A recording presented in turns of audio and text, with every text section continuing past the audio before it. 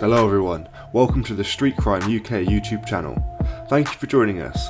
Please don't forget to like, share and subscribe for more exciting true crime content. Today we look at a female court security officer who helped smuggle drugs and mobile phones into a Kent prison. Serco employee Carly Morris, who worked at Canterbury Crown Court, acted as a go-between in the conspiracy orchestrated by a convicted prisoner. Darren Bryan was serving an intermediary sentence at Elmley Prison on the Isle of Sheppey for causing death by dangerous driving when 25-year-old Miss Morris was approached for help.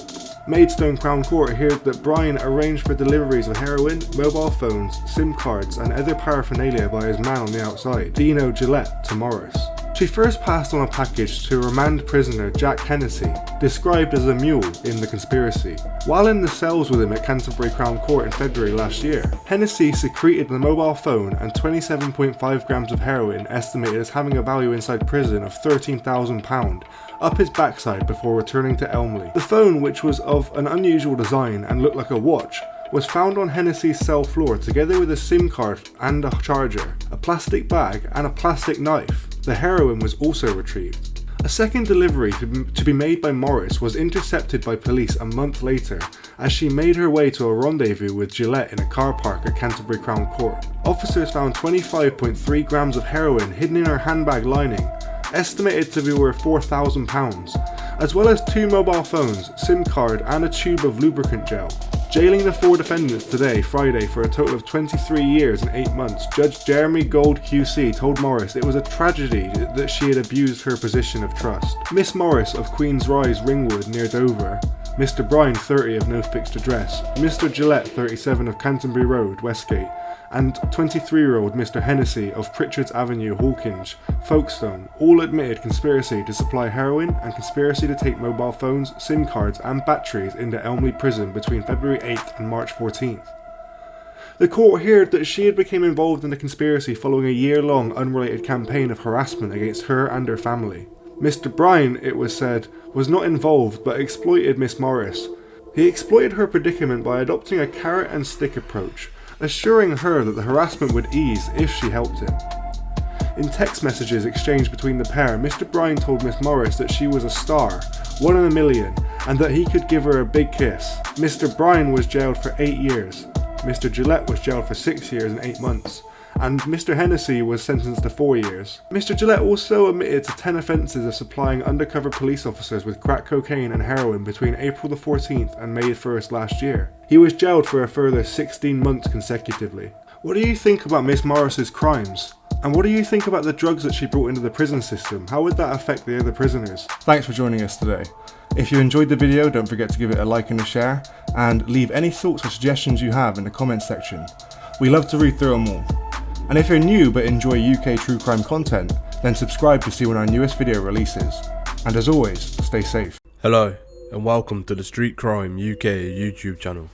Please don't forget to like, share, comment and subscribe. Today we look at a group of women who were dubbed the Charlie's Angels Gang and had ran a £1.35 million Deliveroo style heart-shaped pill delivery ring and had a candy shop list for their customers to pick from. The glamorous gang of women who ran the £1.3 million pill delivery service have now been jailed for almost 40 years. Judge Gregory Perrins told the court that the criminal organisation was professional and highly organised, and they had supplied a vast array of controlled drugs at a vast scale. Larissa Nascimento dos Rios, who was 24, had acted as a bookkeeper for the organisation, which was ran by Vanessa Ananias, who was 29, Nayara Ribeiro, who was 33, and Andressa Santos, who was 24, and Nain Fernandez Silva, who was 24,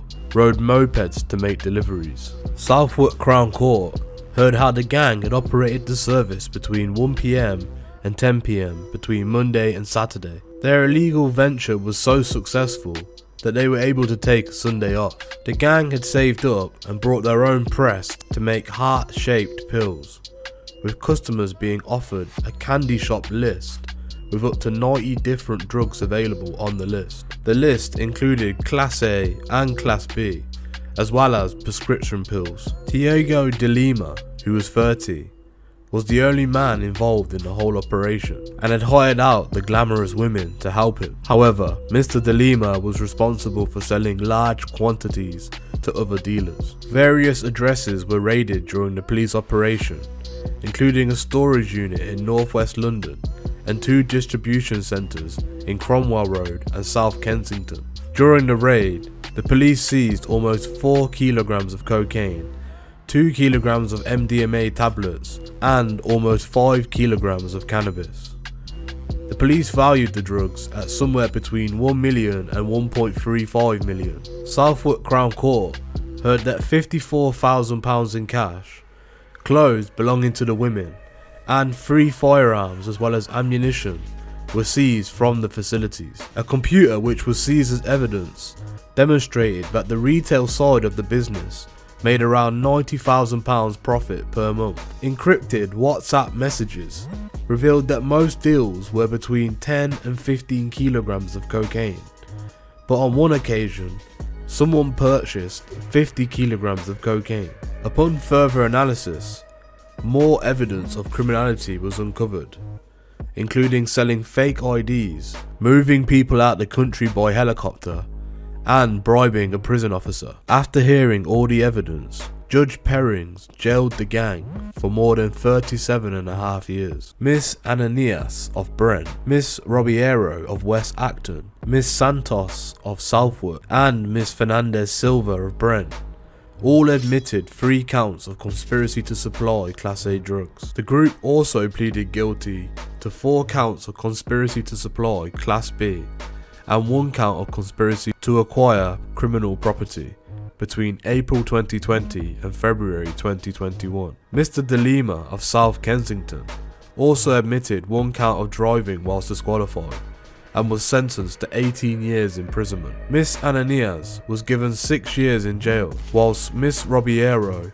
Miss Santos and Miss Fernanda Silva were each handed 4.5-year sentences. Miss Dos Reyes of Prince Regent Lane, Canning Town, admitted 3 counts of conspiracy to supply Class A drugs, 4 counts of conspiracy to supply Class B, and 1 count of conspiracy to acquire criminal property.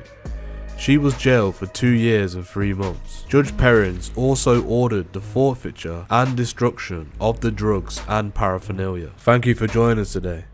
What are your opinions on the crimes committed by the gang?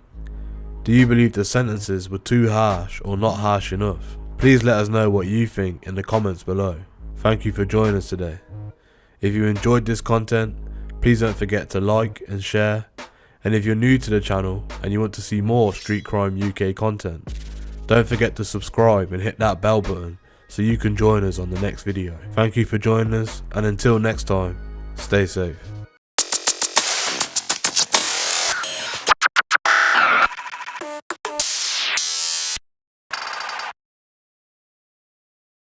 Hello and welcome to the Street Crime UK YouTube channel. Please don't forget to like, share, comment and subscribe. Today we're going to take a look at the case of a woman who was jailed after taking part of a riot in Bristol, which she said she had not intended to join. Charlie Pittman denied any wrongdoing after the event turned into an attack on the police outside Bridewell police station on March the 21st. But after a trial, a jury convicted her of riot after deliberating just after over an hour. Miss Pittman, who was 24, whose address was given as Chelsea Road in Easton, appeared at Bristol Crown Court on the 7th of July 2022, supported by a large group of family and friends. Judge Julian Lambeth jailed her for 3 years. He told Miss Pittman, "You could and should have left the scene of a major public disorder, but you chose to stay and turn to violence. You were in the forefront of violent attacks on police officers, striking police shields, hitting out at police officers, and then hitting and kicking a police officer. You were then seen to throw a missile at the police line. Your response to pleas for a peaceful protest were abusive and aggressive. You were to be heard encouraging the crowd to confront the police." Emily Hegarden, prosecuting, said the riot traumatised officers and caused high value damage to police property. She said Miss Pittman, a woman of previous good character, made no comment when interviewed. Narida Hartford Bell, defending Miss Pittman, said her client had done voluntary work in the community. Miss Hartford Bell said she had watched the footage of herself, There was no doubt she was deeply ashamed and embarrassed by what she had done. Miss Hartford Bell said her client's offering was short-lived and during daylight hours. She described Miss Pittman as an extremely vulnerable young woman who had contended with anxiety and depression. The court heard that on the day in question, Miss Pittman had not gone out to join the Kill the Bill protest, but it followed a London vigil following the death of Sarah Everard. Miss Hartford Bell said she was supporting women's rights,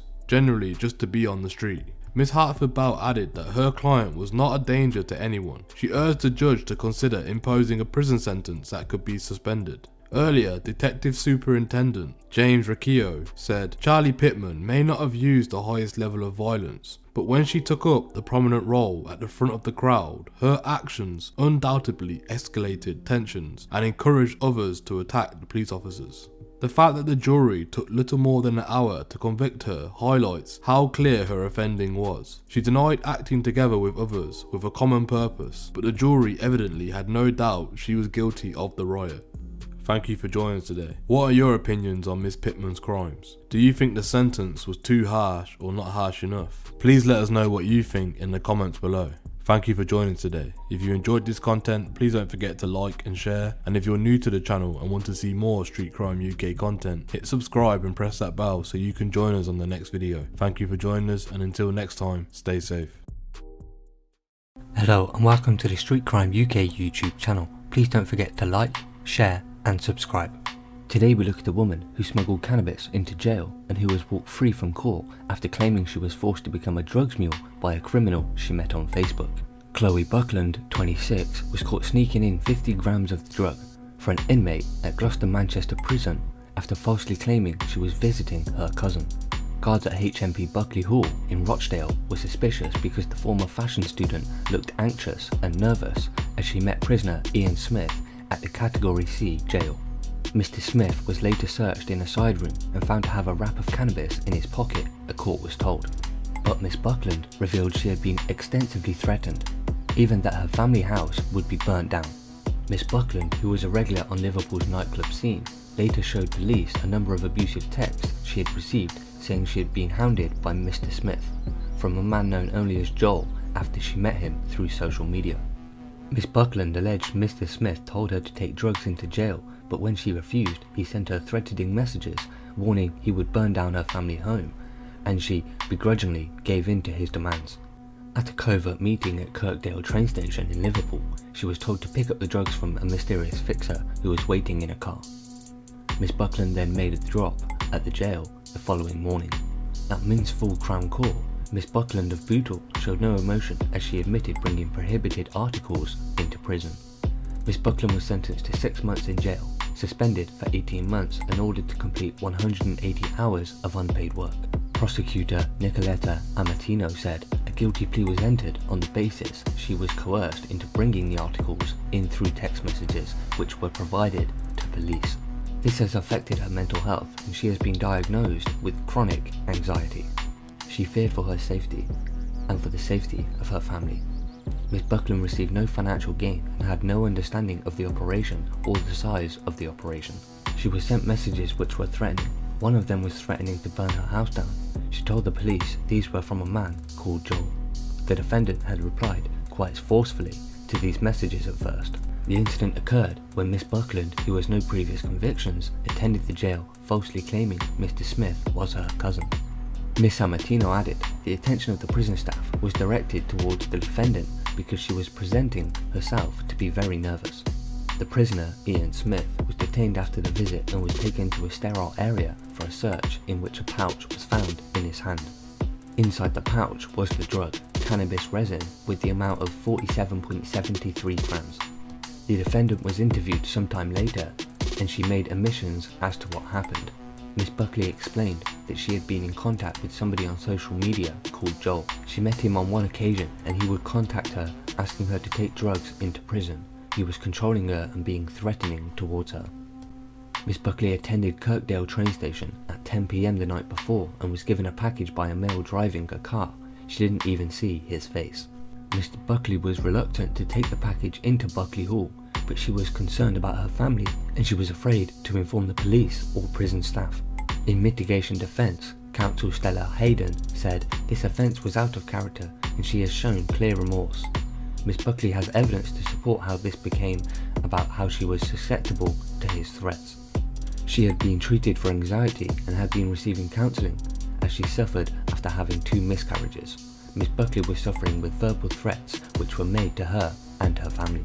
She is anxious to put this matter behind her and she wants to move on with her life forward and focus on addressing her health. Sentencing Judge Angela Neal told Miss Buckland, ordinarily offences of this nature call for the deterrent sentence as well as a punishment.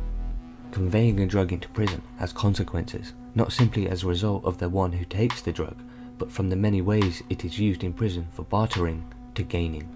It can also cause arguments, often physical, between prisoners. But you appear before this court today as a young woman who has never committed any previous offences. You are left struggling with your own mental health, most notably anxiety, and you were vulnerable. You became a target for an individual who made threats towards you after you initially refused his request to convey cannabis into prison. Often people tell the court they were coerced into this type of matter, but it is woefully unusual for somebody to have such graphic evidence to support their case. Evidence of threats through lots of text messages which became more and more violent. Threats against you and your own family, even threats to burn your house down, threats which you thought could be carried out. You did have the opportunity to go to police and even at the last moment to speak to prison services to tell them of your unfortunate mission. Prison officers could see you were highly anxious when you attended prison. You have expressed significant remorse. They were able to intervene at an appropriate time to prevent the drugs from entering into the prison system. You have told the court of the pressure you are under and I accept that you have expressed your significant remorse. So what are your thoughts about Chloe Buckland and how she was lured and threatened by Ian Smith, who was serving time behind? Please share your thoughts in the comments below. Thanks for joining us, and until next time, stay safe. Hello everyone, welcome to the Street Crime UK YouTube channel. Thank you for joining us. Please don't forget to like, share and subscribe for more exciting true crime content. Today we look at a story of a British tourist who tried to open up a Jet 2 plane's door at more than 30,000 feet and screamed, "You're all gonna effing die," and they've been jailed for 2 years. Chloe Haynes, 26 of High Wycombe, forced the pilot to turn back just 45 minutes into a flight to Turkey in June last year, and 2 RAF Typhoon fighter jets were scrambled to escort the plane into Stansted. Miss Haynes had lunged at a door handle on the plane which had 206 people on board, before kicking and punching cabin crew and passengers who tried to detain her. One terrified holidaymaker told police afterwards, "I honestly thought I was going to die." Miss Haynes was sentenced to 2 years in prison at Chelmsford Crown Court today after pleading guilty to endangering the safety of the plane and to assaulting cabin crew members. Miss Haynes was accused of causing absolute chaos in the sky after she tried to open one of the emergency exits, and then the main door at more than 30,000 feet after downing a gin from a bottle stashed in the overhead locker. In her drunken rampage, she also sent one flight attendant flying across the plane before attacking people on board who made a citizen's arrest by pinning her down on the aisle as she screamed, "I'm gonna effing kill everyone, you're all gonna effing die." 2 RAF Typhoon fighters then arrived at either side of the aircraft and guided it back to Stansted, with the jets sent with such speed a sonic boom could be heard across the east of England. She was arrested on the tarmac and Miss Haynes told the police that she blacked out and didn't really remember what happened after mixing alcohol with medication. Jet 2 later sent the Costa Express worker a bill for £85,000 to cover the cost of the airline of her extremely disruptive behaviour, and said that she must face up to the consequences of her actions by pushing for a prosecution, while also handing her a lifetime ban from their planes. Miss Haynes, dressed in a white shirt and black top, with her blonde hair in a ponytail, sobbed through much of today's hearing. Judge Charles Gratwick sentenced Miss Haynes and said that those that are trapped in the confined space of the aircraft will inevitably be distressed, frightened and petrified by the actions of those who are in a drunken state endanger their lives. He added, for some it will be their worst nightmare come true. The drama began whilst the plane was on the runway at Stansted Airport after a 90-minute delay where she hurled abuse at the fellow passengers, telling them to F off. Prosecutor Michael Crimp told the court that Miss Haynes appeared intoxicated and had been seen swigging from a 200ml bottle of gin stashed in an overhead locker. The court heard that Miss Haynes was unsteady on her feet and seemed to be intoxicated and was slurring her words after the plane took off. Whilst in the air, she then barged past cabin crew and one of them shouted she's going to open the door, with staff and passengers wrestling her to the floor. Mr. Crimp said one of the passengers, Stephen Brown, later told police that he really feared she would open the door and said, "I honestly thought I was going to die." Cabin staff and with some passengers, were able to restrain Miss Haynes to the floor. She struggled punching out at people, saying things like, "I want to die, I'm going to kill all of you." 3 of the cabin crew pulled her away and she continued to shout in a similar way. She continued whilst being pinned down by cabin crew and passengers to be aggressive, but her behaviour was also erratic, ranging from shouting to singing and crying. During the fight, she scratched cabin crew member Charlie Coombe as she was brought under control and she was charged with assault. The pilot was made aware of the fight, and when he saw the matter escalating, he told air traffic control that there was a disruptive passenger incident. Mr. Crimp added that he took the view for the safety of the passengers, crew and aircraft, as it was necessary to return to Stansted Airport. The barrister told the court that it was impossible to open the door mid-flight, but passengers were not aware of that, and Miss Haynes' actions stopped cabin crew from dealing with other emergencies. 2 RAF Typhoon fighters were scrambled in error to intercept the Airbus 321 bound for Turkey, to guide it back to the Essex airport where Miss Haynes was arrested. Oliver Saxby, QC for Miss Haynes, said the troubled young woman who has a personality disorder was now engaged in Alcoholics Anonymous programs and has not had an alcoholic drink since. He also said that his client was convicted of drink driving 17 days before the plane drama, describing the incident as a tragic cry for help and something that left her deeply embarrassed. Those who recklessly or negligently endanger an aircraft's safety, whether through alcohol consumption or not, must in any judgment receive appropriate punishment. Miss Haynes was sentenced for 2 years for endangering the plane and hit with a 3-month concurrent sentence for assault. The court did not impose any compensation order. The Typhoon fighters caused sonic booms as they flew to meet the plane and escorted back to Stansted in June. The sonic booms triggered panic in Essex, with police receiving multiple calls. Steve Heapy, CEO of Jet2.com and Jet2 Holidays, said, "We welcome today's decision and we are pleased to see the courts taking the issue of disruptive passenger behaviour as seriously as we do." Miss Haynes' behaviour was one of the most serious cases of disruptive passenger behaviour that we have experienced. It is evident that excessive alcohol consumption was a contributing factor for this incident. We have been leading the industry to tackle the issue of drinking to excess in the airport before flying, as well as the illicit consumption of duty-free alcohol on board the aircraft for some time.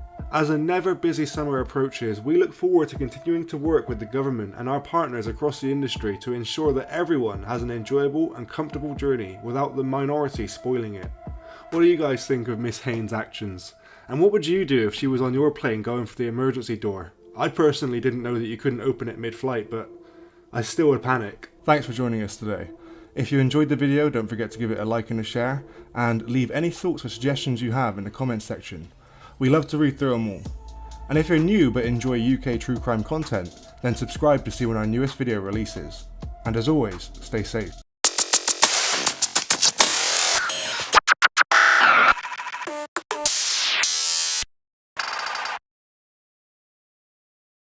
Hello and welcome to the Street Crime UK YouTube channel. Please don't forget to like, share, comment and subscribe. Today we take a look at the case of a con woman who plundered up to £1.9 million from thousands of people she duped into paying administration fees to join bogus escort firms. Claire Miller, who was 32, placed adverts on the internet and in newspapers for companies which purported to recruit male and female escorts and chaperones, told there would be a job waiting for them once they paid the £250 administration fee up front. But no such companies existed, and Miss Miller, formerly of Liverpool, used the cash that she had received to fund her lifestyle in Málaga, Spain, where she lived. She was jailed for 3 years 9 months at Liverpool Crown Court after pleading guilty to fraud at an earlier hearing, the Crown Prosecution Service said. Prosecutors identified 40 victims, but given the amount of money that Miss Miller had amassed, they believe she could have defrauded more than 7,000 people onwards from 2007. Police recovered 33 pairs of designer shoes,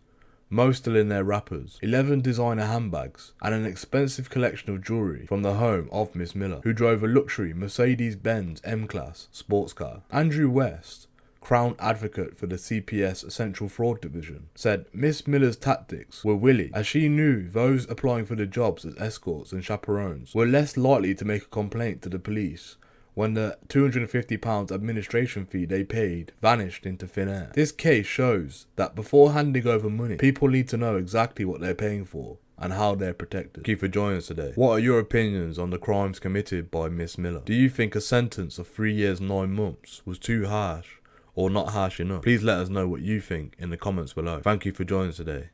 If you enjoyed this content, please don't forget to like and share, And if you're new to the channel and you want to see more Street Crime UK content, hit subscribe and press that bell so you can join us on the next video. Thank you for joining us, and until next time, stay safe.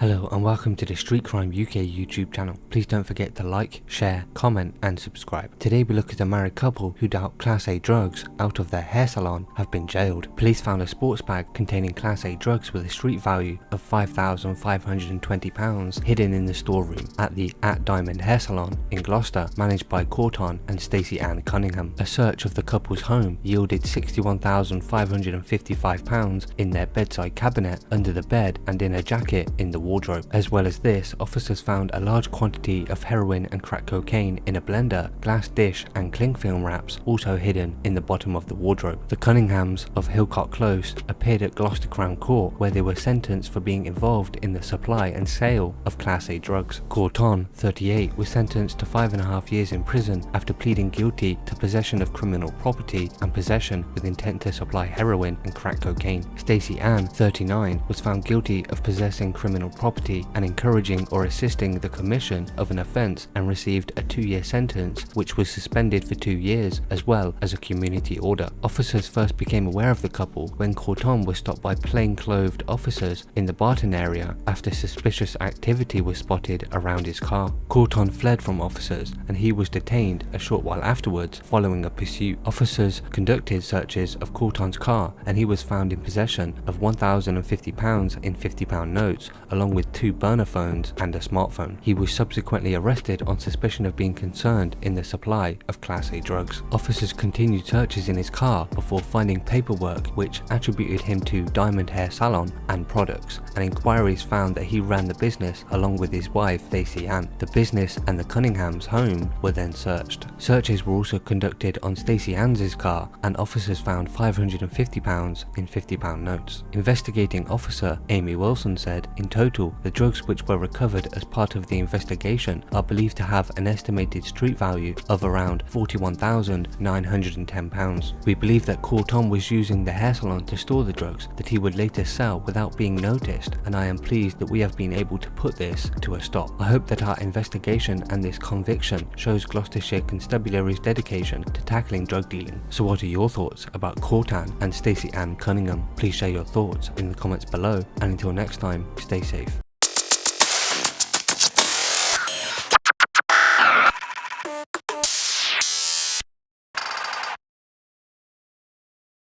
Hello and welcome to the Street Crime UK YouTube channel. Please don't forget to like, share, comment and subscribe. Today we look at a Bristol woman who has been jailed for 11 years after she attacked another woman with a knife and a hammer and left her with serious injuries. Danielle Hill of Cutler Road in the Bishopworth area of the city attacked Rachel Luxton in the early hours, causing injuries to her head, neck and leg. Miss Hill was found guilty of causing grievous bodily harm with intent following a trial at Bristol Crown Court. She was cleared of a further charge of attempted murder. On the first day of her trial, the court heard that Mrs. Luxton went to Danielle Hill's flat following an argument with her husband on the night of the attack. The court heard they had a drink before she next recalled fighting for her life. Miss Luxton told police, "I remember her beating and cutting me. She wouldn't let me out of her flat. She got me out of my clothes." Police responding to an anonymous call found a wounded Miss Luxton slumped in the blood-splattered hallway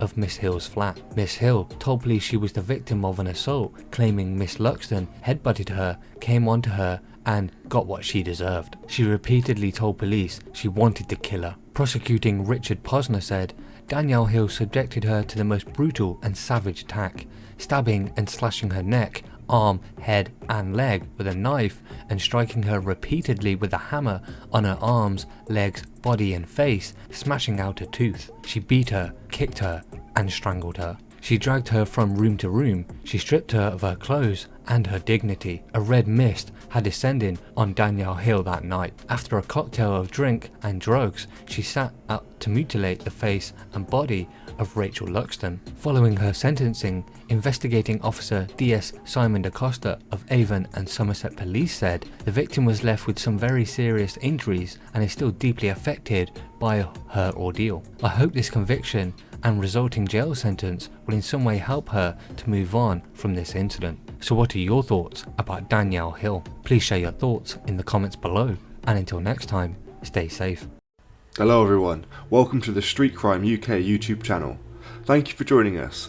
Please don't forget to like, share and subscribe for more exciting true crime content. Today we look at a family which made a fortune out of running 8 brothels in Devon, but have been stripped of more than £100,000 of ill-gotten assets. Former prostitute Edwina Christian Stockwell rented out rooms to sex workers from Eastern Europe and Thailand by the night for £80 a time. She recruited her 70-year-old husband Michael and 33-year-old son Richard to help collect rent and launder the profits. Christian Stockwell was jailed at Exeter Crown Court in March this year, and now she and her family have been ordered to repay £108,911.13 under the Proceeds of Crime Act. Their string of brothels was busted by police after neighbours in Exeter and Torquay complained about suspicious activity with a stream of men visiting the properties. Families living near one pop-up brothel in Linnet Close, Exeter were so alarmed that they stopped their children playing outside. The family made £176,000 over 2 years, and the police found £3,588 cash hidden in the school bag of Christian Stockwell's 11-year-old daughter. Messages on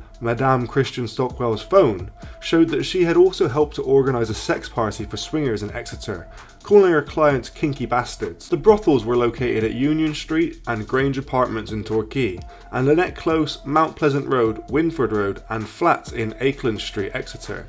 Christian Stockwell, also known as Kaylee, aged 59, of Vine Road, Torquay, admitted 8 counts of managing a brothel and 2 of money laundering, and was sentenced for 2 years 8 months in March. Stockwell, of the same address, admitted converting criminal property and was jailed for 9 months, suspended for 18 months. Christian of Cleveland Road, Torquay, admitted 5 counts of assisting in the management of a brothel and 1 of converting criminal property, and was jailed for 18 months, suspended for 2 years and ordered to do 200 hours of unpaid community work. Judge Timothy Rose made orders against all 3 under the Proceeds of Crime Act. He declared that Christian Stockwell had benefited from crime by £143,000, but only had available assets of £91,000. He ordered her to repay that amount within 3 months or serve a further 11 months. He said Stockwell's benefit was £16,365 and ordered him to repay the full amount or face 6 months in jail. The son's benefit was said to be £16,778, but he only had £1,000 in available assets. He was ordered to pay that amount or serve 7 days in default. At the hearing in March, Mr. Kenna Siva prosecuting said Christian Stockwell has a previous conviction for running a brothel in Oxford and set up again in Devon in 2017. She kept spreadsheets for what she called the business, and a message on her phone showed she found that renting rooms by the night was easier and more lucrative than running her own brothel. She showed contempt for the women who rented the rooms for £80 a night and recruited the sex workers through the same website which they used to advertise for clients. Christian Stockwell got her son to collect rent from 5 of the properties when he told her he was struggling to make a living from his sandwich business. Her husband also collected rent on one occasion, and almost £18,000 of the profits went through his bank account. A total of £117,000 went through the couple's accounts in the 21 months before police shut down the business in March 2020. The houses were raided at different times by police who found large numbers of condoms, lubricants, cash and a sex toy. Mr. Siva said the women who paid rent to Christian Stockwell were vulnerable to danger and came from Thailand, Romania or other parts of Eastern Europe and had little grasp of English. The houses at Linnet Close in Exeter and Grange Apartments in Torquay both caused upset to people living nearby. Mr. Brian Fitzgerald for Christian Stockwell said that she had herself been driven into prostitution when she was younger as a way of escaping an abusive relationship. He said that she was not involved in exploiting the women or in their day-to-day management. She is in poor health with osteoarthritis and has mental health issues. Mr. Barry White for Christian and Mr. William Parkhill for Stockwell both said they have not been in trouble before and they were drawn into the business by Christian Stockwell. Her husband had worked hard as a bricklayer throughout his life before retiring 5 years ago. What do you think about Miss Stockwell's story? Do you think she's as innocent as she claims? Or do you think that she's taking advantage of these other sex workers? Thanks for joining us today. If you enjoyed the video, don't forget to give it a like and a share, and leave any thoughts or suggestions you have in the comments section. We love to read through them all. And if you're new but enjoy UK true crime content, then subscribe to see when our newest video releases. And as always, stay safe.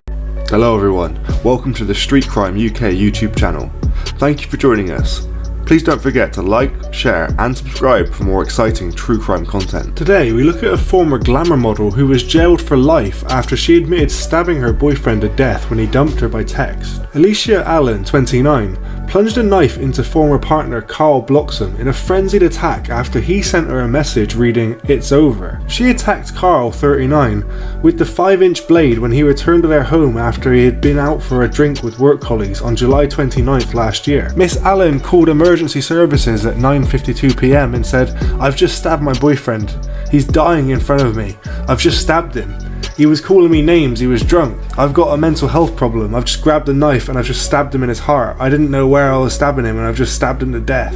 Miss Allen gave her address to the operator and added, "He's dead. His eyes are open and he's dead. He's not moving and I stabbed him." One neighbour told police they heard loud thumping noises coming from the flat, as well as Miss Allen shouting, doors slamming and their dog barking. Another resident heard Miss Allen shouting, "Carl, please don't leave me," and a third heard a male voice shouting, "Stop, you're hurting me." When police arrived at the flat in Hucknall Knotts, they found Carl lying on the floor with Miss Allen kneeling close to his head, covered in blood. Paramedics tried to save the father of two's life for 35 minutes, but he was pronounced dead in hospital later that night. The court heard Miss Allen, who has previous convictions for assaulting police and for a drunken rampage on an aeroplane, had started a relationship with Carl in 2011, but it was volatile and unpredictable, almost from the outset. Today, the ex-model admitted murder at Nottingham Crown Court and was sentenced to serve a minimum term of 14 years behind bars. Judge Gregory Dickinson QC said, "I'm absolutely sure you picked up a knife and used it because you were angry because Mr. Bloxham decided to leave you." Carl's sister, Kylie, said in a victim impact statement that "I miss him and I regret that I did not tell him enough that I loved him." Mr. Bloxham's father, Ted, also said he lost his son and his best friend. He added, "We have a life sentence ourselves that will never go away." Peter Joyce QC defending said that Miss Allen had an emotionally unstable alcohol disorder, bulimia and anorexia, and had all 5 characteristics for emotionally unstable personality disorder. He said at the time of the offence she was suffering from a number of recognised medical conditions. It is plain she was utterly stricken by remorse for what she had done. In September 2008, Miss Allen was spared jail after she forced a British Airways jet to make an emergency landing after downing a cocktail of Bacardi, gin and antidepressants. The glamour model, then aged 21, lashed out at a cabin crew after losing her bag in the plane's toilet during the 3-hour flight from Tirana. Miss Allen was also kicking and flailing her arms at anyone who tried to help her and even crawled along the floor towards the cockpit and main exit.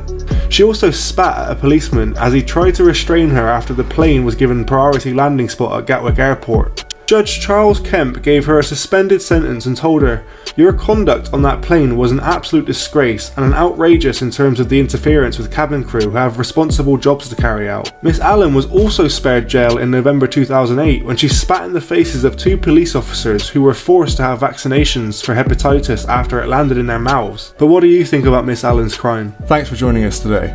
If you enjoyed the video, don't forget to give it a like and a share, and leave any thoughts or suggestions you have in the comments section. We love to read through them all. And if you're new but enjoy UK true crime content, then subscribe to see when our newest video releases. And as always, stay safe. Hello and welcome to the Street Crime UK YouTube channel. Please don't forget to like, comment, share and subscribe. Today we look at a woman who was jailed after slicing open an off-duty paramedic's face during an after party that happened at her flat that went very wrong. At the end of a 4-day trial, Miss Emily Chu, who had been convicted of the charge, was unanimously convicted by a jury of assaulting Mr. Owen O'Flaherty with an intent to cause him serious, grievous bodily harm. Having heard evidence from 2 expert witnesses who disagreed about how the great gaping wound was actually caused at Mr. O'Flaherty's face, the judge said he could not be certain that Miss Chu had used a piece of pottery as she suggested, or in fact used a pocket knife as the prosecution had alleged. The forensic scientist overseeing the case, Dr. Derek James, told the Crown Court that he did not believe the injury was caused by a piece of pottery, as Ms. Chu had claimed. The judge, Recorder Edward Burgess QC, said, "I am not satisfied beyond reasonable doubt that Miss Chu used a knife, but I will sentence her on the basis that she did pick up a sharp piece of pottery, and she used that to inflict the very serious, grievous harm that she intended." So the question is, what really happened that night? The jury of 7 women and 5 men heard that Mr. O'Flaherty, who worked as a paramedic, had been out socialising that night with other colleagues who he had worked with in Cheltenham, and although he had been there before, it was not a town he said he knew very well. Mr. O'Flaherty had, after a long night out drinking, somehow became detached from his original group of friends that he had gone out with that night, and accepted that over a course of that evening, he himself had gotten very drunk. In the early hours of the morning, Mr. O'Flaherty had, whilst walking about, eventually met Miss Chu and her group of friends, who were also out having a drink, both having no prior knowledge of knowing each other before that moment. Mr. Flaherty then went with the group he had met to a nearby McDonald's for food, and then at 6:38 AM, as shown on CCTV, the group then went to a nearby Nisa store where Mr. Flaherty had brought a bottle of rum, a bottle of coke, and a pack of cigarettes. This was before the group then went on to Miss Chu's flat. All the witnesses agreed that all the males that were in the flat had been drinking very heavily, but Miss Chu, the lone female in the house, had maintained that she was not much of a drinker herself, and was sipping slowly on a drink throughout the night. Miss Chu then explained, whilst giving evidence during her trial, that she was not drunk, but in her opinion, just tipsy. She described to the court that the way the men were drinking had made her cringe. At some point during the night, the mood in her flat had, for some reason or another, soured. Miss Chu claimed that Mr. Flaherty had kept coming over to her and kept touching her throughout the night. "I told him 5 times, you need to stop touching me," Miss Chu explained whilst giving evidence. Miss Chu then claimed that the final straw was when Mr. Flaherty had touched her in her inner thigh. This was something that Mr. Flaherty disputed, and he said it was something he would never do, although he did accept that due to the amount of alcohol that was consumed, and as well as being assaulted that night, that his memory of events was most likely vague and in all probability just limited to flashbacks. It was established that Mr. Flaherty had left the flat. He said it was of his own accord after he had been punched, but other witnesses who were at the flat had claimed that Mr. Flaherty was forcibly ejected. Mr. Flaherty was then seen on CCTV standing on the corner of the street near Miss Chu's flat. Mr. Flaherty has said he felt disorientated due to being punched, as well as all the alcohol he had consumed. This was as well as not knowing Cheltenham. CCTV footage then showed one of Miss Chu's friends striding towards Mr. Flaherty and punching him. The prosecutor, Janine Wood, told the jury that the group in Miss Chu's flat had taken offence to Mr. Flaherty when he would not leave the area, and were throwing items from the flat window towards him, such as eggs, plates and cups.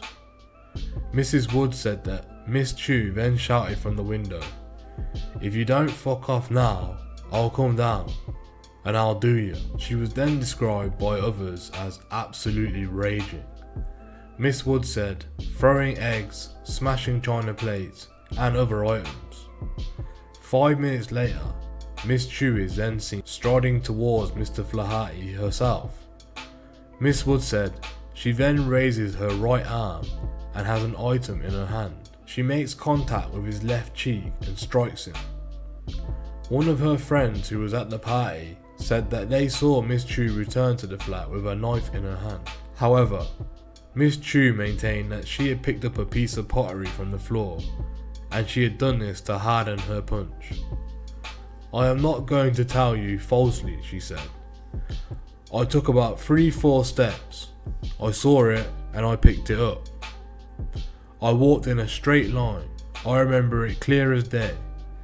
It was right in front of me. It was on the road. I did not pick it up to use it as a weapon," she told the jury. "I just thought in my head it might harden my punch. I went straight towards Mr. Flaherty and I punched him with this piece of pottery that I had in my hand," Miss Cho had said. As a result, Mr. Flaherty had suffered from a severe injury to his face, with a scar that is still visible on his face over a year later, running from his ear to his mouth on his left cheek. In a victim impact statement, the court heard how the injury had a profound effect on Mr. Flaherty and his life. He said that it made his work as a paramedic even more difficult, and every day every other client would ask him how he had that scar on his face, which made him relive the memory almost every day. Mr. Flaherty also said that the elderly now seemed to be frightened of him, and he felt that people had made judgment about his character just because of the scar. "People see my scar and they think I'm some kind of troublemaker," he said. He added that in his work he attends drunk females, and every time he worries it could be Miss Chu. "It makes me feel unsafe at work and reluctant to go out." The judge ruled that the reactions of others to him will persist, as it is visible scarring to the face. The defense lawyer Stephen Dent told the judge that Miss Chu had a troubled upbringing and had suffered from abuse, and as a result from this upbringing, this meant that she did not react well to people touching her inappropriately, Mr. Dent said. The provocation was meaningful. She took any sort of touching on her body very seriously in adult life. However, the judge observed there was absolutely no reason why she went downstairs to confront him the way she did. He presented no threat to her whatsoever. She is angry that he hasn't gone away, and throwing items at him had failed. Mr. Dent said she expressed that she is devastated about what happened to Mr. Flaherty. However, the judge said, "I have to balance that remorse against the fact that she had a trial." The judge decided to impose a 6-year jail term to Miss Emily Chu, who had been crying since the verdict was announced. The judge said, "I am not going to take very long over this, because you are in some state of distress. You are out of control. He posed absolutely no threat, and what you did was terrible. I have seen the photographic evidence of the great gaping wound across his face. It has had a profound effect on him," the judge said. "It provokes questions that he must now answer on a daily basis, based on a wholly false judgment on his character. You are immature and you have mental health issues," the judge noted. "And the offence was quite a while ago. But you did not have the courage to admit what you have done. You sought to take your chances in the court, and you have been convicted rightly. I cannot be sure that you took a knife with you when you went to confront him, but you did deliberately use the pottery that you did admit to carrying to inflict a serious injury, as you were in a rage with him. You were volatile and unpredictable. You showed that with this man. He will pay the price for the rest of his life. However, you will pay the price now. Thank you for joining us today. What are your opinions on Miss Chu? Do you believe she did carry a knife? Or do you in fact believe that she had a piece of pottery? What are your opinions of her sentence? Was a 6-year sentence too harsh? Or do you believe it wasn't harsh enough? Please let us know in the comments below. And until next time, stay safe.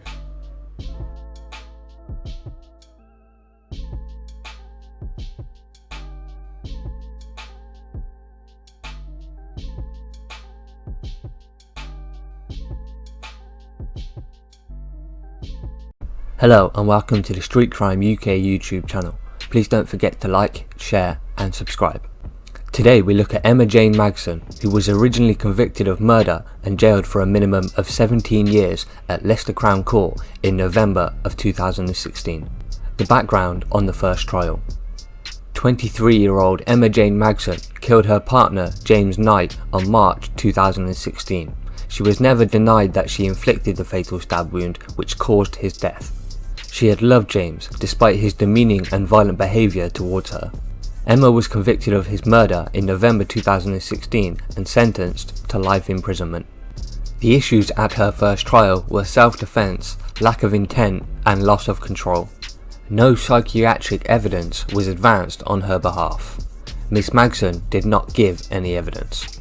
It was Emma's mother who contacted Justice for Women on Emma's behalf.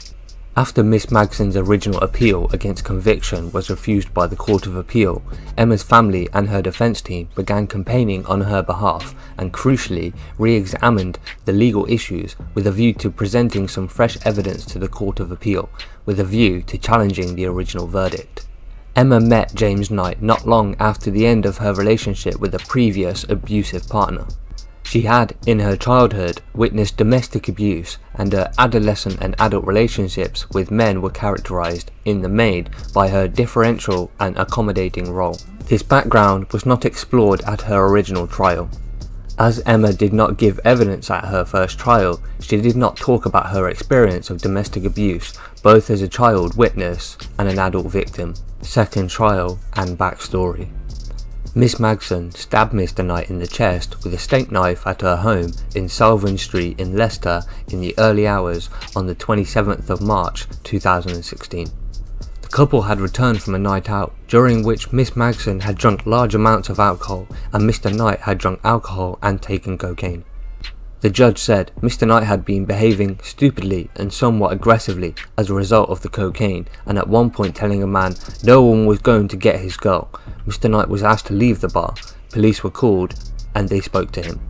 The couple had got a taxi home but started arguing, and the driver asked them to get out after Miss Magson was seen kicking out at Mr. Knight. CCTV in Poole Road then captured Mr. Knight as he pushed Miss Magson against a car, causing her to fall to the ground at about 12:45 am. Miss Magson is thought to have stabbed Mr. Knight at her home between 1:10 and 1:30 in the morning. The steak knife penetrated his body to a depth of 11.5 centimeters as it passed through one of his lungs and his pulmonary artery. In her evidence, Miss Magson claimed she had grabbed the steak knife in self-defence because Mr. Knight had a hand around her neck and she could not breathe. While the jury did not accept this, the judge said there was no evidence that Miss Magson intended to kill Mr. Knight. Although I am sure that you were motivated by anger towards James Knight when you stabbed him, I accept that there is no sufficient evidence that you intended to kill him, as opposed to causing him to suffer serious bodily harm, the judge said. Miss Magson and Mr. Knight were in a relationship for about 6 months, having met around the end of September and the start of October of 2015. The trial heard how the couple's relationship moved very quickly. Mr. Knight moved in with Miss Magson the day after they slept together. She soon became pregnant but then suffered a miscarriage. The judge described their relationship as being volatile and characterised by jealousy on both sides, verbal arguments and sometimes a degree of physical violence. He said Miss Magson was responsible for some of his violence, including striking Mr. Knight with a hoover pipe and stabbing him in the chest with an item of cutlery. The court was told of text messages from Mr. Knight to Miss Magson in which he repeatedly called her a slag. He also called her fat while she was pregnant with his child and told her to lose weight. The retrial heard how Mr. Knight admitted to one of his friends that he had gone to strike Miss Magson during the course of an argument. However, the judge said he was sure that he showed no further physical violence towards Miss Magson. Jurors were also shown photos of red marks on Emma's neck, which her defence team claimed were caused when Mr. Knight strangled her. However, the judge said these red marks could equally been of cause when James Knight had pushed Miss Magson into the car on Poole Road at an earlier point in the night. The judge criticised Miss Magson for not immediately calling for an ambulance. She lied to his brother, Kevin Knight, who lived in the same street, and suggested he had been beaten up by some bouncers in town. Kevin Knight believed her and helped Miss Magson carry his brother back home, not realising he had been fatally wounded. In her evidence, Miss Magson said, "I was just scared to say it was me and I had caused the problem. I was terrified." Obviously scared to admit to his brother that the reason he was like that was because of me, I didn't dare say that. After Kevin Knight left, Miss Magson called 999 to ask for help, but did not say she was responsible for him being hurt. Instead, she said it looked as if he had been in a fight with someone. The judge said her actions were motivated by a desire to expel herself from the responsibility of his murder. However, he said there was no medical evidence as to the likelihood of his life being saved had he received prompt medical attention. Miss Magson originally went on trial at Leicester Crown Court in 2016, was found guilty and given a life sentence with a minimum term of 17 years. However, the conviction was quashed by the Court of Appeal and a retrial was ordered after it heard that evidence about her mental health was not put before the trial jury. Miss Magson's retrial took place at Birmingham Crown Court. Jurors were unable to reach a unanimous verdict following the retrial, so Emma was convicted by a majority verdict of 10-2. When setting Miss Magson's sentence, the judge explained he was not able to give a minimum term that exceeded the original one. He told Miss Magson, "You may never be released, and that will only occur if and when the parole board is satisfied that it is no longer necessary for the protection of the public that you should be confined. Even if you are released, you will remain on licence and are subject to be recalled for the remainder of your life." In a statement, Mr. Knight's family said they were disappointed that the Justice for Women felt there was enough evidence to support a retrial, bringing us back into court for more than 4 years on. They added, their view to make Miss Magson seem completely like the victim was wrong and unfair to James Knight. They described Mr. Knight as a devoted father of 2 beautiful girls, a loving son, brother and uncle, as well as a friend to many. We remember James as a very happy, bouncy young man who made everyone's day brighter with a smile that was infectious. Something no one will ever be able to forget and something we will always treasure, the statement said. Justice for Women said they were disappointed by the majority verdict, adding the case highlighted a public lack of understanding of the dynamics of abusive relationships and the way in which women in abusive relationships tend to be perceived in the criminal justice system. So what are your thoughts about Emma Jane Magson's situation with partner James Knight and how 2 personalities that clashed came to a brutal final ending? Please share your thoughts in the comments below, and thanks for joining us, and until next time, stay safe.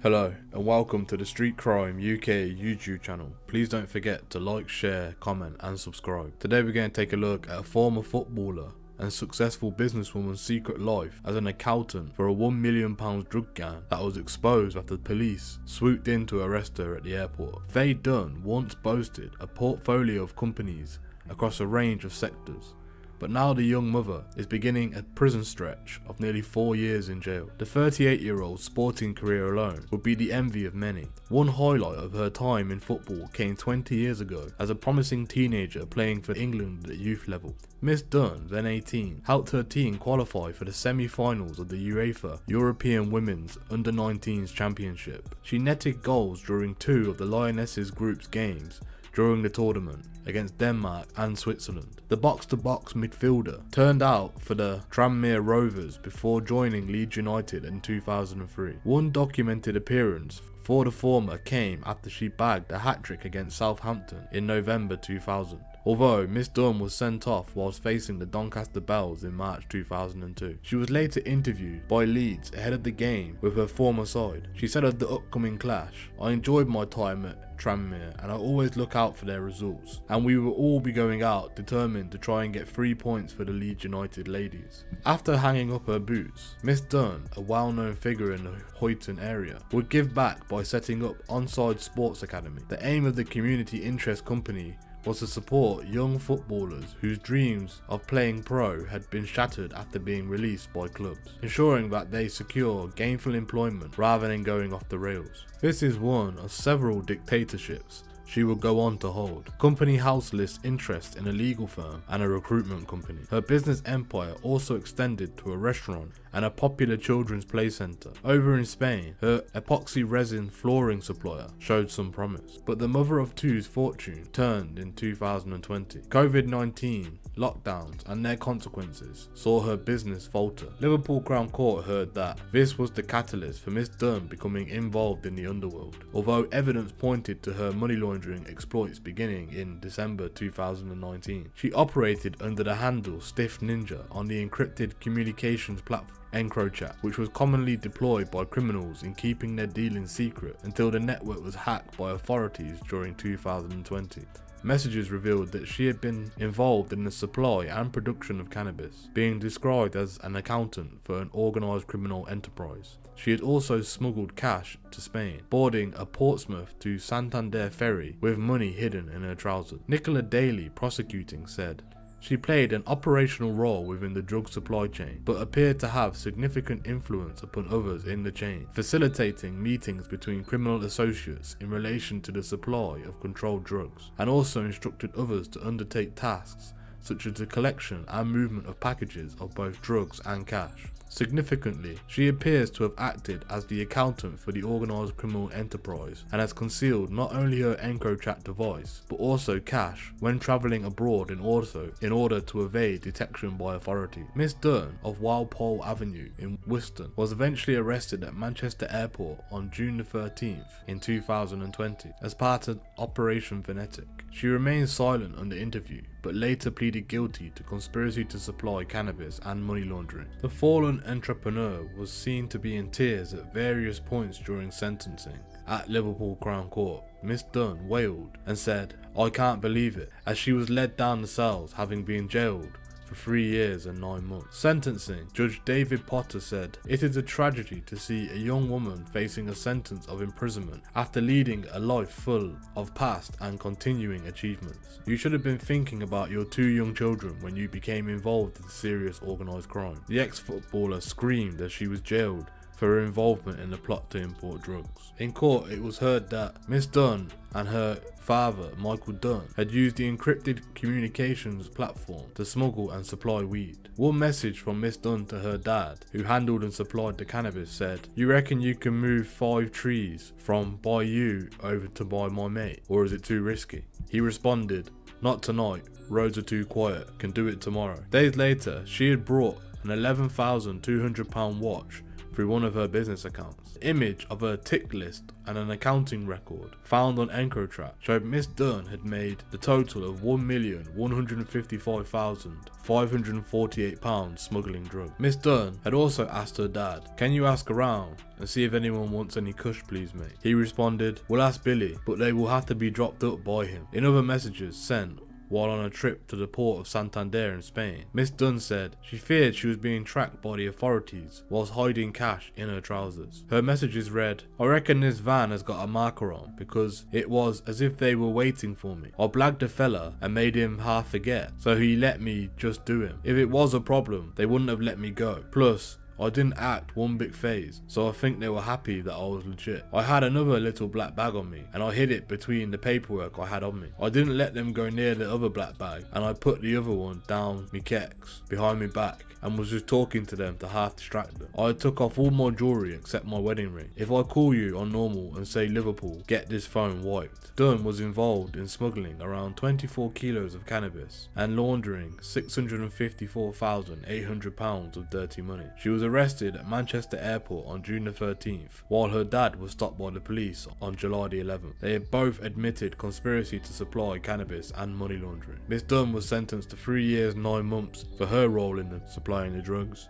and her dad was handed a 2-year suspended sentence. Sentencing, Judge David Potter said, "The recent events in the city show how innocent people can get caught up in a spiral of violence, and organised crime groups. Quite simply, cannabis dependency wrecks lives. It was into this trade that you have both willingly participated, with the sole intention of significant financial rewards. I accept that you are a woman of effectively good character, a highly intelligent, successful, motivated sportswoman, entrepreneur, and a mother of high-achieving children. You came to this trade as a result of your failure of your businesses due to the coronavirus pandemic. You took your considerable management skills into the trade of drugs. It is a tragedy to see a young woman facing such a sentence of imprisonment after leading a life full of past and continuing achievements. But you should have been thinking about your 2 young children when you became involved in serious organised crime. Thank you for joining us today. What are your opinions on the crime committed by Miss Dunn and her father? Do you think the sentences were too harsh or not harsh enough? Please let us know what you think in the comments below. Thank you for joining us today. If you enjoyed this content, please don't forget to like and share, and if you're new to the channel and you want to see more Street Crime UK content, hit subscribe and press that bell so you can join us on the next video. Thank you for joining us, and until next time, stay safe.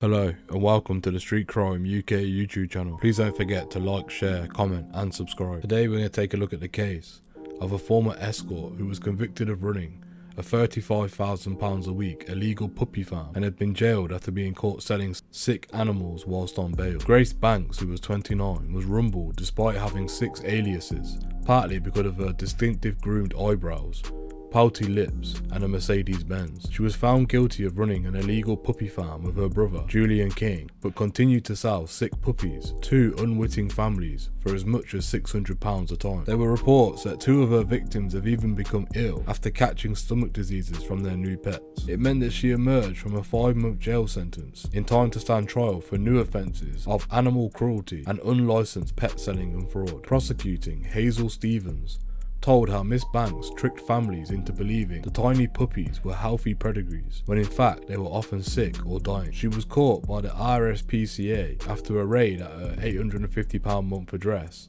on Buckstones Road in Oldham. Inspectors found a dead puppy in the boot of her Mercedes, which had suffered days of agony. A probe revealed that she had rented an address in Oldham, Rochdale and Littleborough, and even changed her name from Lily Cooper by deed poll to cover her tracks. Appearing at Manchester Minshull Street Crown Court in a black leather bomber, she was jailed for 9 months by Judge Geoffrey Lewis. Describing the puppies she sold as flea-ridden, diseased and a risk to human health, the judge added this was well planned and sophisticated. The goal of his enterprise was maximum financial gain, and you the one benefiting from that gain. Insisting Miss Banks is remorseful, Marianne Alton, defending, said Miss Banks is no saint and she may have made plenty of mistakes in her life, but she wants to move forward and step away from criminality. She said that her client had faced the agony of being released from prison only to be appeared before the courts again. Mr. Lewis was critical of the prosecution's defence, the RSPCA and the GMP, the blunder which had led to the Crown Court not being made aware of a second ongoing investigation when he jailed Miss Banks in December. He said if he had known, the 2 cases could have been combined for a sentence, but he reminded Miss Banks of Reed Street Gorton that she had pleaded not guilty in her second enterprise despite overwhelming evidence against her. He jailed her for 9 months and imposed a lifetime ban on her keeping or selling any animal. Thank you for joining us today. What are your opinions on the crimes committed by Miss Banks? Do you think a sentence of 9 months was too harsh or not harsh enough? Please let us know what you think in the comments below. Thank you for joining us today. If you enjoyed this content, please don't forget to like and share, and if you're new to the channel and want to see more Street Crime UK content, press subscribe and hit that bell so you can join us on the next video. Thank you for joining us, and until next time, stay safe.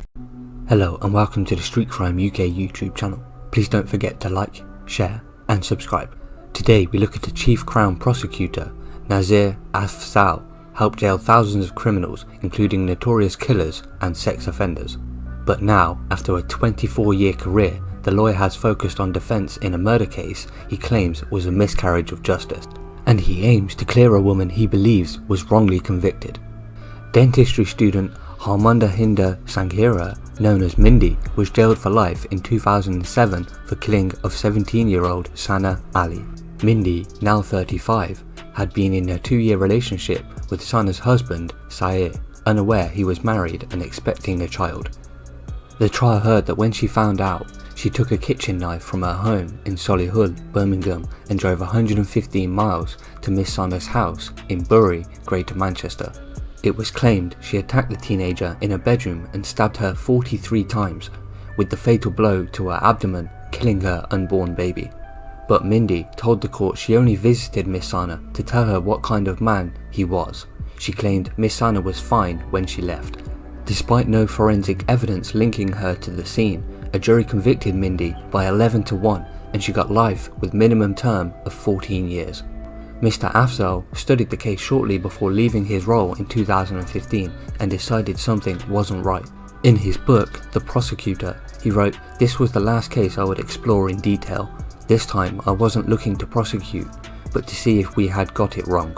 3 pieces of evidence made him certain.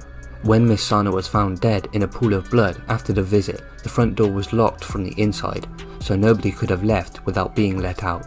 Mindy was seen on CCTV at a petrol station on her way home, looking relaxed, with no signs of being close to someone who had just lost so much blood." Mr. Afzal debunks the prosecution claim that Mindy climbed on the cupboard and fled through a tiny kitchen window, leaving a footprint on the work surface, and that Mindy wore a paper suit which was never found for the attack. Mr. Afzal said he would have expected blood to be all over Mindy's clothes, on the cupboard or the window, adding, "I've prosecuted hundreds of murders and never has anyone taken a forensic suit along. It beggars belief." They also said Mindy climbed out of the window, but the footprint was facing the other way. The defense case at the time was that Miss Sana let Mindy out of the house and someone else had murdered her. But Mr. Afzal doesn't believe that either and claims Miss Sana killed herself. He points to the crime scene analysis that showed she was sat on the edge of her bed bleeding from cuts to her arms. A deep cut to her abdomen indicated that she was sitting and bent over, meaning any attacker would have had to kneel in front of her, or it was just self-inflicted. Then there was phone evidence. Between 2:15 PM and 4:07 PM, Miss Sana received 21 calls and texts from family members. Mr. Afzal writes, "Why would there be so many attempts to contact her unless people genuinely thought she might do something to harm herself or that harm had been brought to her?" He also highlights evidence from Miss Sana's sister, who called an ambulance saying, "I think I've just found out my sister's killed herself? I don't know." A pathologist's report stated some injuries could have been inflicted by the attacker to mimic self-inflicted injuries. Mr. Asfall said, "I'm surprised a pathologist would say this without also suggesting injuries that looked self-inflicted could look that way because they were." Both sides advanced flawed arguments and, to me, it seems very likely the deceased killed herself. Mindy's appeal was dismissed and a referral to the Criminal Case Review Commission also failed, yet a family campaign to prove her innocence continues with Mr. Afzal's backing. "The more I think about this case, the more I think, oh my god. The focus was on the suspect and everyone else jumped on the same bus," he said. "I've promised to do all I can to help the campaign." Mindy's parents, Paul 58 and Suki 56, want the case urgently reinvestigated. Posty Paul said, "We have never doubted Mindy's innocence. She will never get her lost years in prison back, but she can be vindicated." Paul believes police decided to nail Mindy as soon as she contacted them to say she had visited Miss Sana to warn her over Sayer. Mindy was arrested and questioned 11 times in 4 days before being charged. He said as soon as Mindy came forward, the police narrative was she must have been the killer, but all the evidence was circumstantial. There was no blood found on her car or on her. They said Mindy crawled through a small window, but there wasn't a scratch on her. "We think the police didn't bother to investigate any other possibilities once they had Mindy in custody. They never looked at suicide, despite evidence pointing that way. To us, it was a dereliction of duty." Mindy is in HMP Foston Hall in Derbyshire, but her family says Mindy will not stop fighting to prove her innocence. Her mother, Suki, said she is humble and respectful and just wants justice. "It's been a traumatic experience for 13 years. We trusted the justice system, but it's failed us." Ex-detective Mark Williams Thomas has probed the case in his podcast The Detective. He too says he has serious concerns about the conviction. "I found compelling evidence Miss Sana killed herself," he says. The prosecution case was Mindy climbed through a window with a gap of 1 foot, managing to leave no forensic trace. It is clear the defence totally failed to identify the issues with the police theory. Solicitors were reassessing the case for the family, and Paul added, "We are so grateful to Nazir and Mark. We need other experts to offer a hand. We want people to listen to the podcast and make up their own minds. But we know our daughter isn't a killer." Mindy's barrister, Stephen Camlish, said, "We will be asking an eminent forensic pathologist and other experts to examine the evidence afresh. We are likely to submit our case to the Criminal Case Review Commissioner." Miss Sana's family declined to comment. So what are your thoughts about Mindy? Do you believe she is innocent of murdering Sana Ali? Please share your thoughts in the comments below. And thanks for joining us, and until next time, stay safe.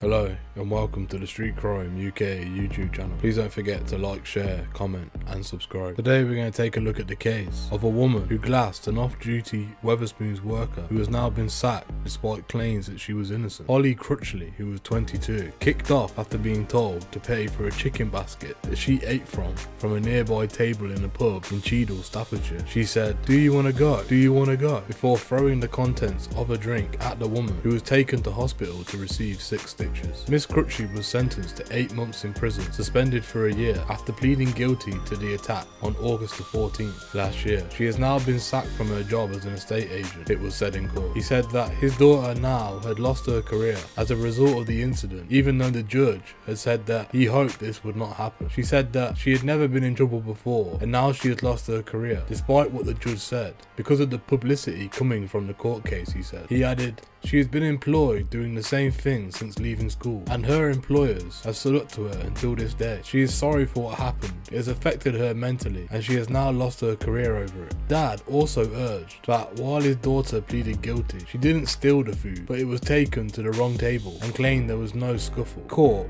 Rachel Pennington, prosecuting, said the defendant was in White Sheaf pub in Cheadle at 9:30 PM on August the 40th, 2020, when she and another took a basket of chicken belonging to another customer and ate the contents. A woman who worked at the pub but was off duty at the time socialising suggested that Miss Crutchley should pay for the food. Miss Pennington said the defendant shouted, "Do you want to go? Do you want to go?" She picked up the drink and threw the glass and the contents at her. Security went in to intervene. The defendant picked up her drink in a gin glass and struck it out towards the woman. The complainant raised her arm to protect her face. The victim said the glass was thrown at her. She kept her arms raised and the glass smashed against her left arm. Salima Mahmood, mitigating, said the defendant was of previous good character. She said the glass was thrown and it was done recklessly. The injury was very minimal and she is extremely remorseful for her actions. As part of the suspended sentence, Miss Crutchley must also complete a rehabilitation activity requirement for 20 days and 120 hours of unpaid work. She must also pay her victim £500 in compensation. Judge David Fletcher said,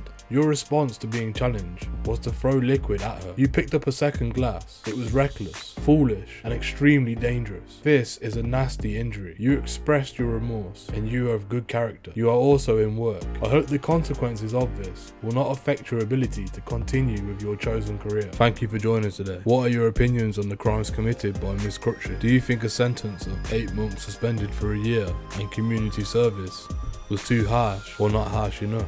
Please let us know what you think in the comments below. Thank you for joining us today. If you enjoyed this content, please don't forget to like and share, and if you're new to the channel and want to see more Street Crime UK content, hit subscribe and press that bell so you can join us on the next video. Thank you for joining us, and until next time, stay safe. Hello everyone, welcome to the Street Crime UK YouTube channel. Thank you for joining us. Please don't forget to like, share and subscribe for more content. Today we're going to be talking about one of the most horrific crimes to ever have taken place in the UK. Fred and Rose West. Their story begins between 1967 and 1987. Britain was victim to two of the most nefarious killers the country has ever seen. Married couple Fred and Rose West, who in the course of 20 years are rumoured to have killed upwards of 13 women. Among the victims were Mr. West's ex-wife and daughter, as well as numerous teen girls who were misled by the couple.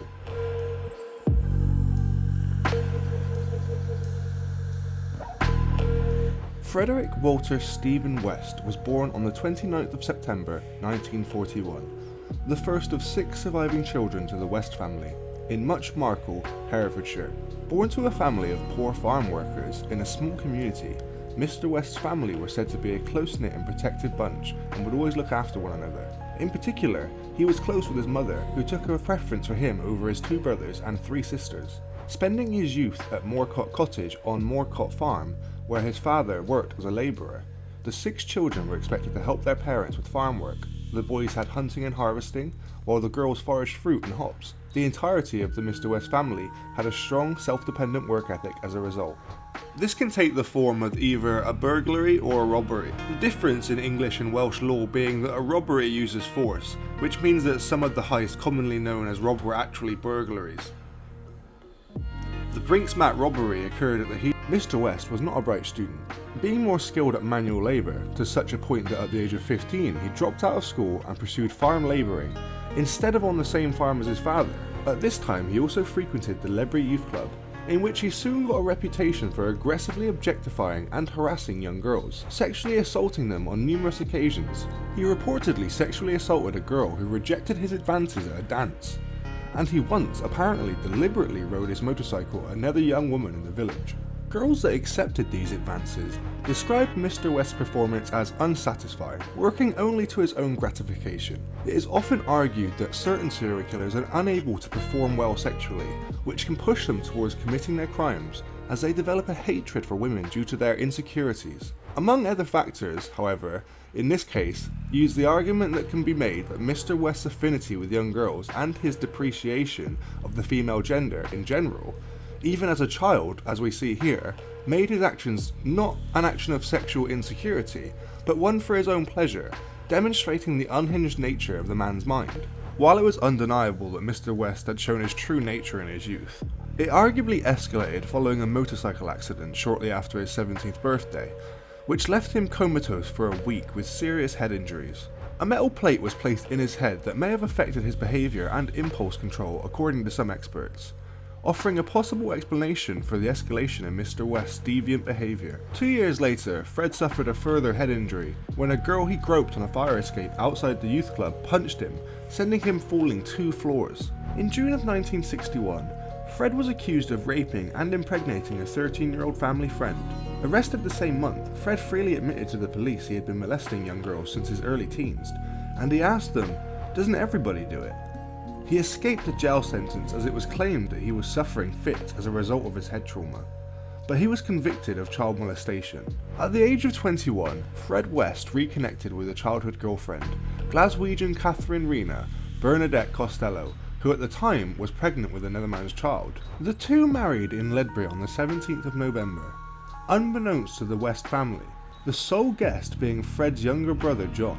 The couple initially lived in Fred's aunt's home, and then moved to Coatbridge, where Fred worked as an ice cream van driver. Rena's daughter, Charmaine, was born in March on 1963, and Mr. West willingly accepted her as his own. Shortly thereafter, the couple relocated to Savoy Street in the Bridgetown district of Glasgow. In July of 1964, Rena bore Fred a daughter, Anne-Marie. It is said that Mr. West was extremely strict on his children and often grew violent against his family, even Charmaine, who was still a toddler at the time.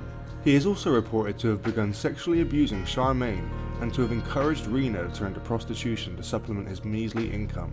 He also cheated regularly on his wife, one of his mistresses being 16-year-old Anne McFall, whom Fred had promised to marry. Following the family's moving to Gloucester and the deterioration of his marriage, following which Rena returned to Scotland, McFall became a nanny to the 2 children whilst Mr. West worked. In July of 1967, McFall, aged 19 and 8 months pregnant with Fred's child, vanished. Her dismembered remains were found buried at the edge of a cornfield between Marcle, Mr. West's hometown, and Kempley in June 1994. Though never officially confirmed, it is thought that Fred claimed responsibility for the young girl's death. For a time, Rena, Mr. West's wife, returned to help with the children, but only a year later she left the children alone with him again.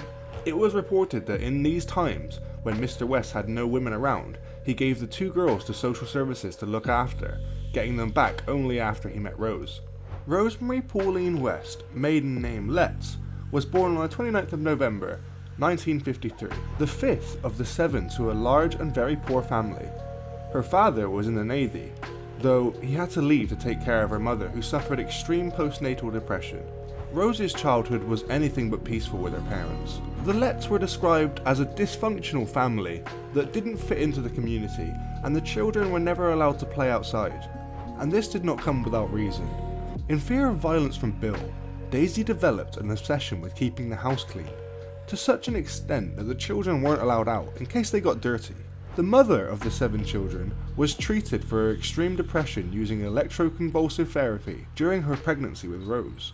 Her last round of treatment was in fact administered the day before the birth of Rosemary, which criminal psychologist Dr. David Holmes suggests would have impacted her brain development, as the latest point of pregnancy is often the most critical in developing empathy and a conscience.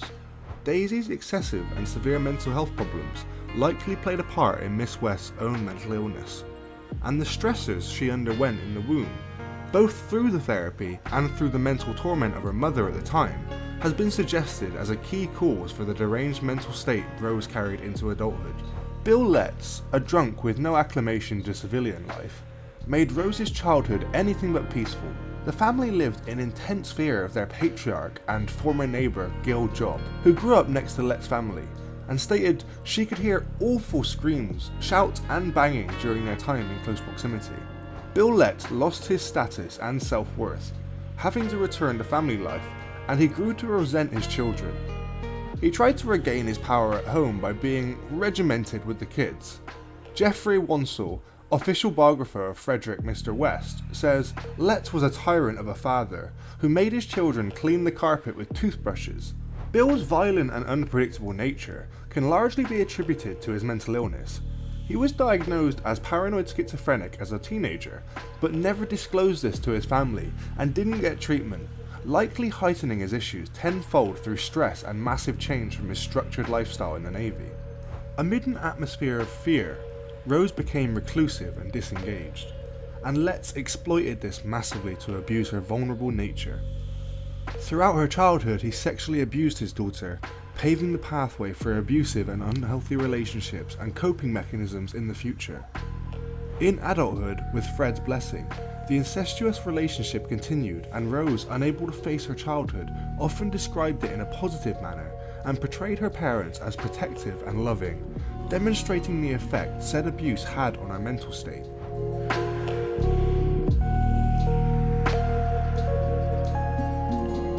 The couple first met shortly following Rose's 15th birthday in 1969, at which point in time Fred was 27 years old.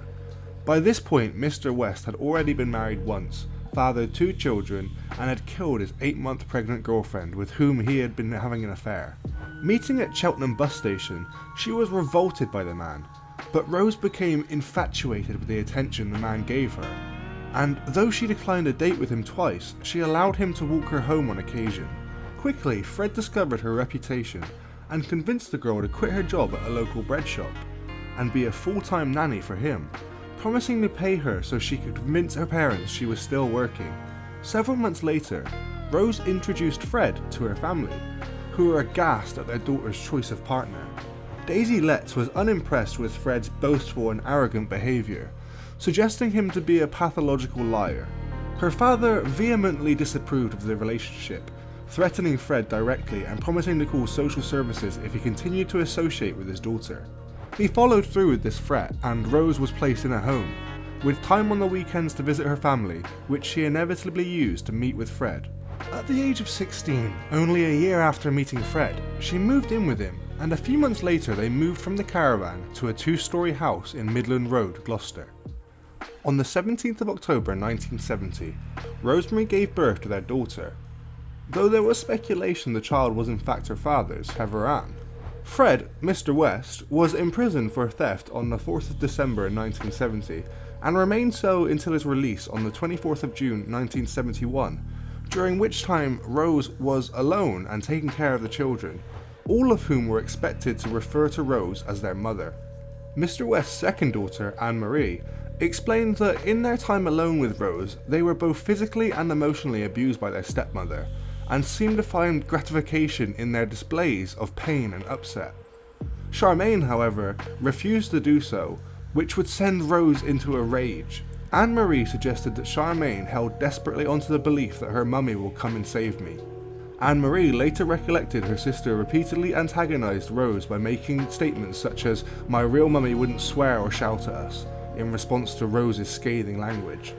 A childhood friend of Charmaine's named Tracy Giles, who had lived in the upper flat of Midland Road, would later recollect an incident in which she had entered Mr. West's flat unannounced only to see Charmaine naked, standing upon a chair and gagged with her hands bound behind her back with a belt, as Rose stood alongside the child with a large wooden spoon in her hand, truly demonstrating the extent of the sadistic abuse the young girls were victim to.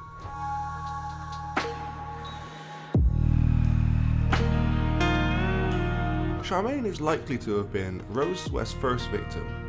It is believed that Rosemary killed Charmaine, Fred's stepdaughter from his first marriage, shortly before Mr. West's release in June of 1971. Charmaine disappeared in mid-June, with Rosemary explaining to Tracy Giles and her mother that she's gone to live with her mother, and bloody good riddance. Rena, Charmaine's mother, turned up in late August to collect Charmaine, and also disappeared. Following his release, Fred later buried her naked body in the yard close to the back door of the flat, and he remained adamant that he had not dismembered her, though evidence suggested an attempt had been made. Several bones, particularly finger, wrist, toe and ankle bones, were missing from Charmaine's skeleton, leading to the speculation the missing parts had been retained as keepsakes. Shortly after, the girl's mother also went missing. She's known to have visited Moorcock Cottage, Fred's childhood home, to inquire after the girls. Being provided with Fred's Midland Road address, Rena sought to confront him, likely to discuss or demand custody of her daughters. This was the final time Rena was seen alive, worrying after her children. She is believed to have been murdered by strangulation, possibly in the back seat of Fred's Ford Popular and likely while intoxicated. When her body was discovered, a short length of metal tubing was found in her remains, suggesting the possibility she had been restrained and subjected to a sexual assault prior to her murder. Rena's body was extensively dismembered, placed into plastic bags and buried close to a cluster of trees known as Yew Tree Coppice, a letterbox field about 1 mile from Muchmartle. On the 29th of January 1972, Fred and Rosemary West married in Gloucester. On the 1st of June that year, Rosemary gave birth to their second daughter, May. Around this time, Mr. West encouraged his wife into prostitution. Fred encouraged Rose to seek clients in Gloucester's West Indian community. In addition to her prostitution, Rose engaged in casual sex with both female and male lodgers within her household, and also with individuals Fred encountered via his work, with Fred himself also joining in on occasion with 2 women. To many of the women, it became apparent that Rose and her husband took particular pleasure from seeking to take women beyond their sexual limits, typically via sessions involving bondage, as the Wests openly admitted to taking a particular pleasure from any form of sex involving a strong measure of dominance, pain and violence. Rosemary eventually had 7 children, 3 of whom were mixed race. Fred willingly accepted these children as his own and falsely informed them the reason for their skin colour being darker than that of their siblings was because his great-grandmother was a black woman. Needing a bigger house, the family moved to 25 Cromwell Street, where Mr. West converted the upper floor to bedsits to make money. Rose's room, the room Rosemary used for prostitution, had peepholes so he could watch. He often carried a baby monitor so that he could watch from anywhere in the house, and a red light outside the door for warning the children when not to enter because she was busy. Like Mr. West, Rosemary came from a family where incest was common, and her father would often take advantage of her promiscuity to engage in sexual relations with his daughter.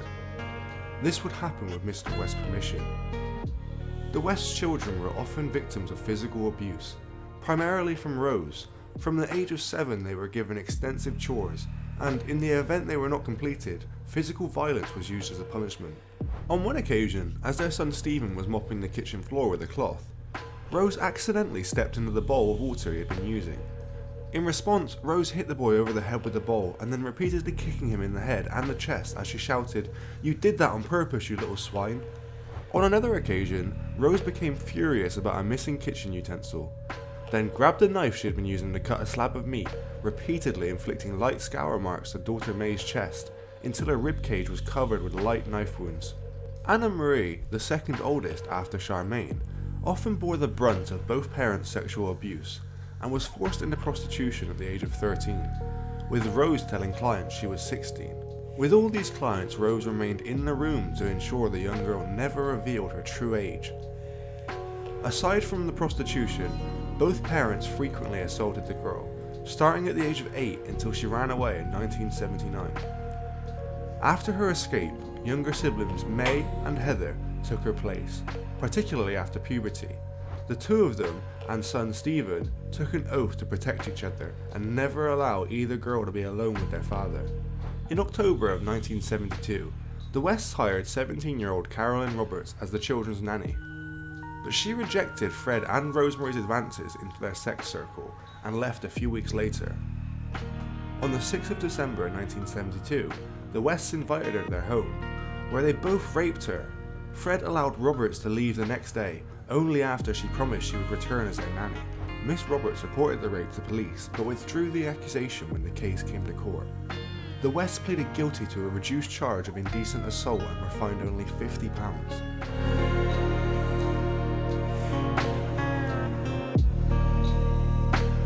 While it is now thought the Wests committed at least one murder before the fact, it was after the assault charge that the Wests officially began their murder spree and terrorising of young women. Between the years of 1973 and 1979, the couple killed a further 8 people, as well as their daughter Heather in 1982. The first of their victims in this time was 19-year-old Linda Goff. The young girl had become acquainted with Fred and Rose West through a male lodger in the early 1973. Miss Goff regularly visited and engaged in affairs with 2 male lodgers at Cromwell House, and on the 19th of April, she moved into their home on Cromwell Street. Only a day or so later, on or about 20th of April, other tenants were told that she had been told to leave the household after she had hit one of their children. Following her disappearance, Miss Goff's mother called to visit, and Rosemary was wearing Miss Goff's clothes, and she told her that she had moved in order to work in Weston-super-Mare. When her dismembered body was found, the jewel was completely wrapped in adhesive and surgical tape to silence her in their torture, and 2 small tubes had likely been inserted into her nasal cavities to allow breathing.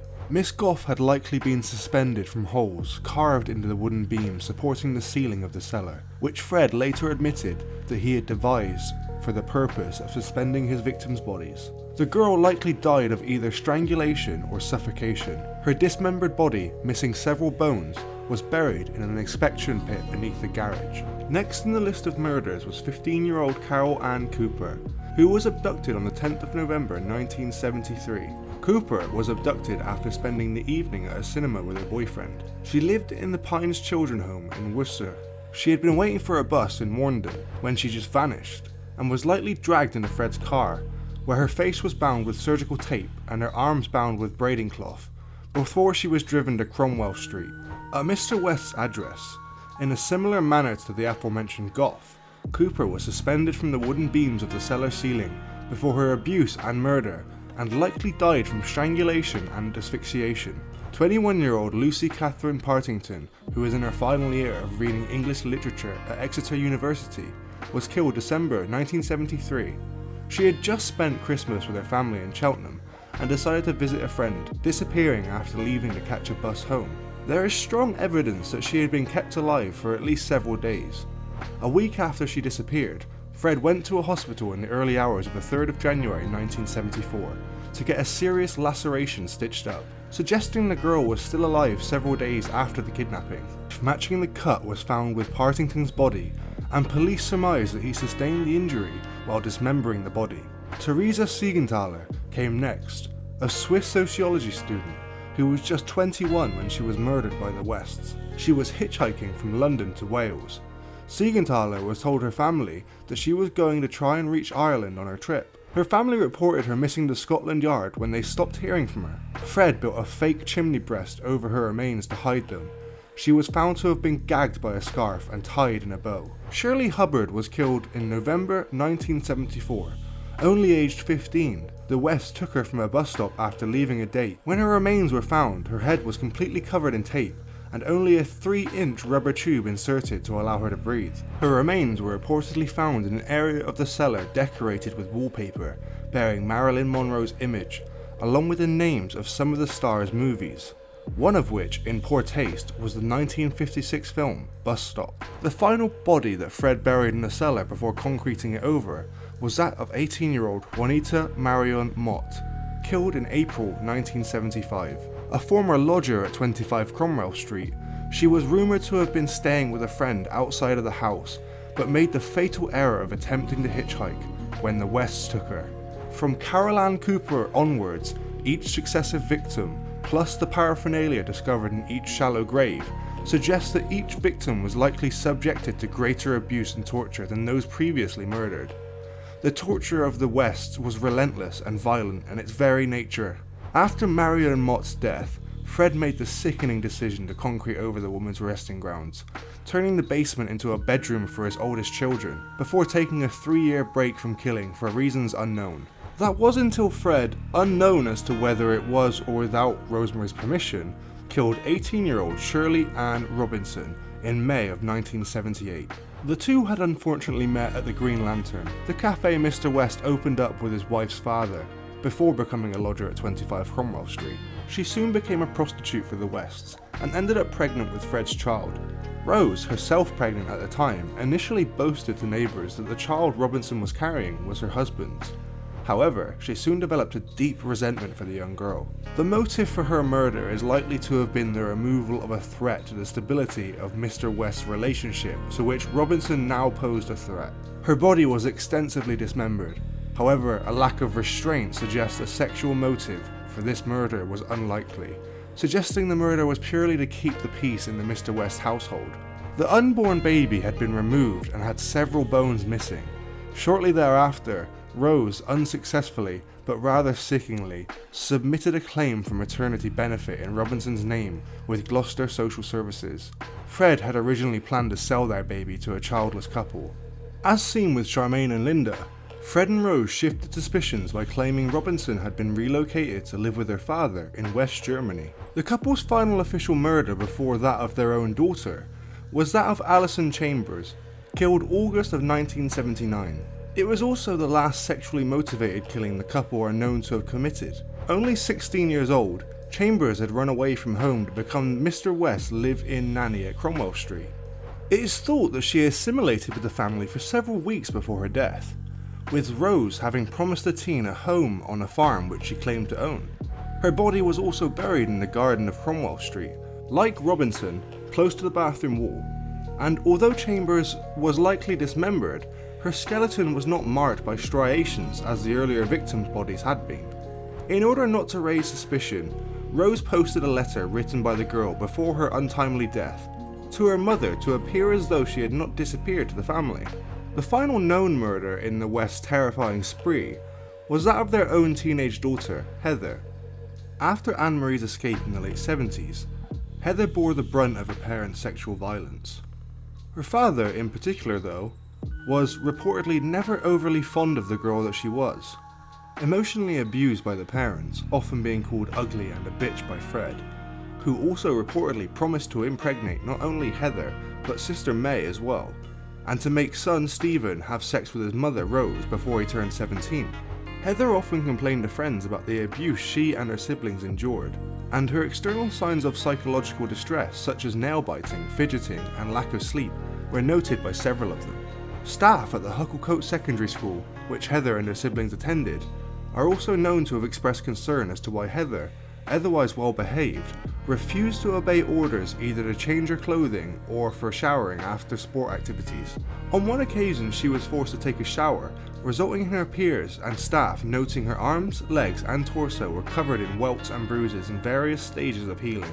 Heather stated that these injuries had been obtained in fights with her siblings, but confided in one close friend that they had been inflicted by her parents, adding that her mother considered her a little bitch who deserved her beatings. By the mid-1980s, rumours of Rose's sex life had reached several of the children's classmates, and Heather made the possibly life-threatening decision to confide in her friends that many of these rumours were in fact true. The father of one of these classmates was a friend of Mr. West. As such, word soon reached Fred and Rose that Heather had divulged details of their home life, including details of her mother's promiscuity to her classmates. Fred was so concerned by these revelations that he began to escort Heather to and from school until her graduation in 1986. At this time, the teen applied for many jobs to get away from Cromwell Street. Having set her hopes of escaping on a job in Torquay, when she was declined from this position, she reportedly loudly cried herself to sleep for the night, and the next day, the others returned from school to find her gone. Both parents lied, suggesting she had ran away with a lesbian lover to Torquay, and said the police could not be contacted because Heather was involved with credit card fraud. Fred occasionally jokingly threatened the children that they would end up under the patio like Heather if they either misbehaved or divulged the mistreatment they endured to anyone outside the household. With Rose's approval, he later constructed a barbecue pit immediately opposite where Heather had been buried. He placed a pine table on her grave for the children of the family to sit upon whenever the Wests held family gatherings at the garden. On the 25th of June in 2006, and in a joint operation with local police, 4 British men were arrested at a shopping centre in Morocco's capital, Rabat, after a 3-month-long investigation. These inquiries culminated in a search warrant being issued to excavate the West's garden in February of 1994. Heather was the turning point and the undoing in Mr. West's lies.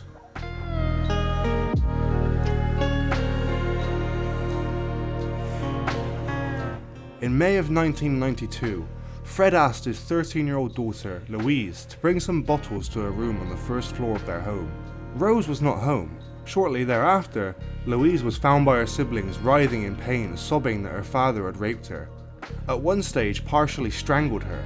When Rose returned home, Louise confided her mother, to which Rose replied, "Oh well, you were asking for it."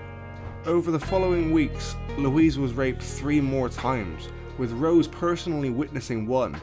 Fred also filmed one of these rapes. Several weeks later, Louise was brave enough to confide in a close friend what her father had done. This friend told her own mother what had happened on August the 4th. The friend's mother anonymously informed the police. On the 6th of August 1992, the police searched the West household, stating they were searching for stolen property. Although numerous objects of sexual paraphernalia, including 99 pornographic videos of both homemade and otherwise, were discovered, police did not find the video depicting the assault on Louise. The 13-year-old made a full statement describing her father's actions. The fact the sexual abuse had begun when she was 11, and that her mother had been casually indifferent to her plight. All of the children in the household were placed in foster care the following day. Medical examinations revealed evidence of physical and sexual abuse. Police began their full-scale investigation, eventually leading to Fred being charged with 3 counts of rape and 1 of buggery, with Rose named as an accomplice. She was also charged with child cruelty, inciting her husband to engage in sex with their daughter, and obstructing the police. The Wests were questioned as to the whereabouts of their eldest daughter Heather, and were unable to get their story straight. Although Fred claimed Heather was alive and well and supporting herself via prostitution, while Rose initially claimed to have no knowledge of Heather's whereabouts or why she had left home. Her final story suggests that she had given her daughter £600 to encourage her to leave the household, so as to protect her from the other children and her homosexual tendencies, before further stating to have maintained sporadic telephone contact with her daughter over the years. The following day, Rose was granted bail on the condition she did not maintain contact with any of the family before her trial. As Fred awaited trial, he was held on remand in Birmingham. Anna Marie also contacted the police to offer a full statement detailing her experiences as a child. In a statement given to Detective Constable Hazel Savage, Anna Marie recounted the extensive physical, mental and sexual abuse she had endured as a child at the hands of her father and stepmother, agreeing to testify against both parents at the upcoming trial. Anna Marie was also added that she had for several years been unsuccessfully attempting to trace her mother Rena and half-sisters Charmaine and Heather, who were at this point still assumed missing as opposed to dead. Chris Davis, Anna Marie's husband, said that although Heather had not shared the details of her enduring any sexual abuse, he had been so concerned for her welfare he had offered to confront her parents, to which the girl had said, "For Christ's sake, don't, because they'll kill us both." Davis then suggested they might wish to speak to the missing daughter Heather for more details. 2 months later, Gloucester Social Services also contacted police to stress their concern over the whereabouts of Heather. This case against the West collapsed when Anna Marie and her 13-year-old half-sister Louise declined to testify at the court case on the 7th of June 1993, with the child rape victim expressing her desire to return to her family, and Anna Marie choosing to withdraw her statement because of her noting the misery of her younger siblings and her fear of Rose. However, it was not the end of the case, as DC Hazel Savage was still rightly suspicious of the couple. Police, while retracing Fred's history, discovered that although Rena and Charmaine had disappeared in 1971, no missing person report had ever been filed on either of them. Convinced Heather was dead and that Fred's repeated statement to his children that her body lay beneath the family patio might be true, Gloucester police successfully applied for a search warrant authorising a search of 25 Cromwell Street to locate Heather's remains.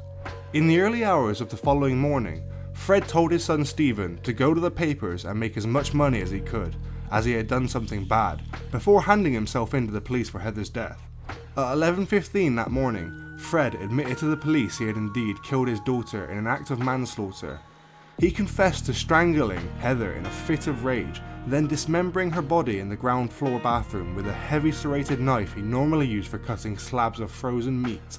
Her remains had been stored in a dustbin as he waited for an opportunity to dig her grave. Fred was insistent his wife had no knowledge of the daughter's murder.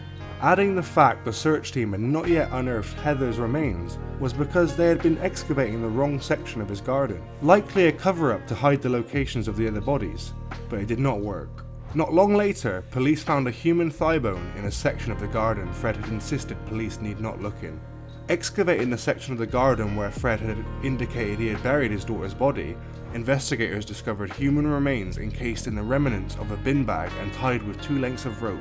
The body's fingernails were discovered in a pile, suggesting they may have been torn from her fingers as a means of torture. The body was identified via dental records as being that of Heather West. That evening, having been formally charged with his daughter's murder and questioned as to why police had also discovered a 3rd thigh bone, Fred confessed there were 2 further sets of human remains in his garden, one of whom he named as Shirley Robinson. Both sets of human remains were discovered on the 28th of February, and Fred was charged with both murders 2 days later. The decision was made to thoroughly search the entire property following the recent discoveries. Rose was placed into a safe house in a nearby town of Dursley, as police commenced their search inside 25 Cromwell Street. Informed of this fact, plus the pressure of 16-hour interrogations every day as to his, Rena and Charmaine's whereabouts, Fred authorised his solicitor to pass a note he had written to the leader of the murder investigation, Superintendent John Bennett of the Gloucestershire Police. This note, dated the 4th of March, read, "I, Frederick West, authorise my solicitor, Howard Ogden, to advise Superintendent Bennett that I wish to admit to a further approximately 9 killings, expressly Charmaine, Rena, Linda Goth, and others to be identified. Signed, Mr. F. West." Questioned further, Fred told police there were a further 5 bodies on the property of 25 Cromwell Street. Most of these victims, he suggested, had been hitchhikers or girls he had murdered in the 70s after picking them up at bus stops. Fred claimed these 6 victims had been killed when they had threatened to inform Rose of his cheating, and that he had transported their bodies to Cromwell Street to abuse, dismember, and then bury in shallow graves. Between the 5th and 8th of March, police found a further 6 bodies of young females at 25 Cromwell Street. He shifted all blame for any of the crimes to himself rather than the 2 of them. Each victim had been extensively mutilated, and each body bore evidence of having been subjected to extreme sexual abuse prior to the act of murder. Each set of remains was missing numerous bones, particularly phalanges. Fred refused to divulge the reason or whereabouts of the bones missing from each set of remains. Suspicions rose against Mrs. West following her husband's revelations. Rose was arrested on 20th of April 1994, initially on offences relating to the rape of an 11-year-old girl and the physical assault of an 8-year-old boy, both charges dating from the mid-1970s. The following day, she was refused bail and transferred to Pucklechurch Prison to be held in the maximum security wing. Here, she was questioned more closely about the murders, in particular those of her daughter Heather and Linda Goth, and on the 25th of April, she was formally charged with Goth's murder. By the 6th of May, Fred and Rose were jointly charged with 5 counts of murder, with Rose simply replying, "I'm innocent," upon hearing each charge. As well as the murders of the victims exhumed from Cromwell Street, Fred had confessed to the murders of his first wife and stepdaughter. and to knowing the location of Anne McFall's remains. Although he always denied killing her, Fred agreed to identify each burial location, and their remains were unearthed between the 10th of April and the 7th of June. Fred and Rose West were brought before a magistrate's court in Gloucester on the 30th of June 1994. He was charged with 11 murders and she was charged with 9. This was the first time the couple had seen each other since Fred's February arrest. Prior to hearing the formal charges against them, Fred leaned toward his wife and gently placed his hand upon her shoulder, which she physically rejected. Both were ordered held on remand. As police attempted to lead Fred from the hearing, he resisted their efforts and again attempted to move towards Rose, who again winced and attempted to writhe away from his grasp. Immediately after this court appearance, Fred was rearrested on suspicion of murdering Anne McFall and was formally charged with Anne McFall's murder on the 3rd of July, appearing in court the following morning. Fred had become increasingly depressed in his time in prison, and Rose's public rejection of him at Gloucester Magistrates Court on the 30th of June did not help. Her refusal to reply to letters he sent her, and reports leaked to the press in which she had assumed the role of grieving mother who had lost a daughter and stepdaughter to her husband, and in which she declared both her innocence of murder and her hatred of him, had all made Mr. West not only angry, but resentful of his wife. In response to being ignored, Fred withdrew his earlier confessions to having acted alone in the murders, and instead accused his wife of almost total culpability in all the murders to which he had been charged, excluding that of Anne McFall, which he claimed had been committed by his first wife. The duo had now turned against each other in a bid to not only hurt one another, but shift all blame. Not prepared to deal with the consequences of their crimes, Rose refusing to go down together and Fred insisting he not go alone. Unfortunately, he never paid his dues in prison. Following his conviction on the 1st of January 1995, Fred West hanged himself in his cell by using an improvised rope he had constructed from a blanket and tags he had stolen from prison laundry bags around his neck. At the bottom of the suicide note found in his cell was a drawing of a gravestone, within which was written, "In loving memory, Fred West, Rose West, rest in peace. Where no shadow falls, in perfect peace he waits for Rose, his wife." Rose was tried alone. At pre-trial proceedings in February, Rose pleaded not guilty to 10 charges of murder, the murder of Charmaine West having been added to the original 9 after Fred's suicide. Prosecution witnesses included Cromwell Street lodgers, victims, relatives, Rose's mother, and surviving victims including stepdaughter Anna Marie West, Catherine Holliday, a former lover of Mr. West, and Carolyn Owens, and a Miss A who had been sexually assaulted at 14 by Fred and Rose West in 1977, whose identity is hidden, and who described Rose as a more aggressive perpetrator of the two, damning her as a sexual deviant though she pled otherwise.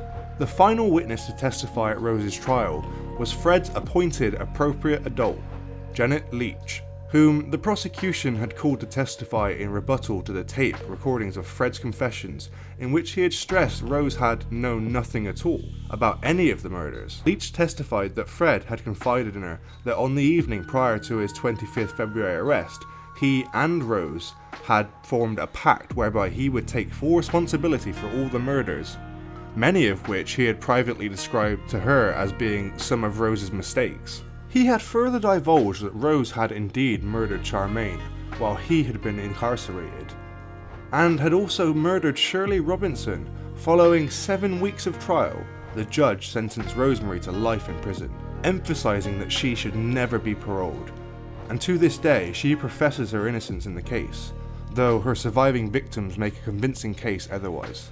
While the case seemed to be over for many years, in the past month, suspicions as to the disappearance of 15-year-old Mary Bastholm has been theorized to be another possible victim of the Wests, particularly as she was a waitress at a cafe Fred frequented. But to date, no body has been found, while the young girl's boyfriend at the time suggests Mr. West was not responsible.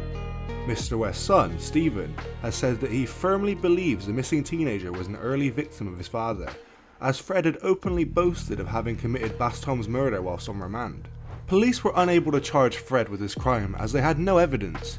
Police have begun to excavate the grounds of a cafe in Gloucester after receiving information that the body of Mary Bastholm may be buried there. Mr. West is known to have conducted repair work on the drains of this cafe in late 1967, making it a possible dumping ground for more of the young women he targeted. However, the likelihood of Mr. West moving from the comfort of their home to a dump site seems very unlikely, as they never divert over the years of their wrongdoing, though only time can tell what could be uncovered there.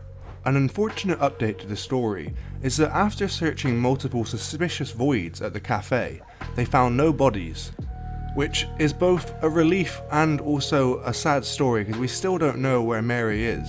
The crimes committed by Fred and Rose West will never be forgotten about in the UK, and we are still discovering the crimes they committed together to this day. We'll keep you updated as this story develops if there are any new updates. Thank you for joining us, and if you enjoyed this extra long story, please make sure to like, subscribe, and share this content. Thank you again for joining us, and as always, stay safe. Hello and welcome to the Street Crime UK YouTube channel. Please don't forget to like, comment, share and subscribe. Today we look at a woman who lived a very lavish lifestyle while she ran her notorious gangster boyfriend's cocaine and cannabis empire whilst he was in prison. Jamie Lee Brooke Parkinson, who was 27, had even recruited her own mother, Wendy Brooke, who was 47, to deal drugs to her friends to make extra money, and had planned to exploit her mum's beauty salon by laundering the money that she had made from drug profits. Miss Brooks Parkinson was in constant contact with her jail boyfriend, and although he was locked up himself, he had been able to teach her how to operate and run the drugs business efficiently whilst he was incarcerated. In the messages that were found by detectives, especially the ones that had been sent after her boyfriend had illegally acquired a Xantec mobile phone in the prison system, the messages had in fact explained where Miss Brooks Parkinson could obtain the equipment needed to make substantial profits, and told her which scales would be best to use in order to measure the drugs that were for sale. The couple also discussed building an empire, with one text from Miss Brooks Parkinson reading, "I'm doing the best I can so you don't have to start from the bottom when you're home." Other messages said, "100% babe, I will get everything back on point. We will smash it. And you're nearly out, so fuck it." Manchester Crown Court also heard how Miss Brooke Parkinson had splashed out on regular occasions, spending thousands of pounds on designer clothes, all whilst running the drugs empire. This included spending £510 on a pair of Valentino trainers for her partner. She was arrested at her home in Clifton, Salford, during a raid in which Greater Manchester Police seized a quantity of cocaine worth £2,000, mobile phones and packaging. The police had begun an investigation into the drugs operation after one of her boyfriend's lieutenants was arrested in possession of Class A drugs. As part of this investigation, it became clear to the police that Miss Brooks Parkinson was involved in the operation through telephone contact by initially moving his money around for him. Miss Brooks' boyfriend was locked up for 32 months in April 2019. The man who was Miss Brooks' partner had become very angry that his former criminal colleagues were now branching out on their own, all whilst he was serving time at Forest Bank Prison, and he urged his girlfriend to, in a bid to keep control of the market, help him run the drugs operation whilst he was locked up, the court had heard. In the illicit messages that were found, the pair had spoken about building an empire together, and the 33-year-old, even though he was locked up, had managed to transfer Miss Brooks Parkinson £500 to go on a hen trip and enjoy herself. Prosecutor Henry Blackshaw said that initially, the pair had messaged by text message on mobile phones. This was before moving on to WhatsApp to be a little bit more careful, and then moving on to the even more, or so they thought, secure networking app that is commonly used in the UK criminal underworld called Wicker. Mr. Blackshaw also added, early messaging between the two relates that what was quite clearly a very well thought out and very established drugs operation. It involved the moving and laundering of drugs money, and it also involved the passing on of messages. These messages were used to cause considerable damage to people's property, especially those who were owing to the drugs business that the couple had built. The couple had also discussed buying exclusive designer goods for each other, and talked about other expensive purchases that they had made for each other. Throughout these conversations, Miss Brooks Parkinson refers to setting up more lines when her partner is released from prison, and often refers to other people that have been ripping him off whilst he was locked up. Miss Brooks Parkinson informs her partner that she knows who uses drugs and who would buy from him, and she agrees that whilst he is locked up, she will set up a regular cocaine drugs line. He instructed her where to get the equipment from, how to sell the drugs, and instructed her which scales to use, and they discussed building an empire. In other messages, the couple talked about who should get payments and suggested paying money to people who were clearly working for him. Miss Brooks Parkinson said she was promoting the business on Snapchat and Instagram as much as possible. The court also heard that in one conversation she asked, "Did you have a slug?" meaning a line of cocaine, and he responded by sending a photo of a line of white powder from his cell. The court was also told how there was discussions of how to secure a new source for cocaine after another supplier had fell through. Mr. Blackshaw also added that messages between Miss Brooks Parkinson and her mother were in relation to the sale of drugs. There was further messaging between Miss Brooks Parkinson and her mum, where she discussed about writing everything down, especially what's been had and what's left. The prosecutor also said that there was evidence of drugs being supplied and smoked in constant messages, including one message saying that a customer was going to be coming round for a smoke. The court also heard how Miss Brooks Parkinson and her boyfriend had discussed putting the money through her mother's beauty salon. Miss Brooks Parkinson also sent an image to her friend of expensive clothing and the original bags on the bed, and when asked how much it was, she said it was £3,380. Following her arrest, the police discovered 14 grams of 81% purity cocaine, as well as 27 bags, all containing white powder of just under 9 grams. The boyfriend also urged her to keep 1,750 in one box of perfume and 2,400 in the other, and told her, "I can't thank you enough, baby, for all the help you've given me. It means a lot. You are the only person I trust, and until I get 10 grand a week, I'm not going to be happy." When questioned in court about why she had got involved, Miss Brooks Parkinson said, "I've been struggling financially for the last 12 months, and I've been in debt for almost 2 years. Although I do not use drugs in any way, I turned to supplying them because I felt I had no other choice, and I understand that what I did was very wrong. My children are my world to me, and I've put them at risk, which I deeply regret. They were not aware of the drugs being in the house, and I want to be there for my children." Her counsel, Richard Vernon, said, "She was acting in a servile way for her partner's best interest and for his benefit, and in his opinion, the relationship was not equal. She is a young woman with a young family, and is obviously very fearful of the consequences of her own stupidity and criminality. For her, this man was the love of her life, and whilst being locked up, he had exploited that." Miss Brooks Parkinson was very naive, and in her position was easily exploited. She is a young woman who has made a very terrible mistake. However, in sentencing her, Judge Nicholas Dean said, "What you did, I am certain, is acted out of affection for him and loyalty to him, and he is a very manipulative man." That having been said, looking at the evidence on the messaging, it showed a young woman volunteering herself into very serious offending at a relatively high level in the drugs game. You organised his business for him whilst he was serving his sentence. You did so not just out of affection and loyalty to him, but, as misguided and stupid as it is, you did so because you enjoyed the benefits and advantages and the money that you had generated from running his business. Miss Brooks Parkinson was jailed for 3 years.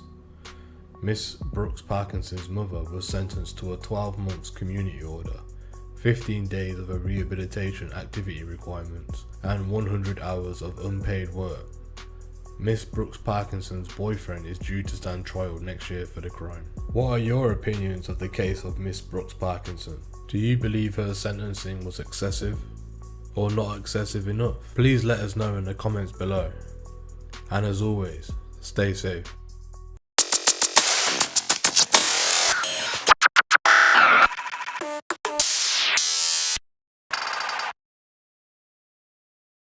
Hello and welcome to the Street Crime UK YouTube channel. Please don't forget to like, share, comment and subscribe. Today we look at Jamie Lee Mahone was arrested trying to pass drugs to an inmate on a visit to HMP Franklin, Durham. She would make prior apparent innocent visits without contraband to size up security before the actual trip with the drugs packages, which have subsequently higher value in prison than on the street. Despite her boasts of being a top smuggler, she was caught and arrested trying to pass over a cocktail of drugs worth thousands of pounds in prison terms at HMP Hindley in Manchester, HMP Liverpool and at Franklin Prison, Durham. Helen Towers prosecuting told the court the Crown's case is that she was running a planned operation and accepts the description of being a professional visitor, but when interviewed she claimed to have been threatened to go on the visit. She claimed she did not know the prisoner even though there were previous visits to see him. Miss Mahone, 25 of Gilbert Street, Liverpool, admitted 9 counts of conveying prohibited items into prison. Bernice Campbell from Miss Mahone said some pressure was put on her, but she conceded she contributed a lot to it as an important cog in the wheel of this operation. There were absolutely other people involved in it. Miss Campbell added that the defendant's vulnerabilities due to mental health issues were exploited by others. Jailing her, Judge Ray Singh told Miss Mahone, "Your repeat offending is such of a serious nature that it must call for a significant custodial sentence, despite your lack of previous convictions. You were no doubt involved in this lucrative enterprise in which you were a significant player, supplying drugs and other paraphernalia to prisons around the country. Proceeds of crime inquiries will follow to see what sum of money can be confiscated from Miss Mahone." So what are your thoughts about Jamie Lee Mahone? Please share your thoughts in the comments below, and until next time, stay safe.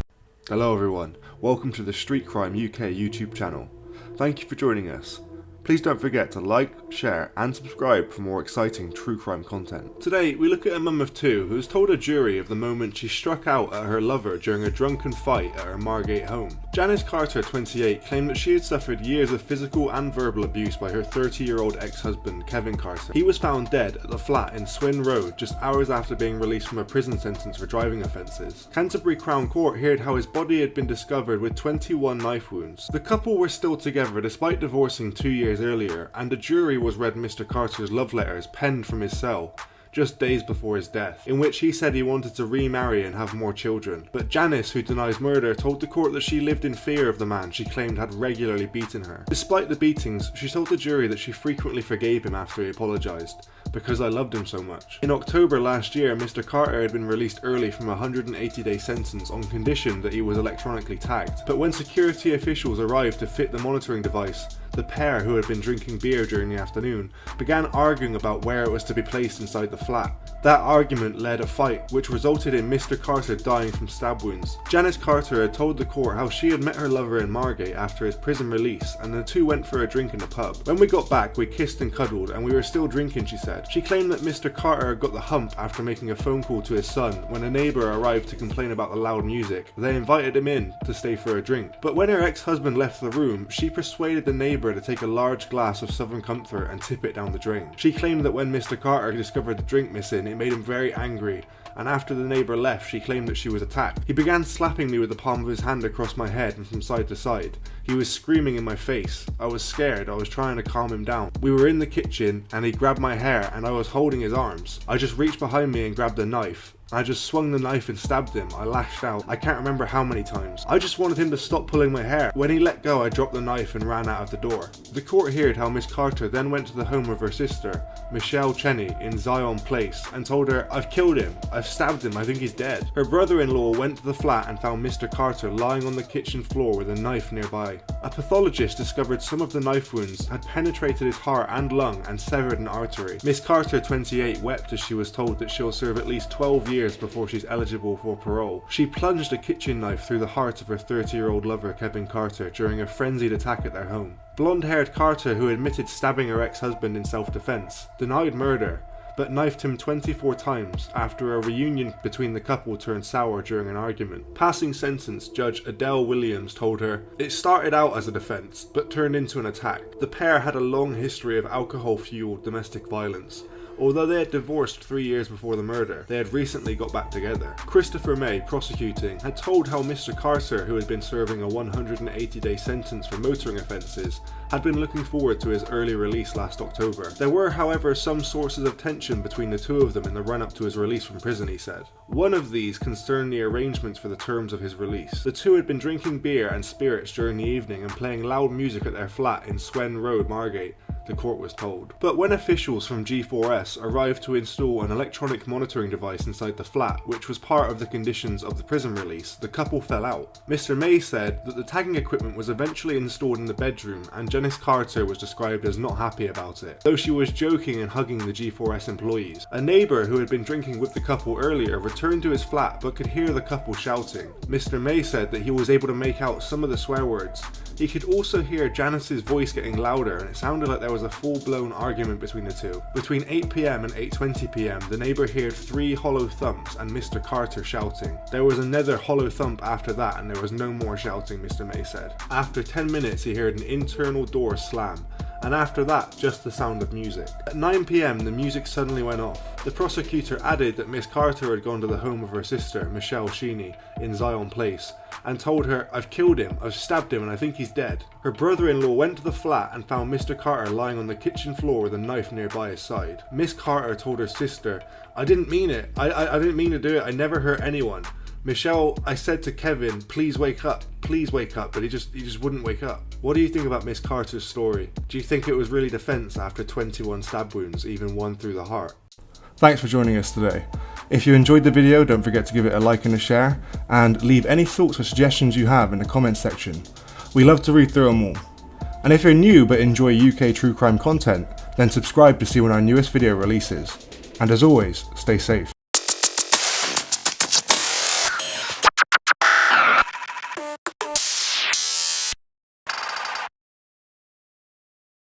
Hello and welcome to the Street Crime UK YouTube channel. Please don't forget to like, share, comment and subscribe. Today we take a look at an escort agency boss who funded a lavish lifestyle and sent her children to elite private schools by dodging tax and claiming benefit. The mother of 5, Janine Adeleke, who was 43, raked in handouts from the state whilst running Calton's of London, which describes itself as the capital's finest luxury boutique escort service. One of her children was reportedly sent to an exclusive private school which charges fees of up to £30,000 a year, and her family enjoyed top-end gym memberships and private medical care. In total, she spent a staggering £120,000 on private schools between November 2006 and January 2014, as well as shelling out tens of thousands of pounds for beauty treatments and holidays. Mr. Adeleke funded the luxury lifestyle by running the agency, offering the finest London escorts for gentlemen of discretion at her home in Bexhill-on-Sea in East Sussex. She used her elderly mother's bank account to launder £157,000 in a scam which saw her hide a total of £650,000 from the taxman.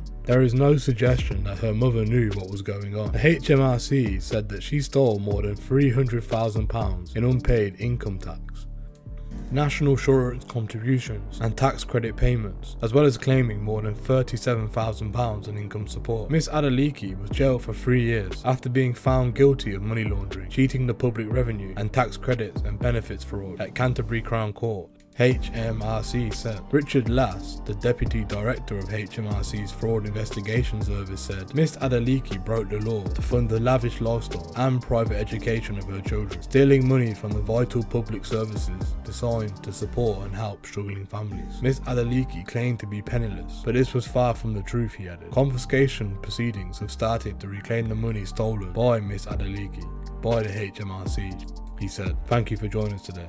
What are your opinions on the crimes committed by Miss Adeleke? Do you think a sentence of 3 years was too harsh or not harsh enough? Please let us know what you think in the comments below. Thank you for joining us today. If you enjoyed this content, please don't forget to like and share. And if you're new to the channel and want to see more Street Crime UK content, hit subscribe and press the bell so you can join us on the next video. For joining us, and until next time, stay safe. Hello everyone, welcome to the Street Crime UK YouTube channel. Thank you for joining us.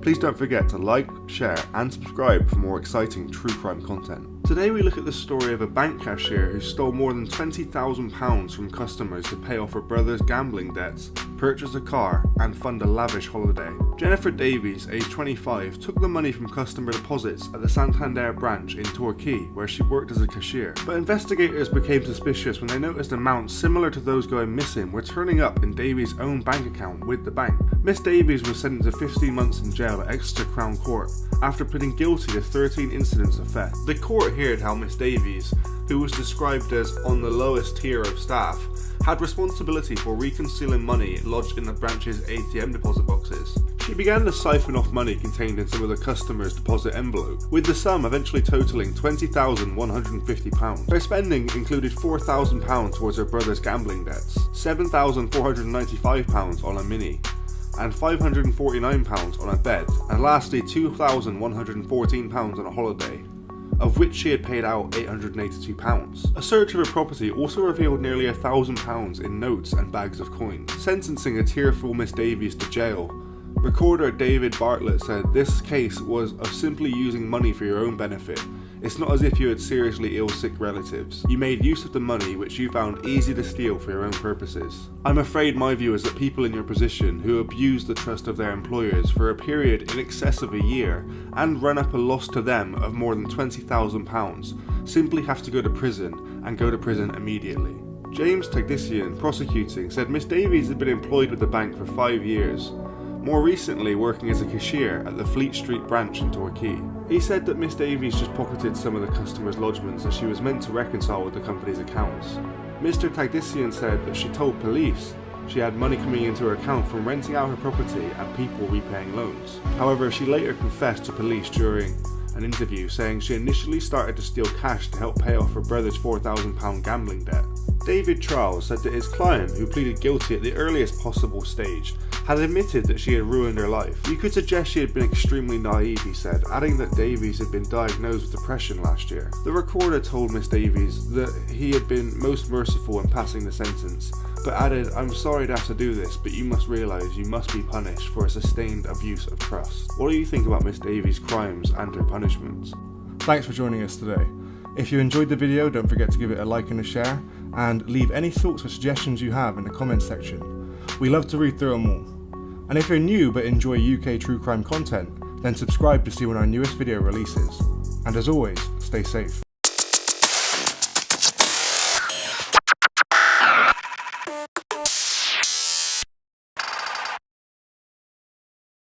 Hello and welcome to the Street Crime UK YouTube channel. Please don't forget to like, share, comment and subscribe. Today we look at a nurse from Bermondsey who has been ordered to pay nearly £184,000 as part of her punishment for trafficking Nigerian women into Europe and forcing them into sex work. Josephine Ayamu, 54, who is already serving an 18-year stretch in prison for her vile crimes, was slapped with the confiscation order at Birmingham Crown Court. The amount took into account her assets, which include a large house in Benin City, Nigeria, with staff. She also had a £400,000 house in Bermondsey. If she fails to pay the full sum within 3 months, she will serve 2 more years in prison and will still have to pay the full amount. Miss Ayamu, aka Madam Sandra, was jailed for her human trafficking scheme, which involved putting her victims through humiliating voodoo ceremonies or taking them to Germany to work as prostitutes. Kay Meller, a senior investigating officer with the National Crime Agency, said Josephine Ayamu specifically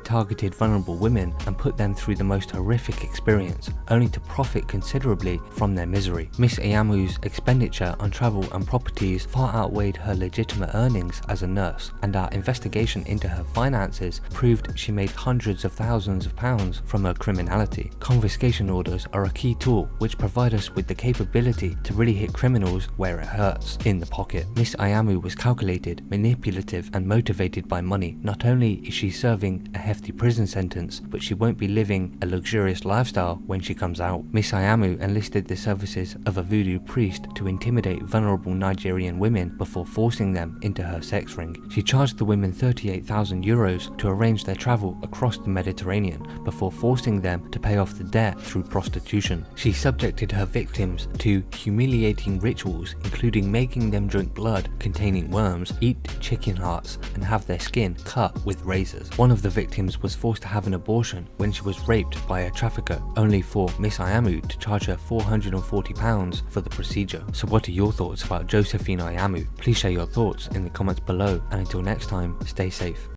Hello everyone, welcome to the Street Crime UK YouTube channel. Thank you for joining us.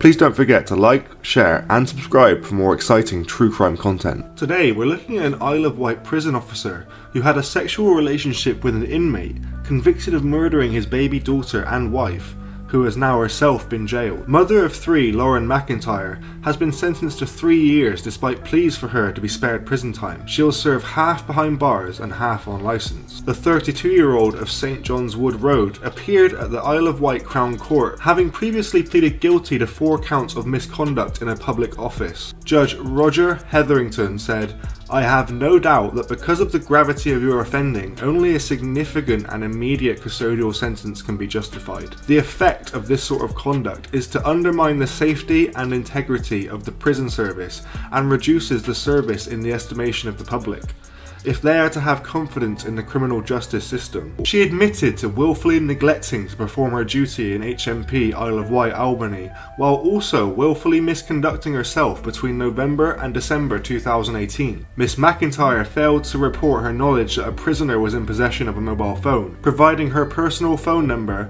communicating via mobile phone, supplying a copy of her photograph and attempting to facilitate the transfer of money from the prisoner into her bank account. Today, the court heard how a series of texts were exchanged between Miss McIntyre and prisoner Andrew Roberts on November 15, 2018. One message sent to her by Mr. Roberts said, "Today was really hot and risky, but I'm needing you so much right now." Prosecuting Mr. Gary Venturi read out her reply. "It's so effing risky, I like it though." On November 18th, Mr. Roberts messaged, "I have had hands on you, so I guess it's your turn." Later that day, Miss McIntyre told him, "I still remember the first time you kissed me." The prisoner, Andrew Roberts, was convicted in 2003 of strangling his girlfriend, Louise L. Home, and their 8-month-old daughter, Tia, to death at their home in South Wales. Miss McIntyre, who has 5-month-old twins and a 5-year-old, was also found to have given Mr. Roberts the personal mobile phone number of colleague Samuel Lader, allowing him to be assaulted. She also failed to warn Mr. Lader or the prison authorities of his impending beating. The court heard how Miss McIntyre had previously been in a relationship with Mr. Lader, who suffered injuries to his leg, ear, and blows to the head. Her defense argued that her actions began as an intelligence gathering mission before turning into something more. A letter written to the court by Miss McIntyre was read out by her defense, Miss Bryony Molyneux. She said, "I do not know how to describe how devastated I am at my action. I am aware now of the enormous impact this could have on the integrity of the prison service. This has shattered my life." Miss Molyneux revealed how Miss McIntyre had been to numerous therapy sessions at her own cost, and her partner have been to couples counselling. She said, "She is a young mother who is devoted to her family. It is right to say her family would be devastated if the court was to pass a custodial sentence today." Miss McIntyre's partner described her as a devoted mother and warned of the impact jail time could have on her 3 children. Lauren McIntyre, a mother of a baby, twins and a 5-year-old, was jailed for 3 years, and she'll serve half of it behind bars and half on licence. She said Miss McIntyre also claimed that the relationship began as an exercise for her to uncover intelligence, but led to something more, although the prosecution has disputed this. She said that Miss McIntyre was a woman of previous good character. The prisoner, Andrew Roberts, was convicted in 2003 of strangling his girlfriend and his daughter. He fled the scene and was arrested 5 days later. He was 22 years old when he was sentenced to 2 life terms at Swansea Crown Court. What do you think about Miss McIntyre's excuse that this started off as an operation for intelligence? Do you think that her punishment fits her crime, or should she have gotten a longer sentence? Thanks for joining us today. If you enjoyed the video, don't forget to give it a like and a share, and leave any thoughts or suggestions you have in the comments section. We love to read through them all. And if you're new but enjoy UK true crime content, then subscribe to see when our newest video releases. And as always, stay safe. Hello and welcome to the Street Crime UK YouTube channel. Please don't forget to like, share and subscribe. Today we look at a care worker who seduced a high-rolling poker player and lured him to his death in a honey trap robbery is facing jail. Leonie Granger, 25, from Balmoral Road, Gillingham, has been found guilty of manslaughter at the Old Bailey. Mehmet Hassan, a father of 3 and professional gambler, was found lying in a pool of blood in his Islington flat after his sister alerted police. Former Upbury Manor pupil targeted Mr. Hassan, 56, after spotting him flashing his high roll of £15 notes at an exclusive casino in London's Mayfair district. The flirtatious party girl, who was tired of her stressful and low-paid job at a care home for dementia sufferers, led Mr. Hassan to believe he could wine and dine her into his bed. But after he took her back to his flat on their second date, she made her excuses and walked out, leaving the door open for 2 robbers, her boyfriend Kyron Jackson and his friend Nicholas Chandler, both 28. Mr. Jackson and Mr. Chandler kicked Mr. Hassan to death while ransacking his flat in Islington, North London, before fleeing the scene with £3,000. The officers broke down the door of his Islington flat in North London. They found Mr. Hassan lying in a pool of blood on the floor of his bedroom. Visible shoe print on his cheek, a broken nose and other injuries revealed he had been kicked and stamped on in a vicious and sustained attack. The flat had been ransacked and the TV and Mr. Hassan's mobile phone were missing. A film was found at Miss Granger's phone showing the trio holding bundles of £50 notes and laughing. Mr. Chandler can be seen spraying money over the floor, while Mr. Jackson, wearing a gas mask, stuffs the cash into his underpants. The jury cleared Miss Granger of murder, but convicted her of manslaughter by a majority of 10 to 2 and conspiracy to falsely imprison. During the trial, Miss Granger admitted agreeing to take part in the robbery, but claimed she did not think Mr. Hassan would be harmed. Miss Granger visibly shook and fought back tears as the guilty verdicts were delivered. Mr. Jackson and Mr. Chandler were both convicted of murder, robbery and conspiracy to falsely imprison Mr. Hassan. They were also convicted of violence in 2 raids on a casino in the weeks before the murder and possession of an imitation firearm. Mr. Hassan's sister, Mayra Musa, said in her statement, "Our lives have been altered forever and our happiness shattered." She describes her brother as full of compassion and humanity, but was a witty and professional poker player. His daughter, Stephanie Hassan, said, "We cry ourselves to sleep every night. We will never get to meet any of his grandchildren, see us grow up, or be here for myself or my brother's wedding days, or give me away." DCI Mr. Andy Partridge of the Met's Homicide and Major Crime Command said, Mehmet Hassan was lured into a honey trap by Leonie Granger, having been targeted for his affable nature and success at the casino tables. Miss Granger realised Mr. Hassan kept significant quantities of cash in his flat and cooked up a plan to rob him with her associates Nicholas Chandler and Kyron Jackson. The violence inflicted on Mr. Hassan was horrific, and it appears from the comments made by Miss Granger and overheard by a taxi driver on the night of the murder that the gang were intent on finding that cash whatever the cost. People who know Mr. Hassan, his family, friends, associates, describe him as a likeable and generous man. His death was senseless, motivated by the greed of 3 people who exploited his generosity in the most callous manner imaginable. So what are your thoughts about Miss Granger and how she sought to rob Mr. Hassan of his wealth by using 2 of her associates to ransack his apartment, which led to the brutal beating and death of Mr. Hassan? Please share your thoughts in the comments below. Thanks for joining us, and until next time, stay safe.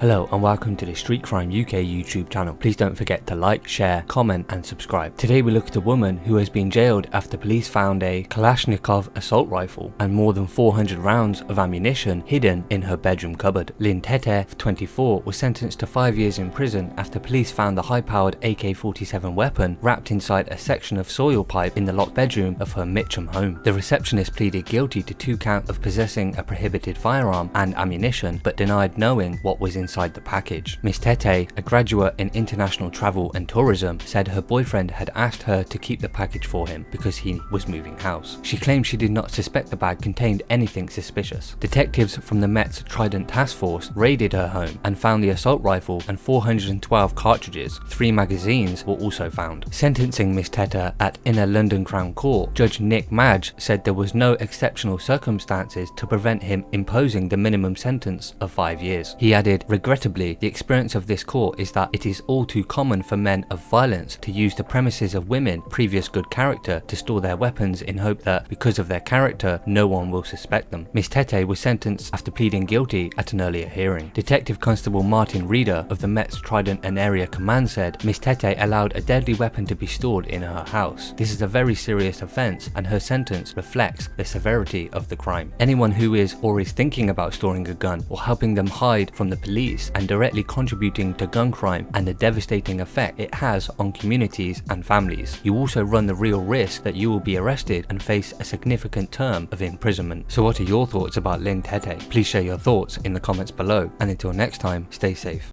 Hello and welcome to the Street Crime UK YouTube channel. Please don't forget to like, share and subscribe.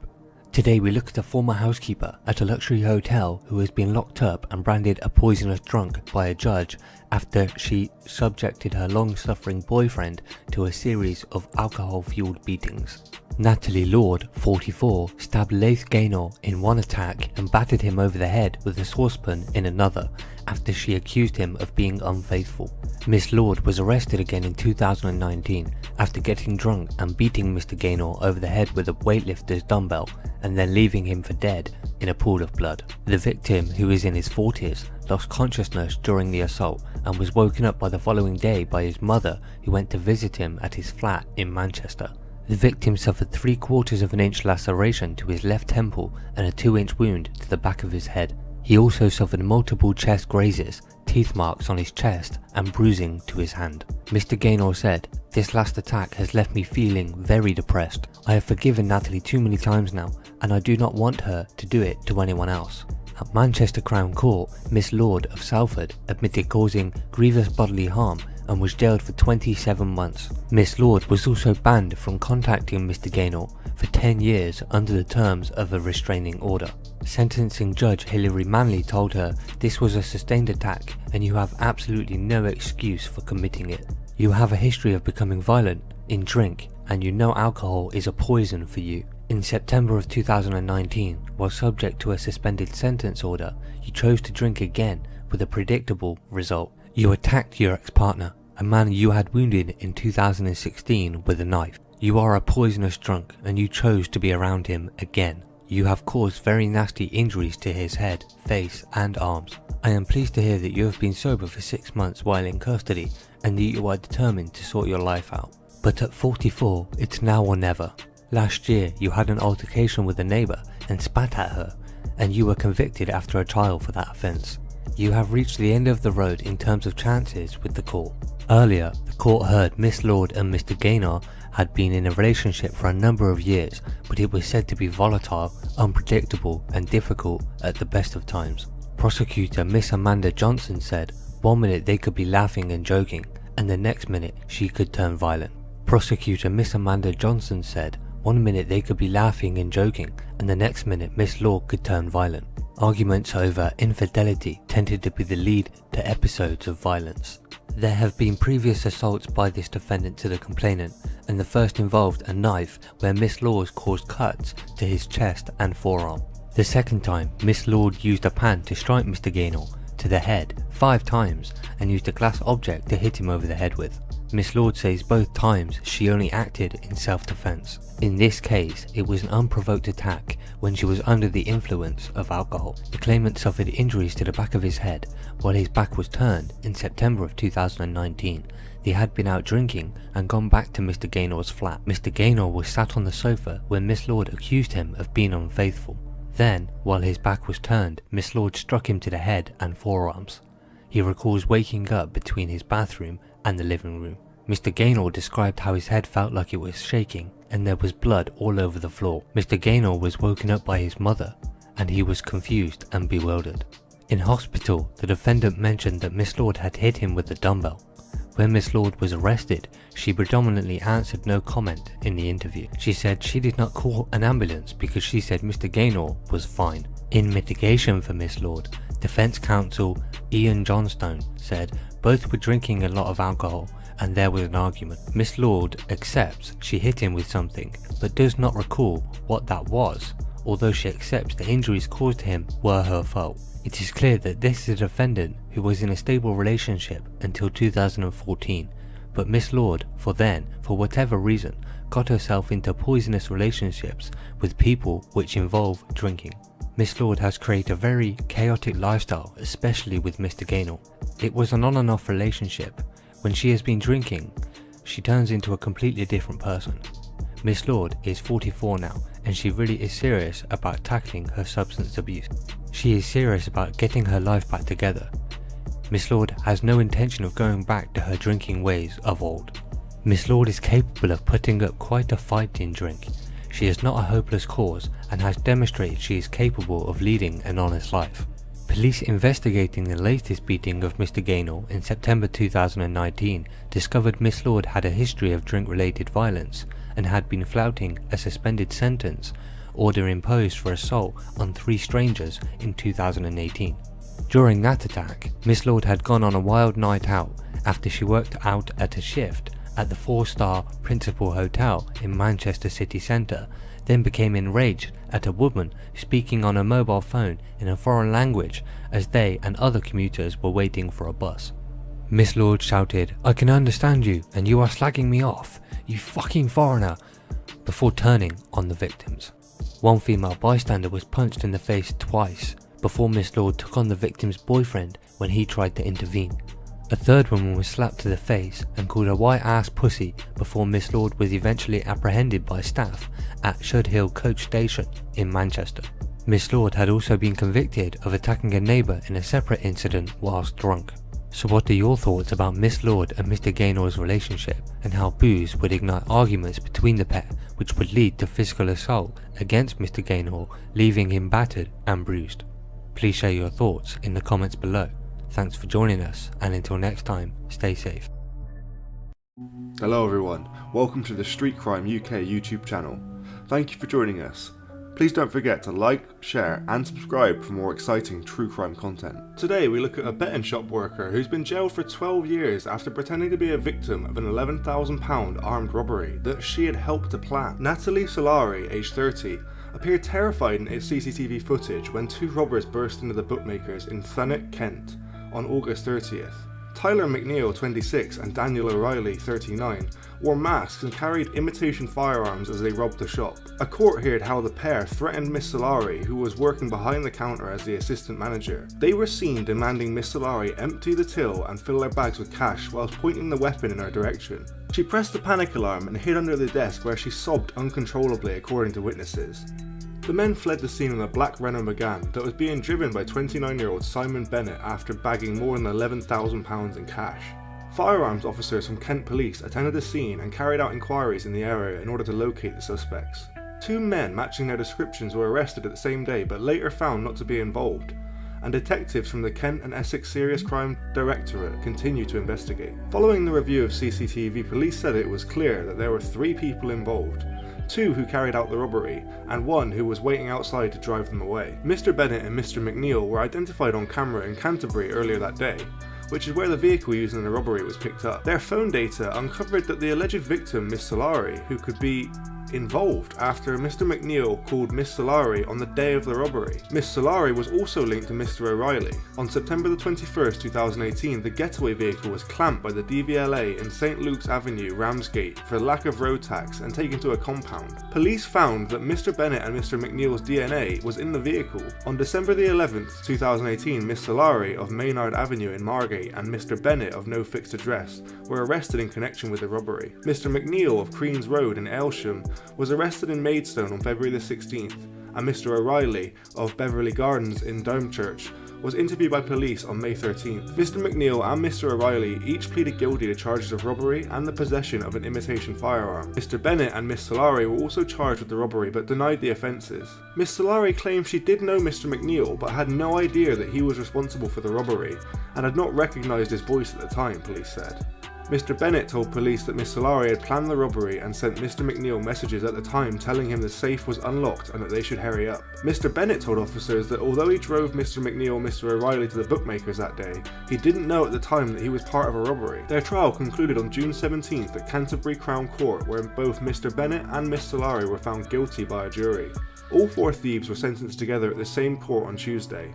Miss Solari received 12 years in prison, Mr. Bennett received 5 years in prison, and Mr. McNeil received 8.5 years in prison, and Mr. O'Reilly received 7.5 years in prison. Detective Inspector James Derham from the Kent and Essex Serious Crime Directorate said, "These people worked together to steal from and deceive Miss Solari's employer.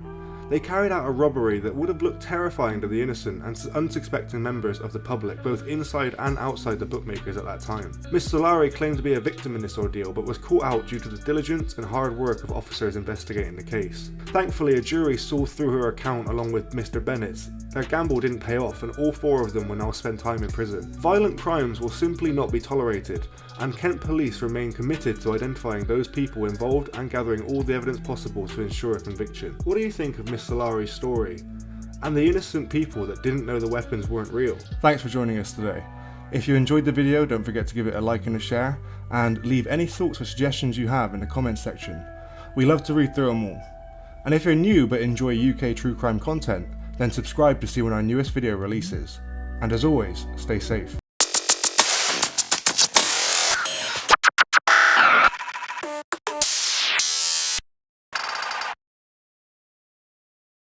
Hello and welcome to the Street Crime UK YouTube channel. Please don't forget to like, share, comment and subscribe. Today we look at Nicola Ryder, who was detained after officers executed a search warrant at a property on Leicester Street in Whitecross. The 31-year-old of Brandon in Widnes was locked up for 30 months at Liverpool Crown Court after admitting possession of Class A drugs with intent to supply in connection with the raid. She was also ordered to pay a victim surcharge of £190. Around £1,300 in cash was seized during the raid, which was linked to a week of action by the force on County Lines gangs. Meanwhile, a woman who was held following the biggest investigation into serious and organised crime in the constabulary's history has been spared prison. A series of dawn raids were executed as part of Operation Spartans, a probe into Class A drugs gangs operating in Warrington. 16 of these warrants were executed in Warrington, with properties in Liverpool, Manchester, Salford and Birmingham also searched, leading to dozens of arrests. Among these was Elizabeth Andrew, who was handed a 15-month imprisonment suspended for a year by the same court after she pleaded guilty to being concerned in the supply of Class A drugs. The 52-year-old addict of Hoyton played a lesser role in the conspiracy, with her involvement limited to 1 day only. Sentencing Judge Stuart Driver said, "I'm sentencing you and you alone, and the prosecution accept that you are in a different, lower position than any other defendant in this case. The sentence I will now pass gives no indication whatsoever to any other defendant. Your record doesn't aggravate the case, and although these is a previous conviction for a similar offence, it was a very, very long time ago. You must understand that this isn't the end of it. For 12 months you must commit no offences, and you must do as the probation service directs you. If you fail, you will be brought back to court, and if I see you again, I will have little choice to send you to prison." Miss Andrew, who was given a rehabilitation activity requirement of up to 15 days, replied, "You won't, Your Honour." So what are your thoughts about Nicola Ryder? Please share your thoughts in the comments below, and until next time, stay safe.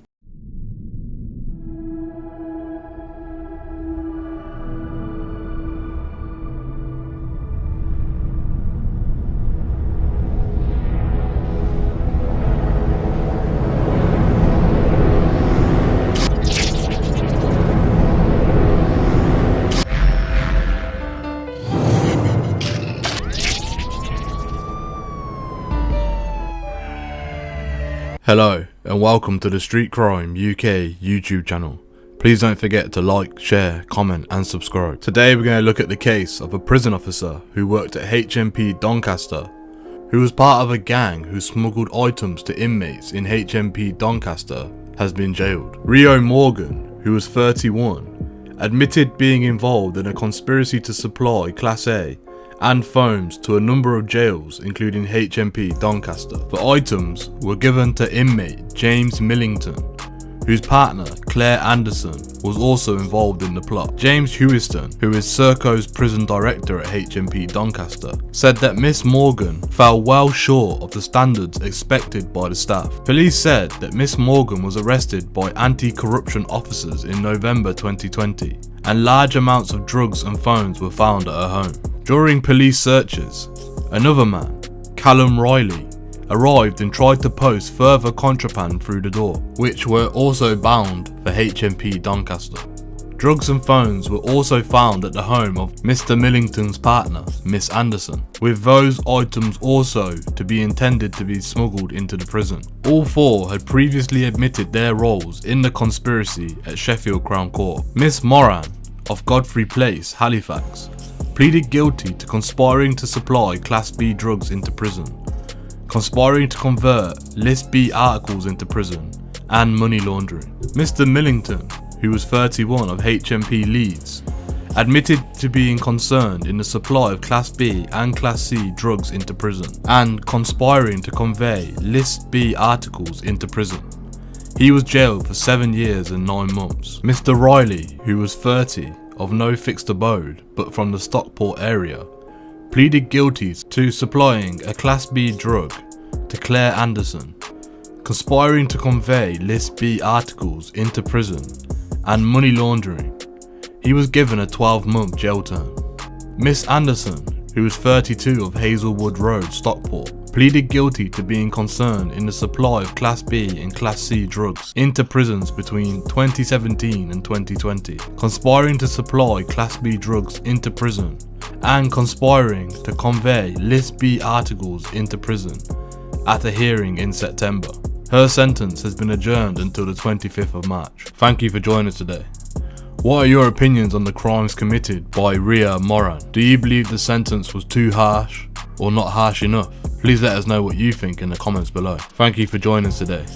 If you enjoyed this content, please don't forget to like and share. And if you're new to the channel and want to see more Street Crime UK content, subscribe and hit that bell so you can join us on the next video.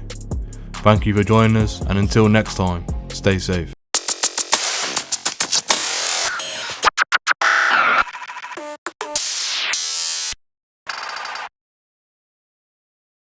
Hello and welcome to the Street Crime UK YouTube channel. Please don't forget to like, share, comment and subscribe. Today we look at a greedy Halifax mum of 2 who has been jailed for 18 months for her role in a car park scam which cost her employer more than £90,000. Sarah Hardiker, 39, had been employed as a sales advisor at the Halifax branch of Euro Car Parts Limited. An anonymous tip-off led to an investigation into the theft. Hardiker of Heath-Lee had ordered huge quantities of car parts and the majority had never been received by the company. Miss Pension said checks on eBay revealed that the car parts were being sold on the site, and some of the photographs of the items even showed the warehouse floor in the background. Of the 393 items ordered by the defendant, 375 hadn't arrived or been booked in at the Halifax branch. She said it had been agreed that Miss Hardiker had been involved in the theft of car parts worth £92,406,000. The court heard that Miss Hardiker resigned from her position before disciplinary action was taken, and she pleaded guilty to charges of theft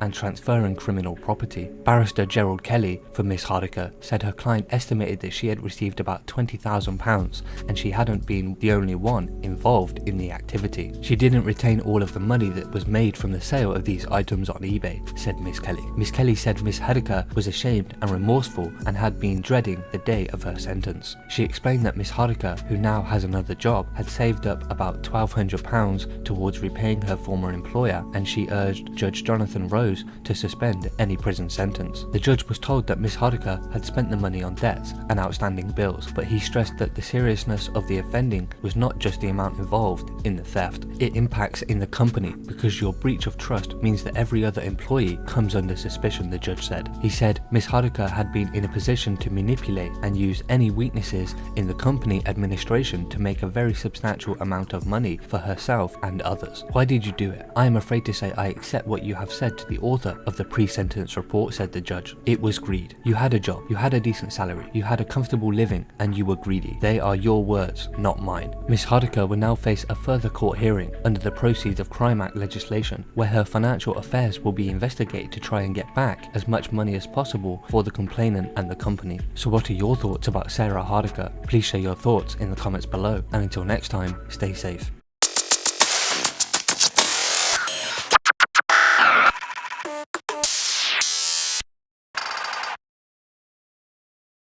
Hello and welcome to the Street Crime UK YouTube channel. Please don't forget to like, share, comment and subscribe. Today we look at Britain's most wanted woman who is now locked up in prison after running from the law for 8 years. Sarah Panitsky, who went to school in York, has been locked up in a Spanish prison cell after the National Crime Agency asked Brits on holiday abroad to keep their eyes peeled for her. The privately educated fugitive's 8 years in hiding was said to have ended after she was arrested by civil guard in Catalonia and sent to a prison near Madrid. In accordance to reports, Miss Panitsky is trying to fight her extradition to the UK, where she fled before the end of her trial. A senior member of a crime group involved in VAT fraud, Miss Panitsky was sentenced in her absence to 8 years in jail. The 18 criminals involved received sentences totaling 135 years. Police said in an appeal she was responsible for laundering approximately £1 billion.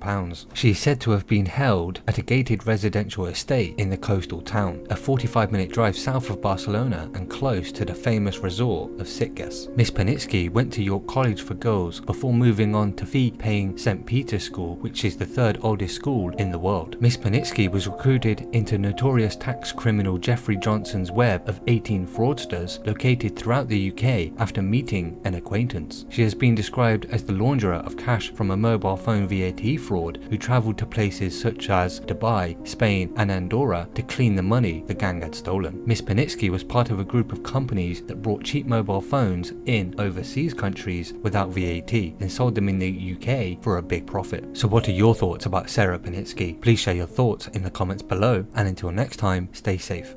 Hello and welcome to the Street Crime UK YouTube channel. Please don't forget to like, share and subscribe. Today we look at one of Britain's richest men who has been found stabbed to death in his country mansion. Sir Richard Sutton, an 83-year-old baronet, was attacked inside his £2 million home in North Dorset on Wednesday the 14th at night. A woman, believed to be his wife, also suffered knife injuries in the bloodbath that happened at Moor Hill, a large detached property in the tiny hamlet of Higher Langham near Gillingham, Dorset. Police received a call from a member of the public concerned for the welfare of the occupants of the property. By the time police had gotten to the country mansion, they came to find Sir Richard with fatal knife wounds. Nothing could be done to save him, and Mr. Sutton was pronounced dead at the scene at 9:15 p.m. The woman, who is aged in her 60s, was airlifted to the Southmead Hospital in Bristol, where her condition was described as critical. Immediate police investigations identified a Range Rover linked to the attacks that was spotted travelling eastbound on the A303. It was tracked by police as it sped across Wiltshire, Hampshire, Berkshire and Surrey before it was stopped in Hammersmith, West London. A 34-year-old man from the Gillingham area was arrested on suspicion of murder. He was subsequently taken to the hospital for treatment to injuries that are not believed to be life-threatening. Police confirmed the suspect is in fact known to the victim. Sir Richard was described as an old English gentry landowner who was worth an estimated £301 million and was at the number 435 on the Sunday Times Rich List. Mr. Sutton owned a huge portfolio of hotels, property and farms across the country. A spokesman for the Sir Richard Sutton Limited said, "We are deeply saddened and devastated by the sudden death of Sir Richard Sutton, announced this morning." Sir Richard was a caring, generous and warm family man who genuinely regarded those who worked for him as part of his extended family. Sir Richard was passionately devoted to both his company and its people, setting the highest standards for quality in the hotels, farming and property interests within the group. His loss will be felt by everyone within the company, those who worked for him and his family who have lost an incredible individual. Our thoughts are with the Sutton family at this tragic time. Sir Richard bought the Moor Hill country estate in 2014 for £1.4 million. 3 police vans were seen at the entrance to a long drive which leads to the remote property, while forensic officers were observing the scene. A neighbour said, "The Suttons live there." They have 2 grown-up children and grandchildren. It is just awful. You would never imagine something like this could happen. They are lovely people. A local farmer said, "I saw a search helicopter with a spotlight overhead last night, and then an air ambulance landed." The people who live there is an old English gentry landowner and his wife. Another neighbour said they were aware of the police helicopters flying over the house for a number of hours. Their family has been informed and the Dorset coroner has been notified of the death. Detective Inspector Simon Huxter of Dorset's Police Major Crime Investigation Team said, "Our thoughts are with the family of the man who sadly died and the injured woman at the extremely difficult time, and they are being supported by specially trained officers. We will be carrying out a full investigation to establish exactly what happened at the address in Higher Langham. A cordon remains in place at the address, and there will continue to be heavy police presence in the vicinity as we carry out our inquiries. Sir Richard Sutton, 9th Baronet, was head of the Sutton family, which owns land in Dorset, Berkshire, London and Lincolnshire and Aberdeenshire. Mr. Sutton inherited his title and estate from his father in 1981 and was worth an estimated £301 million in May 2020, placing him 435th on the Sunday Times' rich list. In total, he and his family own close to 7,000 acres of land across the UK, more than double the amount owned by the MOD. Mr. Sutton married his wife Fiamma in 1959. The couple had 2 children, David, 61, Caroline, 55, and 5 grandchildren, but later went on to get married to Anne Schreiber, who had 3 daughters, Louisa, 39, Rose, 35, and son Thomas, 34. The suspect had visited the grave of his dad earlier in the day, and detectives are considering whether this promoted a breakdown. It's been reported. The local MP, Simon Hoare, who knew Sir Richard Sutton well, paid tribute to the landowner, who said he was a gentle country man. The Conservative MP for North Dorset described the incident as deeply awful and said he received a full briefing from the police. Mr. Hoare, 51, said, "I knew him. Strangely enough, I knew him before I was an MP, and as my company did a lot of work for his estate many years ago. He was a charming man. He had a very good sense of humour. He was politically astute and friendly. If you wanted to conjure up a picture of a country gentleman, then that was him." It is a huge loss for his family, and in what is clearly a deeply awful set of circumstances. Mr. Hoare also said, "This is not the sort of thing you expect to see happening in North Dorset, nor the sort of thing we are used to seeing around these parts. Based on what I have been told by the police, there is a cause for shock and sadness, but no cause or reason for alarm."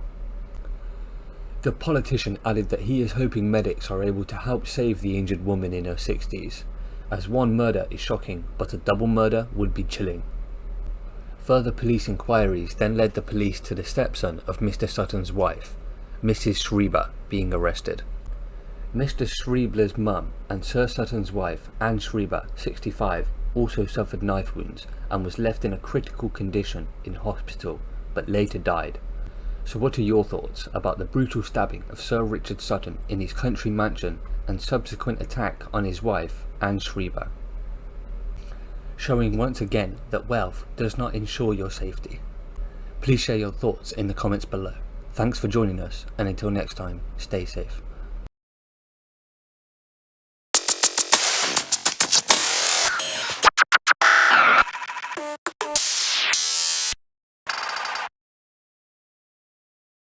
Hello and welcome to the Street Crime UK YouTube channel. Please don't forget to like, share, comment and subscribe. Today we take a look at a woman in Brighton who planned to kidnap, torture and murder a former lover by following a detailed to-do list. Sophie George, who was 20 of Highbrook Close in Brighton, was jailed for 13.5 years on April the 6th after pleading guilty to attempted murder and possession of an offensive weapon in a public place. It followed an incident shortly after midnight on Saturday, October the 10th in 2020. in which Miss George, who was 18 at the time, arranged to be picked up by a man who was known to her. On the way to his house, she asked if they could take a detour, during which time she jumped out and collected 2 filled shopping bags. As the pair continued their journey, Miss George became insistent that they drive to a nearby park and on several occasions grabbed the steering wheel. As her victim, a 23-year-old man, resisted, Miss George pulled out a knife in Salesfield Drive and threatened him. A struggle ensued and the pair left the van and fought in the street, during which the victim managed to throw the knife into a bush. Miss George bit the victim's finger down to the bone while he made a 999 call to the police, as a member of public was watching. Officers arrived on the scene and arrested Miss George on suspicion of causing actually bodily harm and possession of a bladed article, but a search of her shopping bags and address uncovered even more sinister intentions. The bags contained items such as protective clothing, cleaning equipment such as bleach, duct tape and a Stanley knife, all linked to plans to kidnap, murder and ultimately cover up her crimes.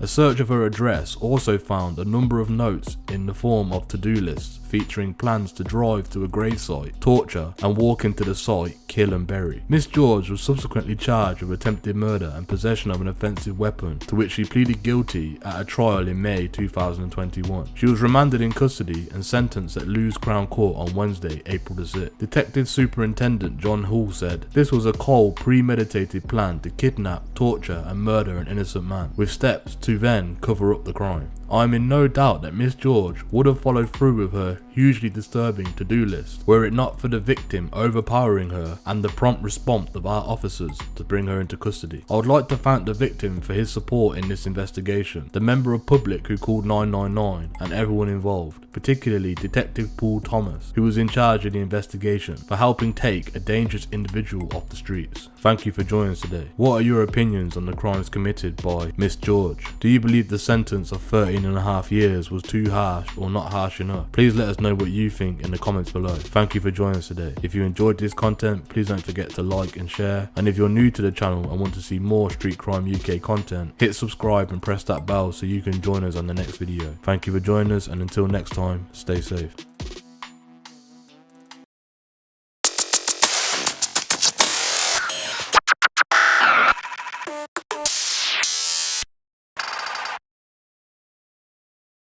Hello and welcome to the Street Crime UK YouTube channel. Please don't forget to like, share, comment and subscribe. Today we look at a 29-year-old woman who was convicted after drugs were found hidden in a garden has been jailed. Sophie Ingram of Narborough Road South was found guilty of the charges of possession with intent to supply Class B drugs and perverting the course of justice following a trial at Leicester Crown Court. She appeared at the same court for sentencing, where she was also sentenced for an offence of handling stolen goods, 2 offences of possession of criminal property, 1 count of concealing criminal property and 6 counts of theft. Miss Ingram was sentenced to a total of 2 years imprisonment. Connor Smith, 27, of Stevenson Drive, Leicester, pleaded guilty to perverting the course of justice before the trial began. He was sentenced to 12 months imprisonment, suspended for 2 years. He was also ordered to carry out 120 hours of unpaid work. Miss Ingram was arrested when officers from the East Midlands Specialist Operations Unit attended Miss Ingram's address as part of an ongoing investigation.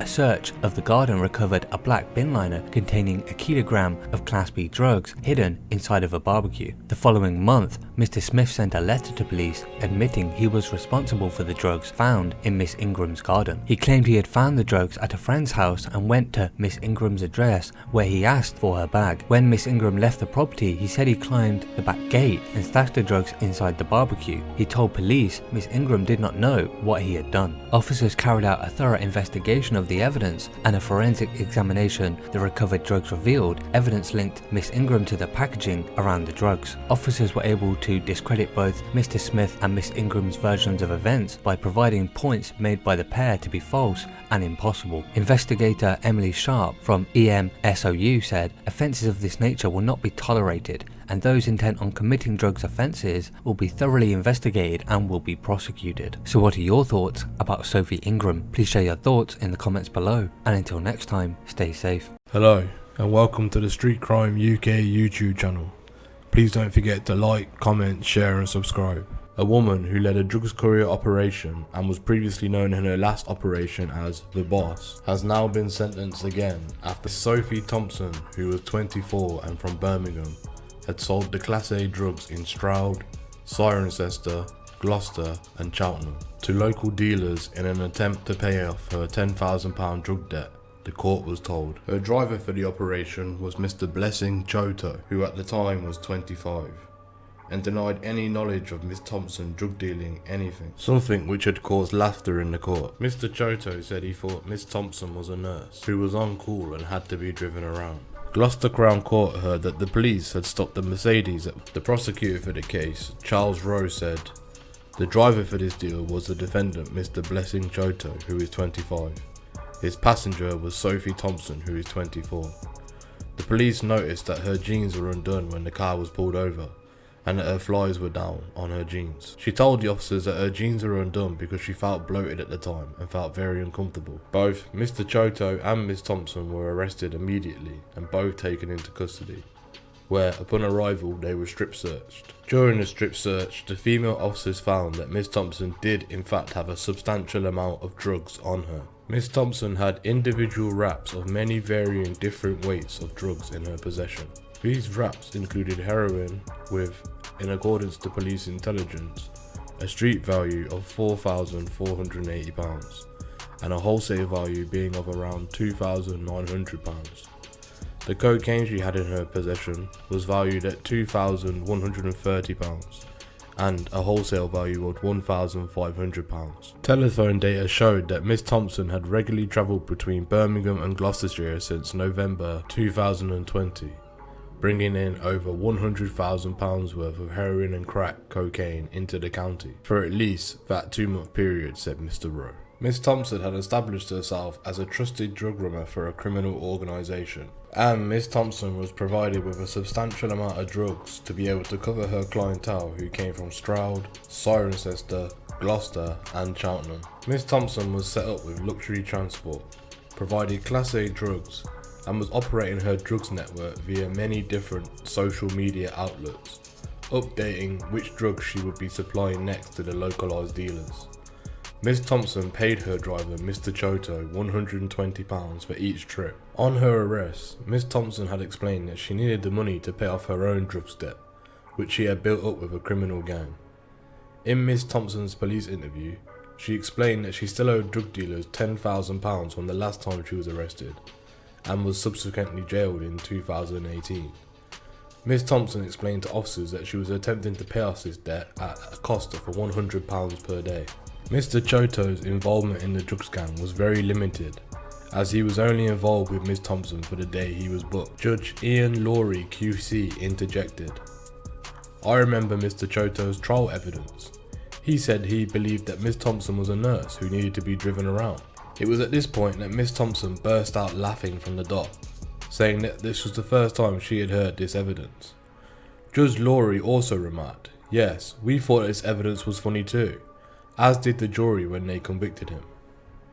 Mr. Stephen Young, defending Mr. Choto, said that the £37,000 Mercedes car that Mr. Choto was driving was in fact a lease vehicle which he had used for his work in IT and also for being a delivery driver. He has been extremely consistent with the evidence that he gave at trial. He was only driving for Miss Thompson for 2 days, said Mr. Young. He has 2 jobs and he comes from a very respectable background. It appears that the drug dealer needed transport and Mr. Choto's name was put forward. The jury did not believe that Mr. Choto did not know what was going on. He said he didn't have any drug debts or any drug addiction. However, he was stupid enough to take the driving job for £120 a day from Birmingham to Gloucester, and for such little reward. Lloyd Jenkins, defending Miss Thompson, said her actions were carried out in desperation as a means as an end to pay back her £10,000 drug debt. She also admits that she committed this offence of drug dealing while she was on parole for a similar offence.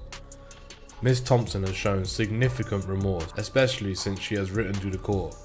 She has not played the game and has admitted her involvement from the very outset. Miss Thompson is the mother of a young child who has not seen her child for some time. She explains that she has no intention of getting back involved with drugs again, after her previous conviction ended up with her spending time in custody. However, when she was released, she said the heavies came in and put pressure on her.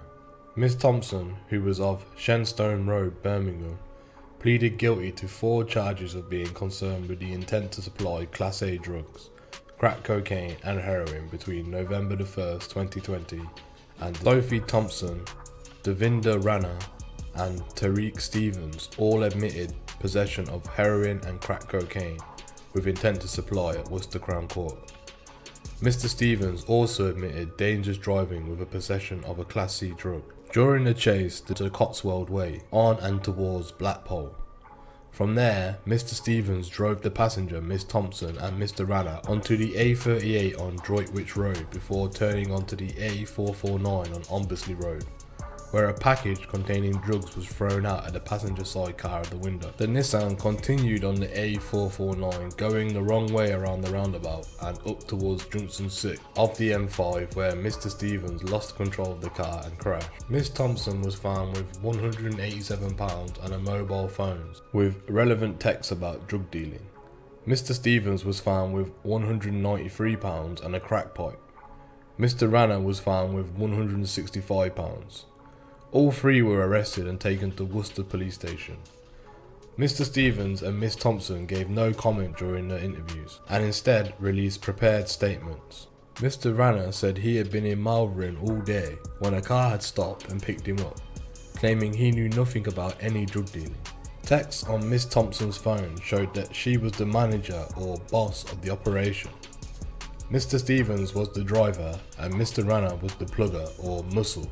She also messaged her boyfriend about staying in Worcester in a hotel for the night, and there was also a reference to doing good trade in the city as she told him, "You ain't reaching our level, tell me I ain't killing it," and that she was making a mill, a slang for making £1 million. Mr. Stevens, aged 39 of Wethern Road, Birmingham, had previous convictions for robbery, assault and causing actually bodily harm, assaulting a police constable and threatening behaviour. Mr. Stevens was also subject to a 4-week prison sentence suspended for 12 months at the time of the drugs offence. Mr. Rana, aged 22 of Wethern Road, Birmingham. Thompson, who was 22 at the time of this offence and at no fixed abode, had a previous conviction of theft and a burglary dwelling. Jason Patel, who was defending for Miss Thompson, said that his client had been dealing with her own long-term cocaine addictions and herself had many issues, and argued that some of the text messages were clearly, in essence, just bravado. He said that during her first period of incarceration, she had completed qualifications in English and maths, computing and anger management. Mr. Patel said she was now clean of her addiction and was only dealing, in essence, to clean her drug debt with a particular individual. Gary Harper for Mr. Rana said he became homeless in February this year and fell back into bad habits being around people who sold drugs. He has made some very ill-advised life choices. Judge Nicholas Cartwright said, "The fact that all 3 of you are from the Birmingham area, had travelled down to Worcester with this quantity of drugs in a hired car, and the fact that there is also other evidence of cash and messages, indicates to the court that all 3 of you were in a joint enterprise to create a cross-country line and were willing to cross county boundaries in order to come to Worcester to supply a significant quantity of Class A drugs." He jailed Mr. Rana for 5 years, 8 months. He jailed Miss Thompson for 45 months. However, the court was told that Mr. Stevens had refused to get on the bus from HMP Hull for sentencing, and so his sentencing will take place at a later date. A proceeds of crime timetable was also drawn up and was to be looked over at a later date. Miss Thompson served half her time and was released from custody, but had however managed to find herself back in the depths of the drug game again. Mr. Choto of Turf Pits Lane, Sutton Coldfield, who was driving Miss Thompson during her drugs operation, was found guilty after a trial was held. Mr. Choto was found guilty of being concerned with the supply of Class A drugs, diamorphine and crack cocaine between December the 6th and December the 8th, 2020. Judge Laurie said to Mr. Choto, "You have brought enormous shame on your family. You are a man who is clearly capable of working very hard. You are effectively so embarrassed by all of this that it seems that you have difficulty in confronting your actions. I can't emphasize enough, for somebody so bright as you are, how stupid you've been. Not just stupid that you've betrayed the trust of others and began to indulge in drug dealing, I suspect that you knew much more than you were letting on. I don't know what has driven you to make such a ridiculous decision, but a ridiculous decision is one you have most certainly made. The judge then sentenced Mr. Choto to a 3-year community order that includes learning life lessons as part of his 10 steps to rehabilitation, activity requirement sessions, and also ordered to complete 200 hours of unpaid work. Mr. Choto was also at this point ordered to pay £1,000 toward court costs and a victim surcharge of £95. Judge Laurie said to Miss Thompson, "You deserve to be punished for a variety of offences, but I have taken into account your mitigation, and I hope you understand that you're still going to have a prison sentence. You are a drug user yourself, and you will know that the drugs you sold will cause misery to others and their families. Please take this time to look at yourself and look how much it has wrecked your life. You have been sentenced for similar offences before. Your letters that you submitted clearly contain details of your suffering, which in itself explains your vulnerability. You need to ensure that you are not exposed to the danger of these so-called heavies that you speak of knocking on your door in the future. It appears that once you were in the company of police, following your arrest, you were able to reveal the true extent to your operation." The judge sentenced Miss Thompson to a prison term of 3 years and ordered her to pay a victim surcharge of £190. Thank you for joining us today. What's your opinion on Miss Thompson's sentence? Do you think it was too harsh, or do you think it was not harsh enough? Please let us know in the comments below. And as always, stay safe.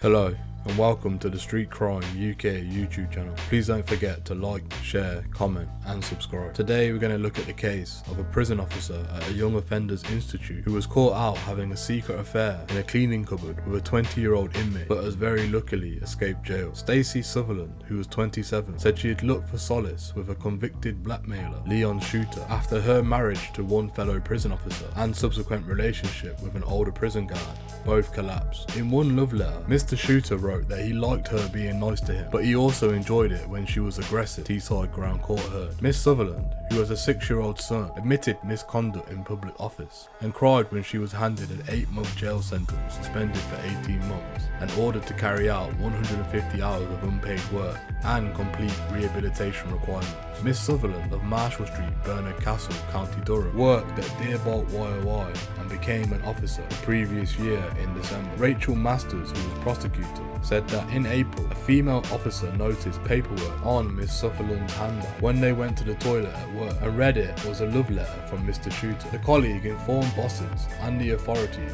escorted her from the premises and an inquiry began. 2 10-minute prison calls Mr. Shooter had made to Miss Sutherland using a pseudonym for her were discovered, and more love letters were also found at her home. In the first phone call, which had been recorded, Mr. Shooter said he could not wait to be out and that they would spend their lives together when he was released. There was sexual consent in the letters, but their relationship did not go further than kissing and cuddling in a cleaning cupboard, the court heard. When it started, Mr. Shooter, a cleaner at the time on the wing where she had worked, told Miss Sutherland he would miss her when she was on annual leave, and they had kissed in the cupboard. Miss Sutherland made full admissions to the police when she was arrested. Mr. Shooter had previously been locked up for blackmail, and at the time of the affair, he was on remand, having been recalled to prison. Rebecca Scuttle, defending, said her career and her reputation are in tatters. She said the relationship had not gone beyond kissing, explaining, "While I do not seek to minimise the offender, it does not extend past more than an occasional kiss in a cleaning cupboard." The offence happened when Miss Sutherland,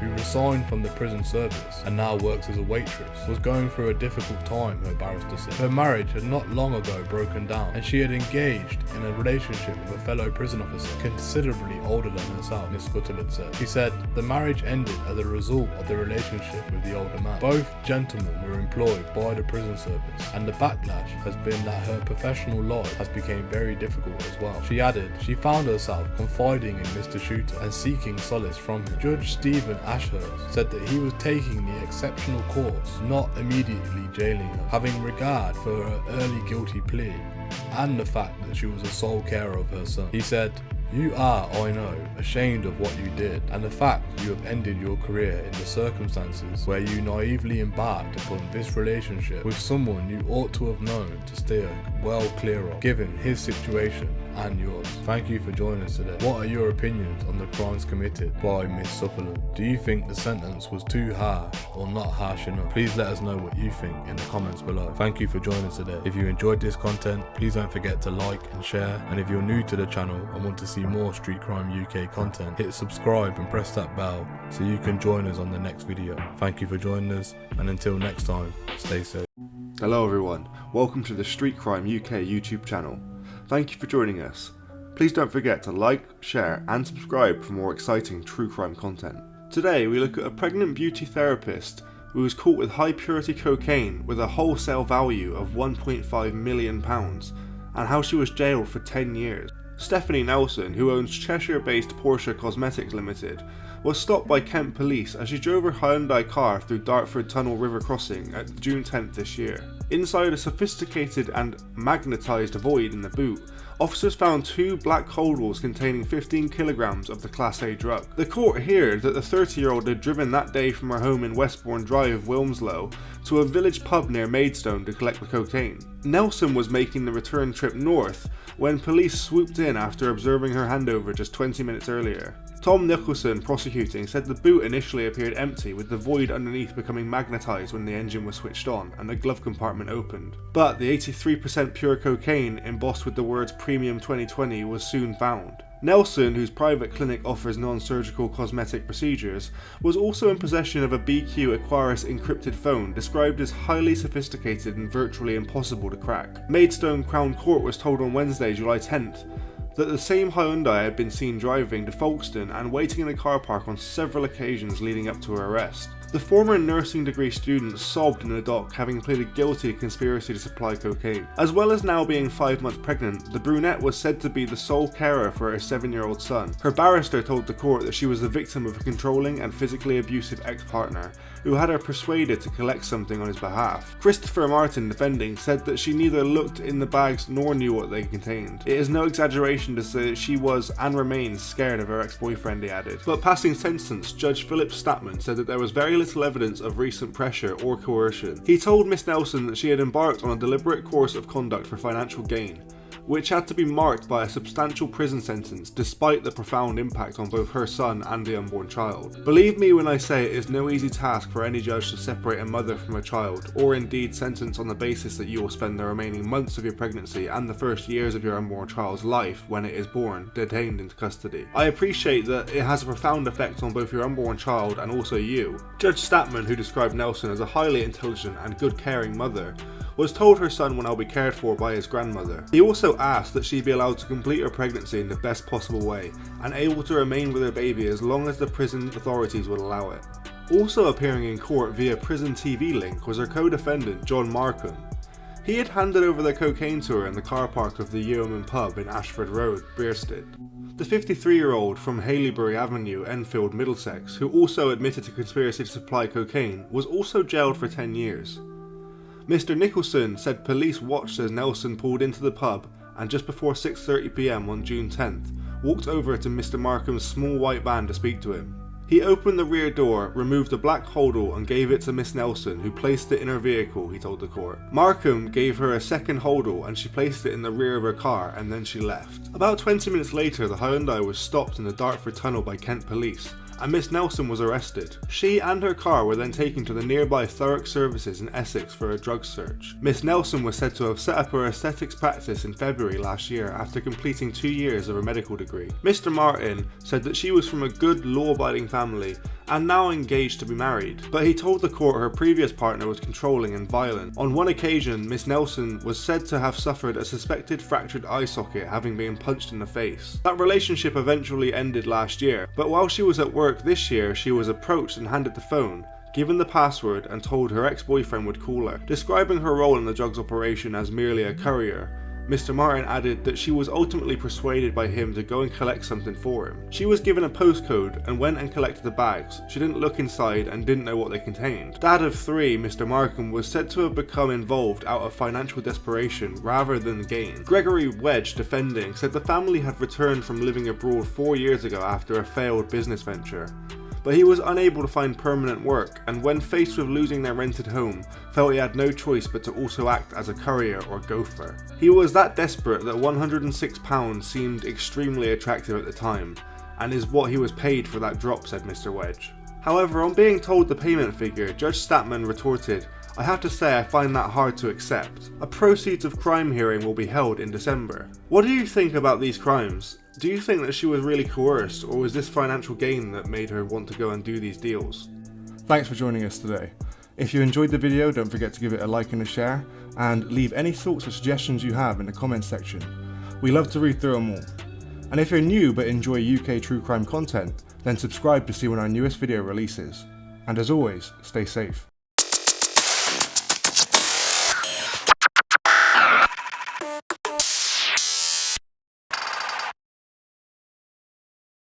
Hello and welcome to the Street Crime UK YouTube channel. Please don't forget to like, share, comment and subscribe. Today we look at a 30-year-old woman who has been jailed for a total of 34 months for money laundering offences worth more than £5 million. Tara Hanlon of Pelham Court, Leeds, was arrested as she attempted to board a flight to Dubai with over £1.9 million in cash concealed within 5 suitcases. Miss Hanlon pleaded guilty at Isleworth Crown Court, having previously admitted 3 counts of removing criminal property relating to cash amounts.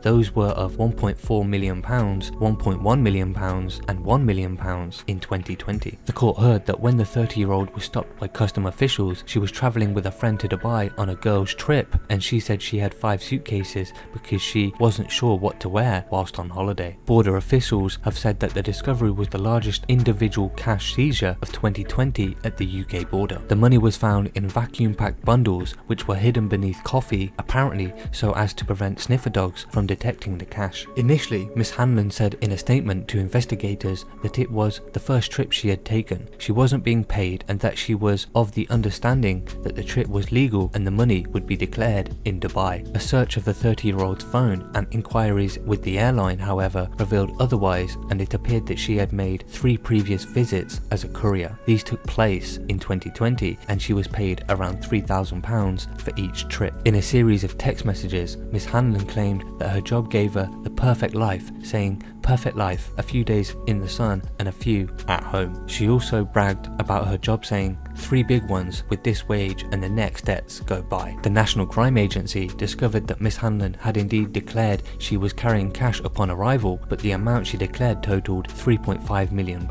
Stephen Grattage, who was defending Miss Hanlon, claimed that she was vulnerable at the time of those offences, as they came when she had been furloughed from her job and shortly after the sudden death of her mother. Judge Karen Holt, however, disagreed, saying, "Although you were vulnerable at the time, I don't find that you have been exploited and find that you knew exactly what you were doing." NCA Senior Investigating Officer Ian Truby said, "Tara Hanlon thought she was going to be living a jet-set lifestyle. Instead, she is now serving a prison sentence. I hope her story is a cautionary one for others who would consider doing the same. Stopping the flow of illicit cash is a priority for the NCA and our partners." So what are your thoughts about Tara Hanlon? Please share your thoughts in the comments below, and until next time, stay safe. Hello and welcome to the Street Crime UK YouTube channel.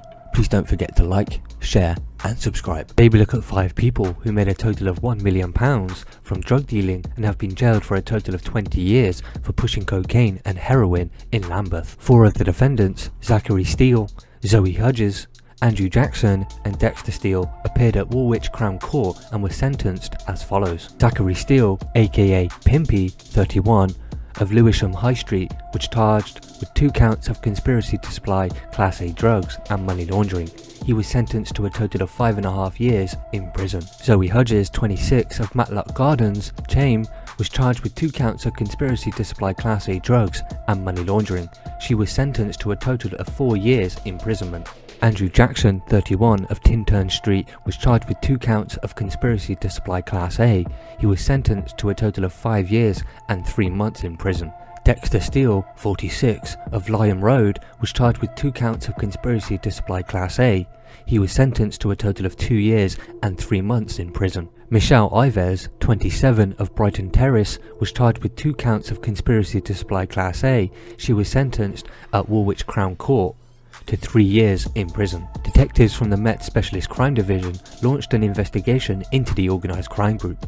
The gang was seen by officers to be operating a large-scale Class A supply chain from a Honda Civic, which was owned and driven by Zoe Hudges. On a typical day, the organised daily supply of heroin and cocaine would begin at 9 AM through to 4 AM the following day, providing an almost constant supply of illegal substances. The overwhelming evidence presented in court proved that the gang had been in operation for more than 2 years, netting an estimated figure of around £1 million per year. At the time of the arrests, searches of address and associated vehicles were conducted, during which officers seized £10,000 at the home of Zachary Steele and £1,000 in coins from his car. The discovery of a further key resulted in the find of 128 wraps of crack cocaine with a street value of £2,560 and 301 wraps of heroin with a street value of £3,010. The trial against Michelle Ives commenced at Woolwich Crown Court, where the jury returned a unanimous guilty verdict on all counts. All 5 defendants were initially remanded in custody for sentencing, but Miss Ives was later released on bail. Detective Constable Martin Reeder said drugs were ordered by customers on a dedicated mobile phone line. When manning the phone line, Zoe Hudges would call herself Stacy and Zachary Steele would use the name Apple or Apps. The drugs would then be delivered at a low visibility meeting places to the buyers. The supply was delivered on a pretty much constant basis, effectively around the clock. So what are your thoughts about this Lambeth based drugs operation, which saw the gang make £1 million a year? Please share your thoughts in the comments below. Thanks for joining us, and until next time, stay safe. Hello and welcome to the Street Crime UK YouTube channel. Please don't forget to like, comment, share and subscribe. Today we look at an unhappy ex-girlfriend who stalked her former partner and his new partner for months, and even sent a severed pig's head to the new couple's workplace. Tia McBean, who was 22 at the time, had admitted to 12 offences in court, including repeatedly breaching a restraining order and stalking her ex, Oralton Robinson, and his partner, Arkea Bish, over a substantial amount of time. Mr. Robinson, who admitted he was previously in a 3-month relationship with Miss McBean in 2018, admitted he had done so whilst he was on a break with Miss Bish. Mr. Robinson explained that he began to distance himself from Miss McBean when she had explained to Mr. Robinson that she had suffered from a bipolar disorder, the court heard. However, Woolwich Crown Court had heard that Miss McBean had become pregnant with Mr. Robinson's child, and throughout the stalking campaign had made hundreds of phone calls to the pair. However, Woolwich Crown Court had heard how Miss McBean had become pregnant with Mr. Robinson's child, and throughout the stalking campaign had made hundreds of phone calls to the pair. Miss McBean had sent a pig's head to the couple's restaurant and messaged Miss Bish an explicit image of her father's face being photoshopped onto it. The delivery drivers would also turn back up to the restaurant and demand payment, as Miss McBean had reportedly ordered pizzas to their home through Just Eat, the court was also told. Jailing Miss McBean for 15 months, Judge Ruth Downing said, "It was very clear that it was a very short relationship which you entered to as adults, and Mr. Robinson does not wish to continue this relationship. Adults should be able to and be capable of pursuing their intimate affairs, including bringing them to an end without fears of reprisal or a hurtful or intrusive and persistent manner. I don't entirely discount that there was a genuine degree of apprehension shared by Mr. Robinson and Miss Bish that the conduct could escalate. Your quarrel was with an ex-lover, not his partner, and an employee of the business was also involved, and had absolutely nothing to do with this quarrel at all. Your attitude has been one of defiance. None of this ever happened. It's all made up and I'm not pleading guilty. It's taken a lot to acknowledge that those irrational and totally unacceptable activities were first of all done by you, and also that they were unacceptable. Judge Downing said that sending the pig's head was a very gratuitous act of spite towards Miss Bish. The stalking of Miss Bish began when Mr. Robinson ended the relationship with Miss McBean. It started with Miss McBean sending the woman racially abusive messages about her son. Miss McBean was convicted of criminal damage and assault against Mr. Robinson, and a restraining order was issued preventing her from contacting Mr. Robinson or Miss Bish or attending their address. However, it was reported that Mr. Robinson was also convicted of assaulting Miss McBean, but the courts did not hear any further details of the offence. Prosecutor Matthew Dalton said that Miss McBean started stalking Mr. Robinson on a daily basis, beginning with him waking up several nights in a row to her knocking at the door and finding handwritten notes being stuck to his door. The couple said that it was quite common to receive hundreds of calls from withheld or various numbers and receive abusive text messages on a daily basis from Miss McBean. At one point, it was reported she went to their address and was said to be sitting outside with a bottle of rum, shouting at the house. Afterwards, she reported to the police that Mr. Robinson had kidnapped her. However, Mr. Robinson had been with an officer making a statement to the police about Miss McBean at the time of the call. In another occasion, Miss Bish was approached by a customer at her restaurant, who showed her in a Facebook message from Miss McBean that Miss McBean had stated that she had seen a worker in the eatery indecently exposing himself whilst he was on shift. In the statement, Miss Bish said, "I became so upset by this. This was affecting my personal life and my sleep. I could not believe this was happening to me. It's now obviously beginning to affect my business, especially when she's saying to my customers awful things that are going on in the restaurant." The court also heard that Mr. Robinson had returned home from the police station after reporting her for sending pizzas to his house, only to find another delivery driver on his doorstep. Miss McBean then attended the address again and was reported to be banging the door and screaming outside. Miss McBean wanted to take things a step further, and this time she decided she would send a severed pig's head to the couple's halal restaurant through another catering company. Mr. Dalton said a delivery was made. Mr. Robinson thought it was from a catering company, but he had never heard of the company before or made an order, and so he opened it with another employee, Shantae Lewis, who had opened it in quite a rush. When it was opened up, it was quite a shock. There was a pig's head inside. Nobody expected this at all. They only serve halal meat in the restaurant, and as soon as he saw the contents, he instantly believed that it was from Tia McBean. Details from the delivery included her email address, which appeared to be fake. Miss Lewis said she had to leave work early after opening up the delivery, which caused her to throw up and feel nauseous, as she is a vegan herself. Miss McBean was not finished. She sent Miss Bish an explicit photo that appeared to have Miss Bish's father's face photoshopped on, with a message reading, "Tell your dad to stop sending me explicit photos, laugh out loud." It had appeared that Miss McBean had FaceTimed Miss Bish's father and taken a screenshot of his face for the use of the photo.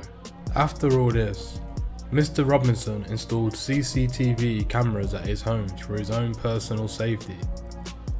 However, it was seen that Miss McBean had written "illegal immigrant" in red marker across his door. On one evening, Miss McBean called Miss Lewis 3 times in the early hours of the morning after she had made the statement about the pig's head incident to the police, telling Miss Lewis, "I know where you live." Miss McBean also sent food deliveries to her house on 2 occasions and admitted to harassing Miss Lewis by sending her threatening electronic communication. The court heard how Miss McBean had previous convictions for harassment, which she had received 4 months prison time, suspended for 12 months. James Hass-Latcher, defending Miss McBean, said that Miss McBean was diagnosed with unstable personality disorder at 18 and was not taking her medication at the time of offending.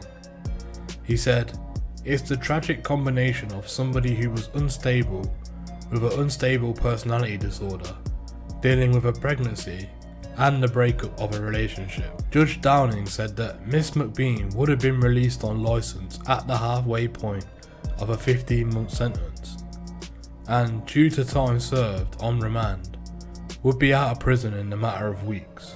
Miss McBean of Peckham, South East London, admitted to 7 counts of breaching a restraining order, 1 count of racially aggravated damaging property, 2 counts of stalking, 1 count of harassment, and 1 count of sending an offensive or threatening communication. What are your opinions of Miss McBean? Did she take things way too far with her ex-partner? Or do you think that everything she did was justifiable? Please let us know in the comments below. Thanks for joining us today, and as always, stay safe.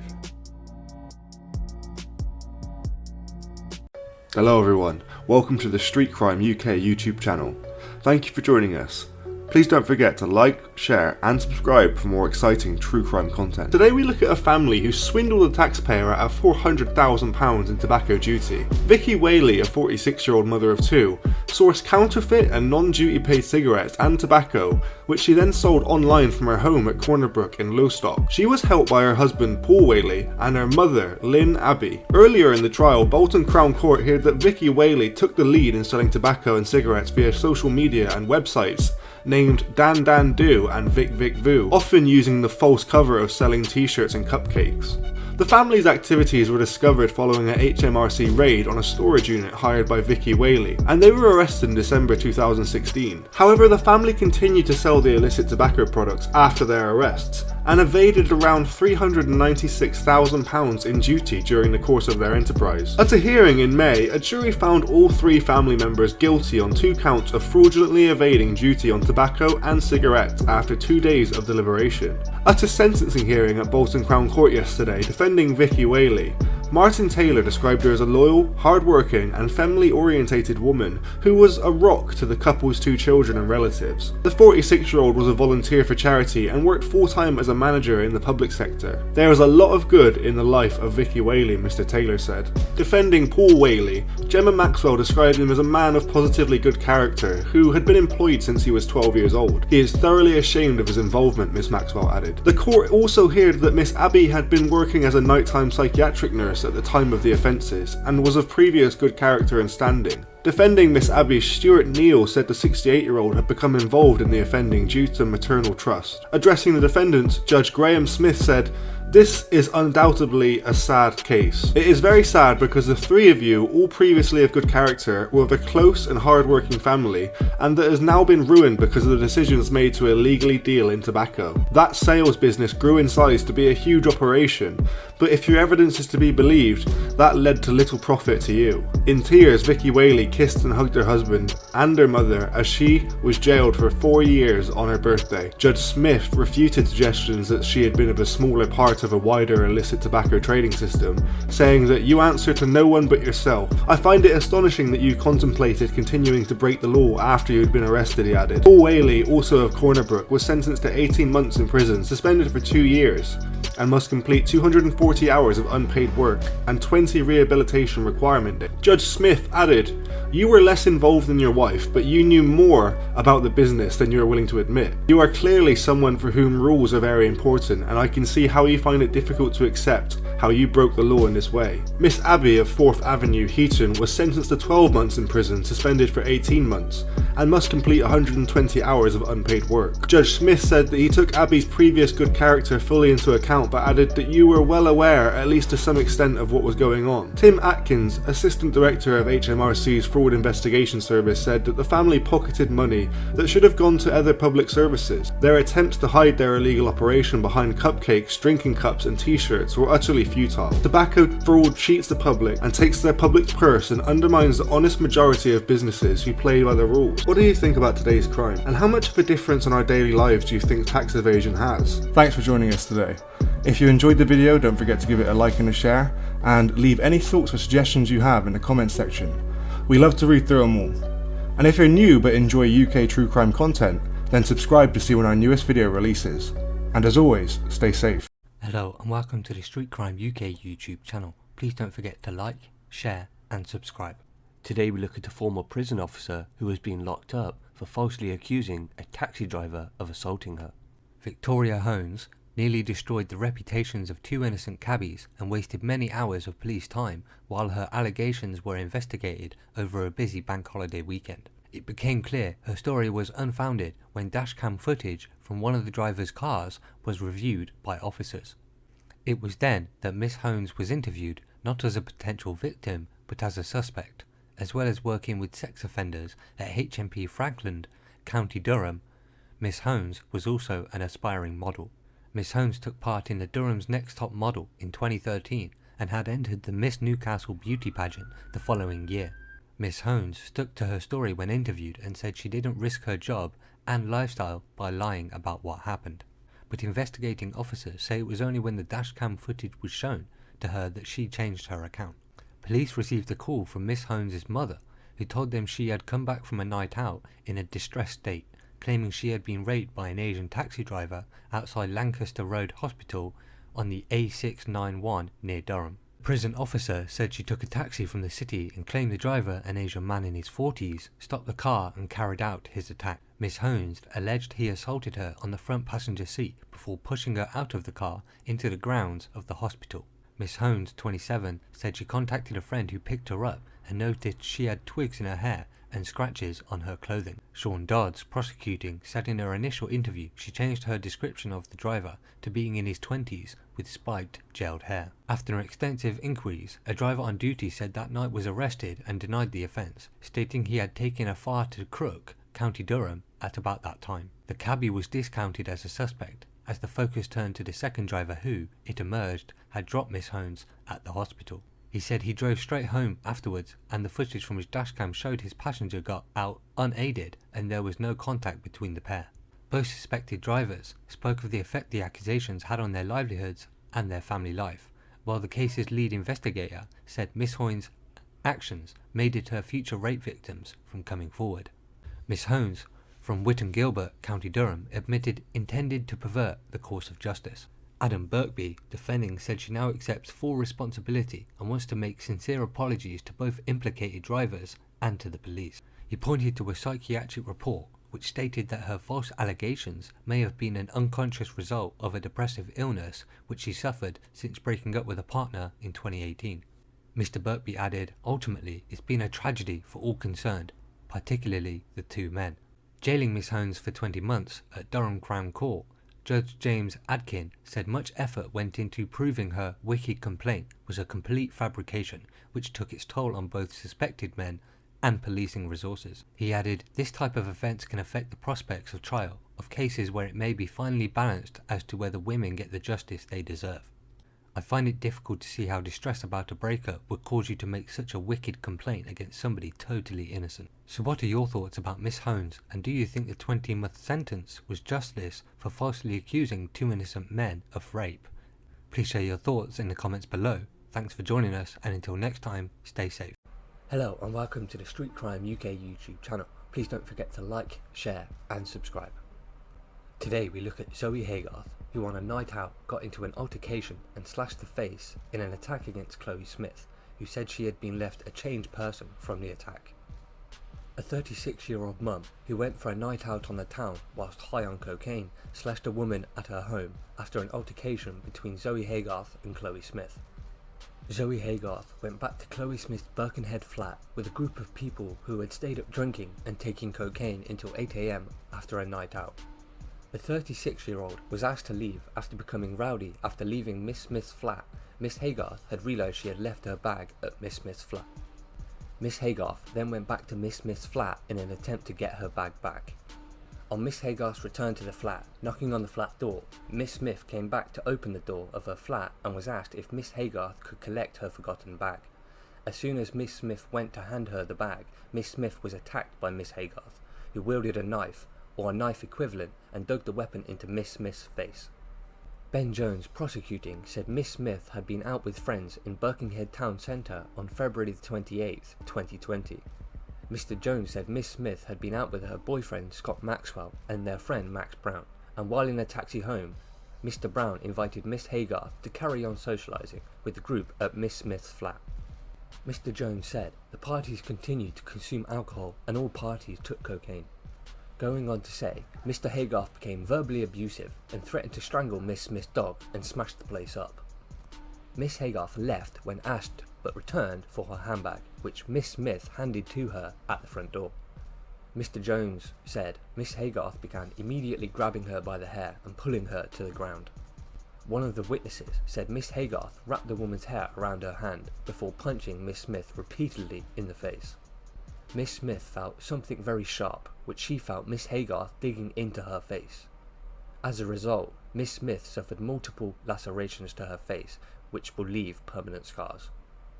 Miss Smith had suffered from PTSD after the attack and said the scars on her face made her feel very self-conscious.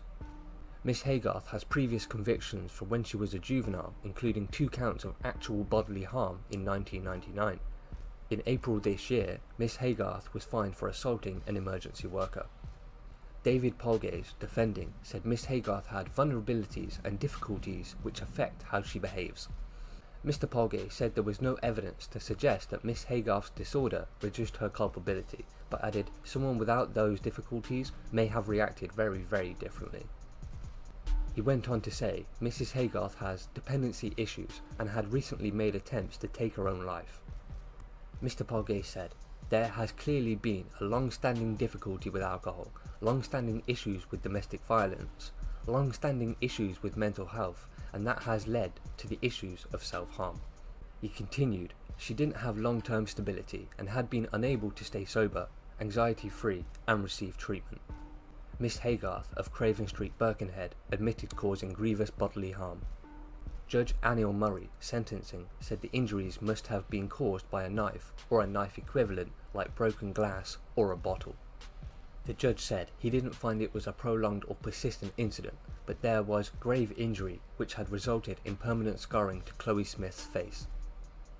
Judge Murray said he took into account Mrs. Haygarth's dependency issues and is a high risk of putting her own life in danger, or even as far as taking her own life. The judge said Mrs. Haygarth had been a victim of domestic violence in the past and that her father had recently died. The court heard Mrs. Haygarth suffers from emotionally unstable personality disorder, and according to a pre-sentence report that stated she can't be managed in the community and would need continued support to ensure the safety and welfare of Mrs. Haygarth. The judge said he did not find that Mrs. Haygarth's condition significantly reduced her culpability, but noted her condition would make custody more difficult. Mrs. Haygarth was sentenced to 25 months in prison and received a 5-year restraining order. So what do you think of Zoe Haygarth and the trouble surrounding the choices made on that wild, out-of-control night where she slashed the face, argued and trashed Chloe Smith to an unrelenting degree? Please share your thoughts in the comments below. Thanks for joining us, and until next time, stay safe.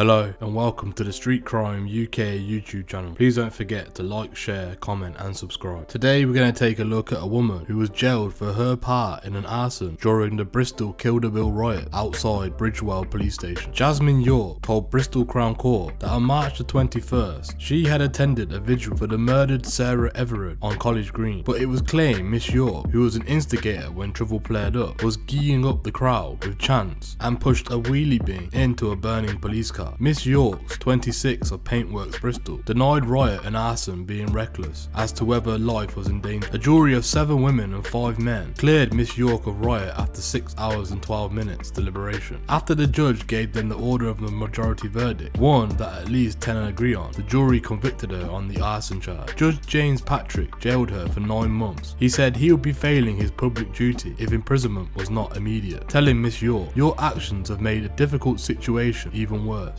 The court heard Miss York was diagnosed with emotional unstable personality disorder, long-standing issues with drugs and alcohol, and her medication had ran out in the lead up to the incident. Russell Fraser, defending, said his client conceded that she could have behaved differently on the day and had expressed her regret. Miss York told the jury that after Sarah Everard's vigil, she followed the protest march via Castle Park to Bridgewell police station. She said trouble flared, and though she was simply trying to prevent people being harmed, she was subjected to police violence. The court heard trouble followed in an initially peaceful Kill-the-Bill protest against the proposed police crime sentencing and courts bill. Scenes turned ugly, with a faction of protesters letting off fireworks, throwing missiles at police, setting police vehicles on fire and smashing the windows of Bridgewell police station. Miss York told the courts when she arrived in the vicinity of Bridgewell police station, she filmed the scene on her mobile to write about afterwards. She also said she live streamed events. The court heard she was nervous when people started rocking a police van, as she considered it to be dangerous. She said she shouted forward to the crowd to keep them together and safe. Miss York admitted she shouted "fuck the police" and now felt that was a bit rude. She also admitted writing in graffiti "sluts against cops" on the police vehicle and said that chanting was commonplace at protests. She did not consider herself to be a leader of the crowd. She said she had just wanted to keep people safe. The chant "these streets out streets" meant people should be safe on their own streets, she explained. She said the chant "who do you protect" was directed at the police after violence. The chant "Kill the Bill" was about the new legislation and said that the chant ACAB was for solidarity. She admitted chanting "shame on you" after she had been hit with a police baton a couple of times. She conceded some language she directed at the police was a bit rude, and she also told a man who was complaining about what had happened to shut the fuck up. Miss York chanted and filmed at the front of the crowd. She said she tried to talk to the police. She did not intend her chanting to be aggressive or intimidating, the jury was told, and she recalled picking up a police baton and putting it to the side. She also recalled telling a mounted police officer, "Get off your high horse, bitch,"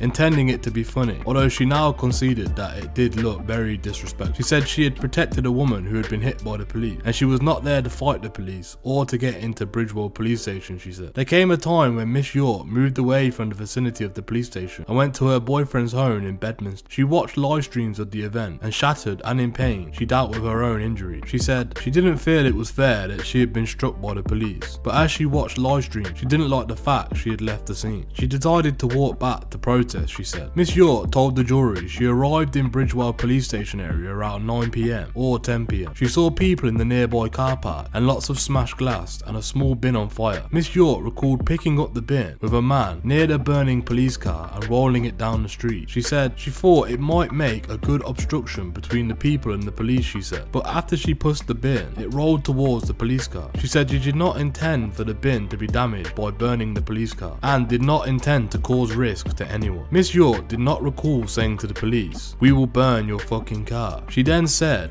by then it was quite late and she was in a lot of pain and she was angry, having been treated in a way she did not expect, but it was not related to anything she had done before. She said she had not taunted a police dog, which bit her. She said the next day she attended hospital with sustaining injuries to her shoulder and leg. Miss York admitted that fearing arrest, she destroyed the footage that incriminated anyone at the protest. When interviewed by the police, she answered no comment. 2 questions after taking legal advice. Thank you for joining us today. What are your opinions on the crimes committed committed by Miss York. Do you believe the sentence was too harsh or not harsh enough? Please let us know what you think in the comments below. Thank you for joining us today. If you enjoyed this content, please don't forget to like and share, and if you're new to the channel and want to see more Street Crime UK content, hit subscribe and press that bell so you can join us on the next video. Thank you for joining us, and until next time, stay safe.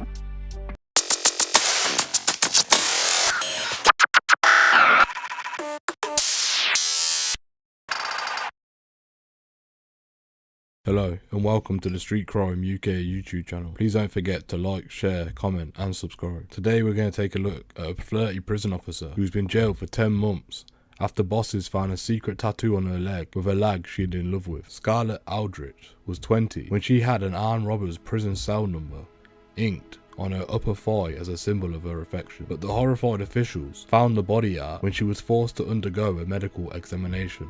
At the time, Miss Aldrich, whose mum and stepdad are both police officers, was a trusted member of staff at the maximum security Full Sutton Jail near York. She also wrote love letters to the convicted robber and smuggled in a mobile phone and SIM card, Hall Crown Court was told. Miss Aldrich, who was 22 now, who had a number of other tattoos, appeared for sentence via video link from HMP New Hall in Wakefield, where she is being held, jailing her for 10 months. Judge John Thackeray QC said he had considered a suspended sentence because immediate custody would have had a devastating effect on you and your loved one. But he said the offences were so serious that the least he could impose was 10 months, custody with half to be served. He told her, "Your offending is obviously very seriously committed. While you were acting as a prison officer in a high security prison, you did receive the training about the obvious dangers of developing close relationships with inmates. Despite this, you developed a relationship with an inmate serving a sentence for robbery. You allowed yourself to be taken in by him." The judge said that you put the safety and the security of the prison in jeopardy. This was a huge security prison where mobile phones and SIM cards can be used as currency, providing power, influence and disrupting prison life. You breached the trust that you had been given to you. The judge accepted that she had provided the phone and SIM card only for the inmate to speak to her, and there was no evidence that he had used it to commit any form of crime. But I have to consider not only the intended harm, but the actual harm. In a maximum security prison, the risk of harm was very high. Miss Aldrich,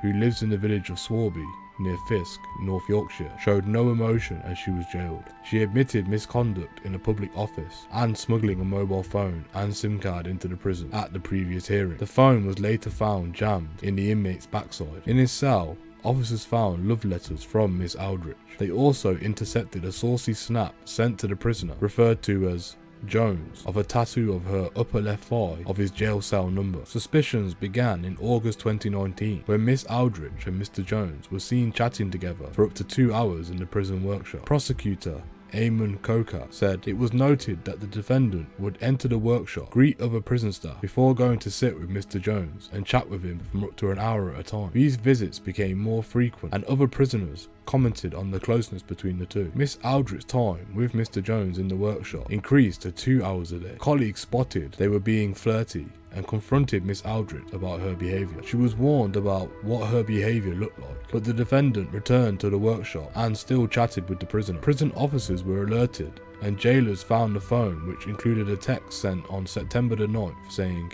"Abby is coming over, so I won't be able to call you. I miss you. We'll try and get some credit. Sending all my kisses." Another message a day later read, "I'm at my mum's. I'm not ignoring you and I've got you a voucher." On September the 18th, 2019, Miss Aldrich was suspended, confessed to the governors that the relationship had started following a violent row with her ex. Susanna Proctor, mitigating, said she had a cut on her face. He was providing comfort towards her, and that led to the relationship she is now in court for. She underlined there was no sexual activity between the two, and that Miss Aldrich had no contact with Mr. Jones in his cell. She brought the phone in so he could contact her, said Miss Proctor. She understands that this man was not interested in her at all, and he was just using her to obtain the mobile phone. Mr. Coker added, she explained that she had been vulnerable due to her partner assaulting her, which left a mark. Mr. Jones noticed the mark. He contacted her and made threats towards her partner. She admitted she brought the mobile phone and the SIM card. She was then asked by the prisoner to hold up to £5,000 at her home, which would then be collected by a gentleman named Ginger Scouser. She became concerned and blocked the prisoner's number. In her first interview with the police, Miss Aldrich denied the relationship with Mr. Jones, claiming that he had called her home and threatened her family. However, a letter addressed to Mr. Jones was intercepted by the staff at HMP Full Sutton, which contained a photograph of a tattoo inside. The tattoo was of Mr. Jones' cell number, and whilst Miss Aldrich was in police custody, a nurse carrying out an examination on her body found the same tattoo on her upper left thigh. The court heard that Miss Aldrich, who had no previous convictions, joined the prison service after getting her A-levels because she wanted to help people and follow in the footsteps of her mother and stepfather, who are both police officers. Thank you for joining us today. What are your opinions on the crimes committed by Miss Aldrich? Do you think a sentence of 10 months was too harsh or not harsh enough? Please let us know what you think in the comments below. Thank you for joining us today. If you enjoyed this content, please don't forget to like and share, and if you're new to the channel and want to see more Street Crime UK content, hit subscribe and press that bell so you can join us on the next video. Thank you for joining us, and until next time, stay safe.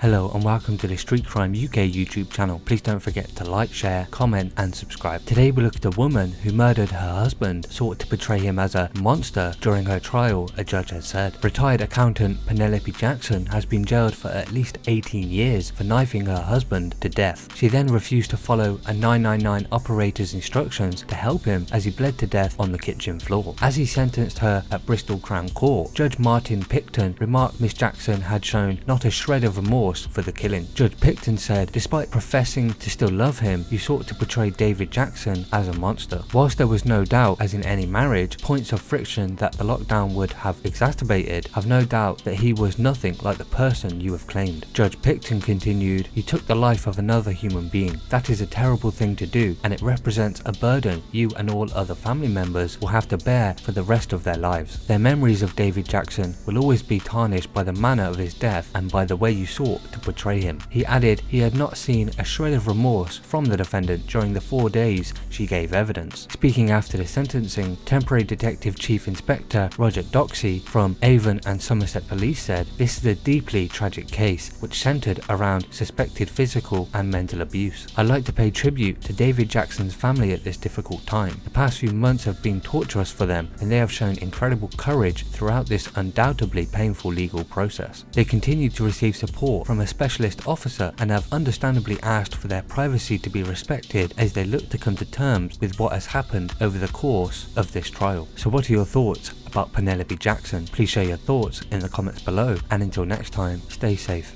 Hello and welcome to the Street Crime UK YouTube channel. Please don't forget to like, share and subscribe. Today we look at the former Miss Hitler beauty pageant contestant who has been jailed for 3 years for being part of a banned extreme right group. Alice Cutter entered the twisted competition under the name of the Buchenwald Princess, a reference to a Second World War death camp where 56,545 people were starved to death, executed or died of disease. The 23-year-old exchanged hundreds of messages with members of a hate group, National Action, many which were racist and anti-Semitic.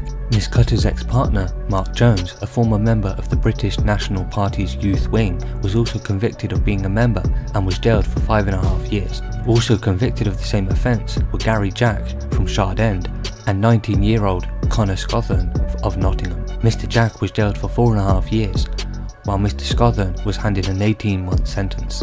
Another member of the group, Daniel Ward, 28, from Birmingham, pleaded guilty to a member of the National Action and was jailed for 3 years. The CPS has revealed how officers found Nazi books, knuckle dusters and knives at Miss Cutter and Mr. Jones's house. They also discovered a longbow, KKK images and a Nazi flag and stickers at Mr. Scothern's home.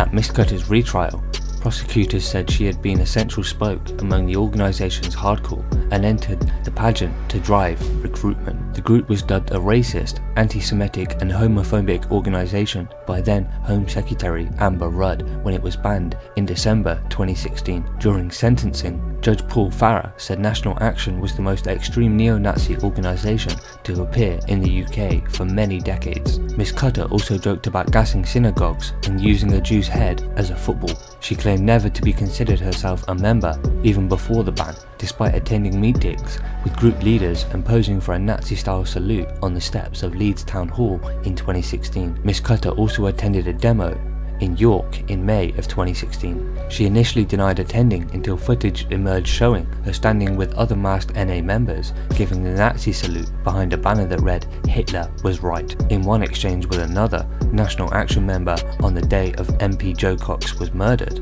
referencing the politician, she said, "Right in hell, bitch." Her ex-partner Mr. Jones was also convicted of being a member. He was described by prosecutors as a leader and strategist and had the nickname Mr. Angry.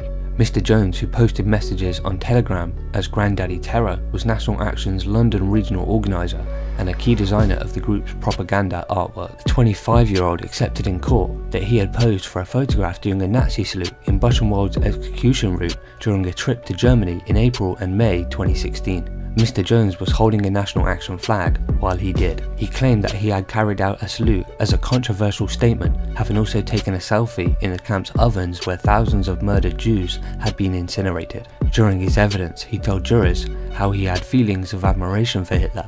Before it emerged, he had a special wedding edition of Mein Kampf. Mr. Jones and Miss Cutter, both of Sobury Bridge near Halifax, Yorkshire, described themselves in court as avowed National Socialists, but denied any wrongdoing. However, the jury at Birmingham Crown Court found both unanimously guilty following a retrial lasting 10 weeks after less than 9 hours of deliberations. Despite having split up in the course of the trial, they embraced in the dock before being taken down to the cells.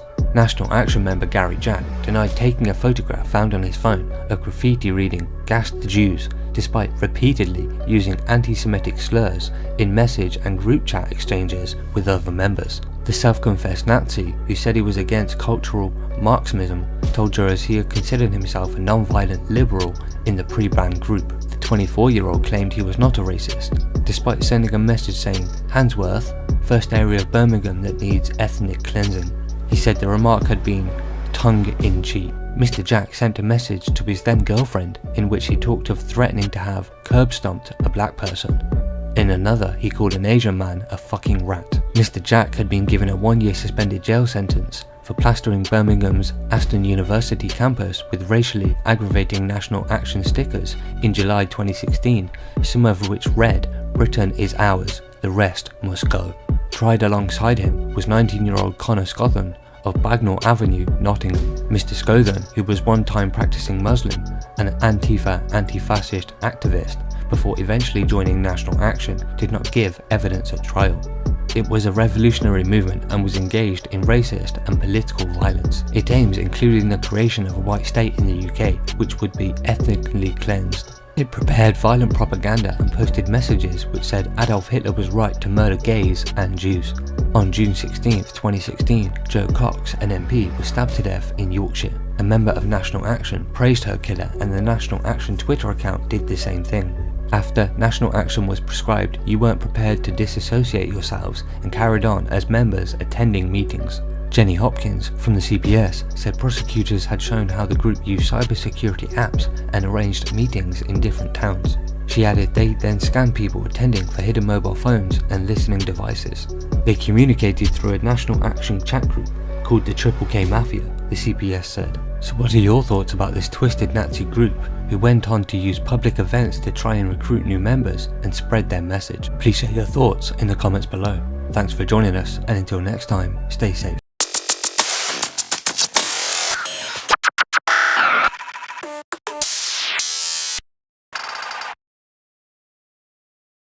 Hello and welcome to the Street Crime UK YouTube channel. Please don't forget to like, share, comment and subscribe. Today we take a look at the case of two dentists who were blackmailed by a nymphomaniac call girl who had been jailed for threatening to expose them to their families. Amelia Horn, who was 24, had sex with both men and threatened to reveal the details of their secret ties if they did not pay her. With the help of accomplices Luke Burton and Loretta Isaac, Miss Horn, who was 24, had gotten £16,500 out of the two victims, who were both terrified of being exposed. She used the name Logan Montoya, and although she was 23 at the time, she later claimed to be only 17 and threatened to expose them for having underage sex. Police recovered mobile phone footage of the three plotters celebrating after the first victim transferred a total of £10,000 into Mrs. Horn's account. They were seen on film leaping around and hugging each other before Miss Isaac put her face up to the camera and yelled, blackmail, Teesside Crown Court was told. Rupert Doswell,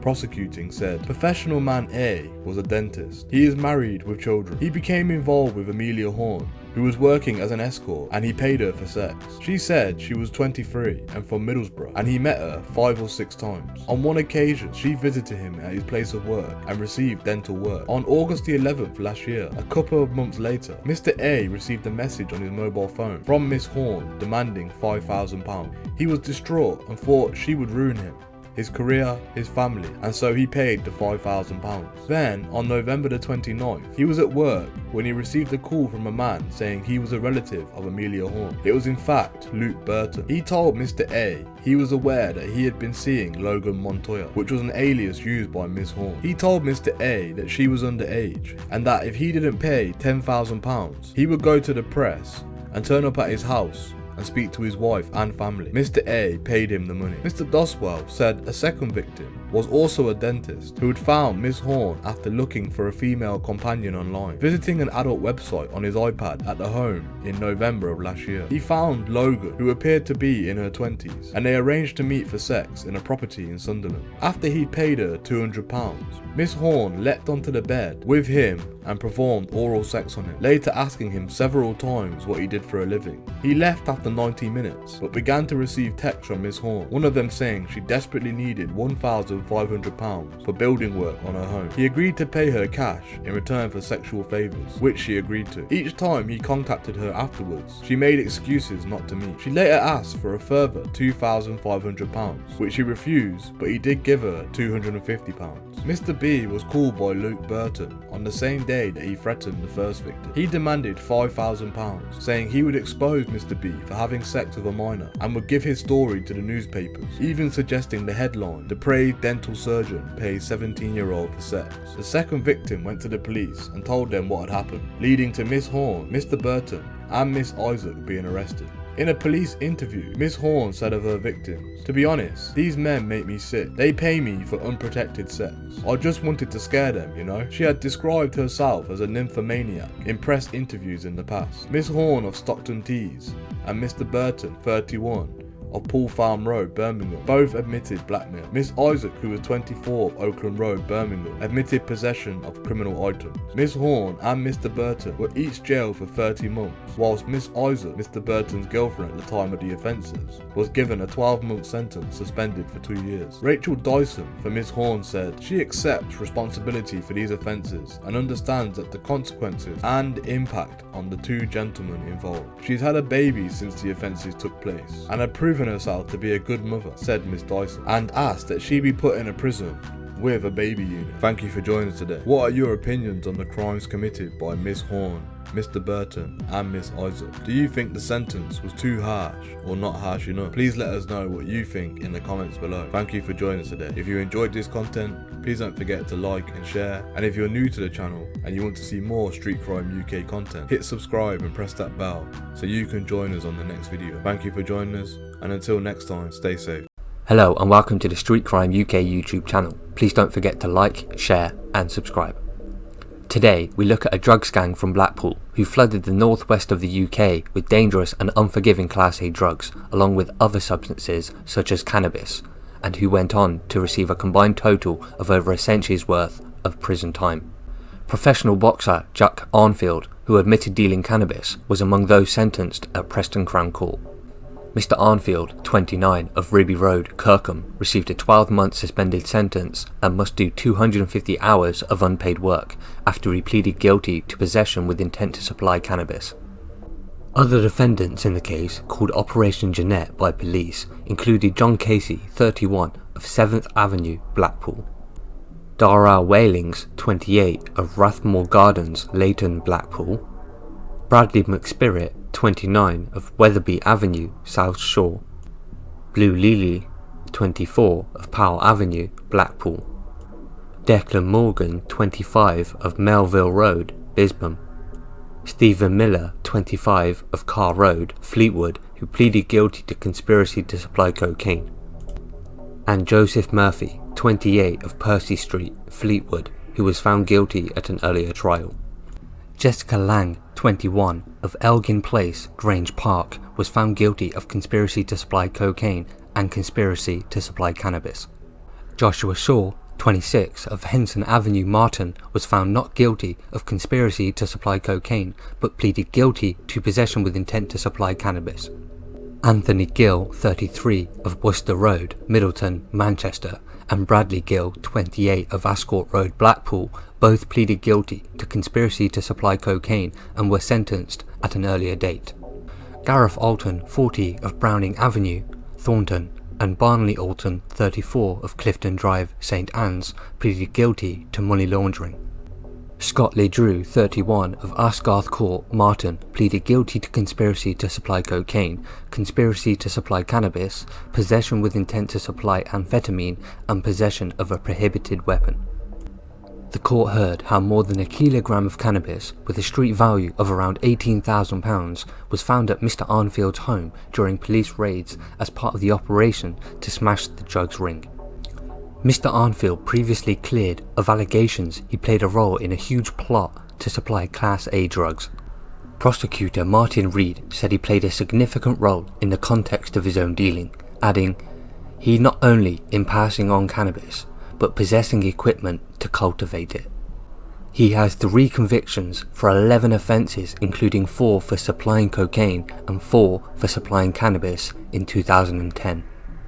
Mr. Arnfield's pro boxing career was previously put on hold when he was jailed in 2010 for 18 months for drug offences. After being freed from prison, Mr. Arnfield had to wait until the British Boxing Board of Control cleared him to box again. At the time, he said, "I didn't deal drugs, but I allowed myself to be used as a courier. I was in the wrong, and I was naive and stupid." He returned to pro boxing, and on February 17th, 2018, he was defeated in the British boxing middleweight contest by champion Tommy Langford. By then, the Lancashire Police investigation was well underway. 4 days later, on February 22nd, Mr. Arnfield's home was among 10 addresses in Blackpool, Kirkham and Manchester raided as part of Operation Jeanette.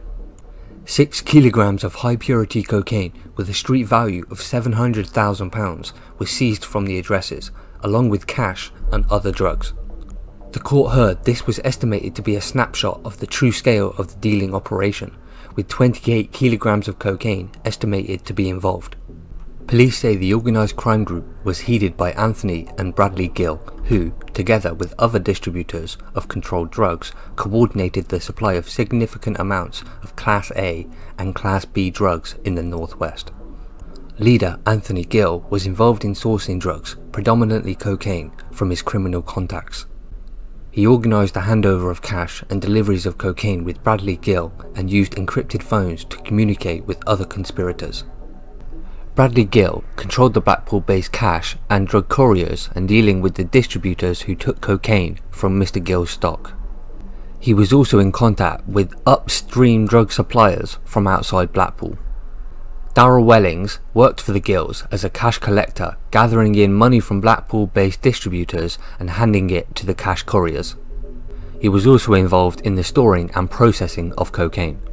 Scott Ledrew, who was the partner of Jessica Lang, was also involved in the distribution of drugs on behalf of the Gillses.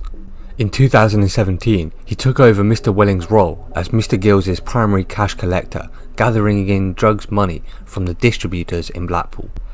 John Casey was also a distributor who sourced cocaine from the Gills and was in contact with the Gills' cash and drugs couriers during the conspiracy. Bradley McSpirit sourced significant amounts of cocaine from the Gills and was involved in deliveries of cocaine on their behalf. Declan Morgan was a distributor of cannabis and cocaine that he sourced from the Gills. Audio recordings by the police caught Jessica Lang, who is the sister of Anthony and Bradley Gill, discussing Mr. Ledrew's criminal activities, and she was present with him while he carried out his crimes. She passes on messages between other conspirators and often instructed Mr. Ledrew on how he should collect his cash. She cried loudly in the dock as Judge Simon Medlin commented she had a respectful job, but had become sucked into a life of crime. Blue Leahy also sourced cocaine from Mr. Gills for onward distribution.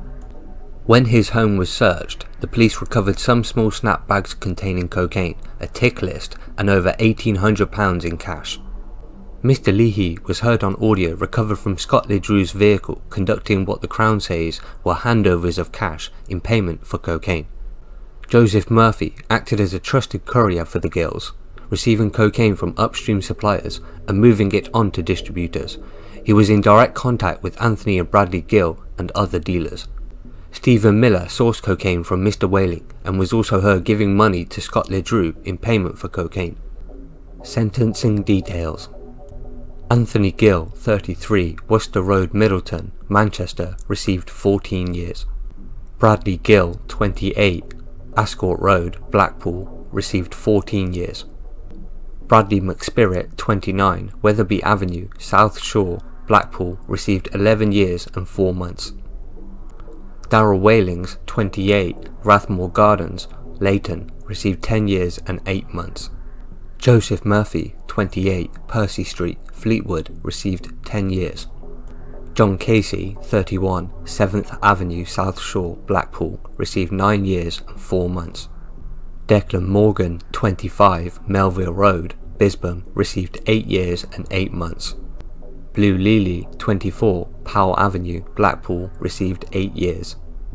Stephen Miller, 25, Carr Road, Fleetwood, received 6 years. Scott Ledru, 31, Asgarth Court, Martin, Blackpool, received 5 years. Jessica Lang, 21, Elgin Place, Grange Park, Blackpool, received 5 years. Jack Arnfield, 29, Ribby Road, Kirkham, received 12-month suspended sentence and 250 hours of unpaid work. Joshua Shaw, 26, Henson Avenue, Martin, Blackpool, received 12-month suspended sentence and 2 hours of unpaid work. Gareth Alton, 40, Browning Avenue, Thornton, received 12-month suspended sentence and 250 hours of unpaid work. Brian Alton, 34, Clifton Drive, St Anne's, received 12 months suspended sentence and 250 hours of unpaid work. Police said, Detectives Chief Inspector Stuart Dixon of Lancashire Constabulary's Serious Crime Team said, this organised criminal gang was involved in bringing huge amounts of Class A drugs into Blackpool and profiting from their illicit trade. We are committed to tackling organised crime groups, working in the county and on this occasion focusing on Flyde Coast. These sentences send out a clear message to all those involved in organised crime, including the production and supply of drugs. The violence which controls this market and how it impacts on vulnerable people blights our communities and puts ordinary law-abiding people at risk. I would like to reassure the public we will keep up the pressure on those involved in serious and organised crime in Lancashire, continually striving to protect the most vulnerable. We will relentlessly pursue these offenders and put them before the courts to make our streets safer. So what are your thoughts about this Blackpool-based gang and how they communicated and distributed hundreds of thousands of Class A and Class B drugs around the northwest of the UK? Please share your thoughts in the comments below. Thanks for joining us, and until next time, stay safe.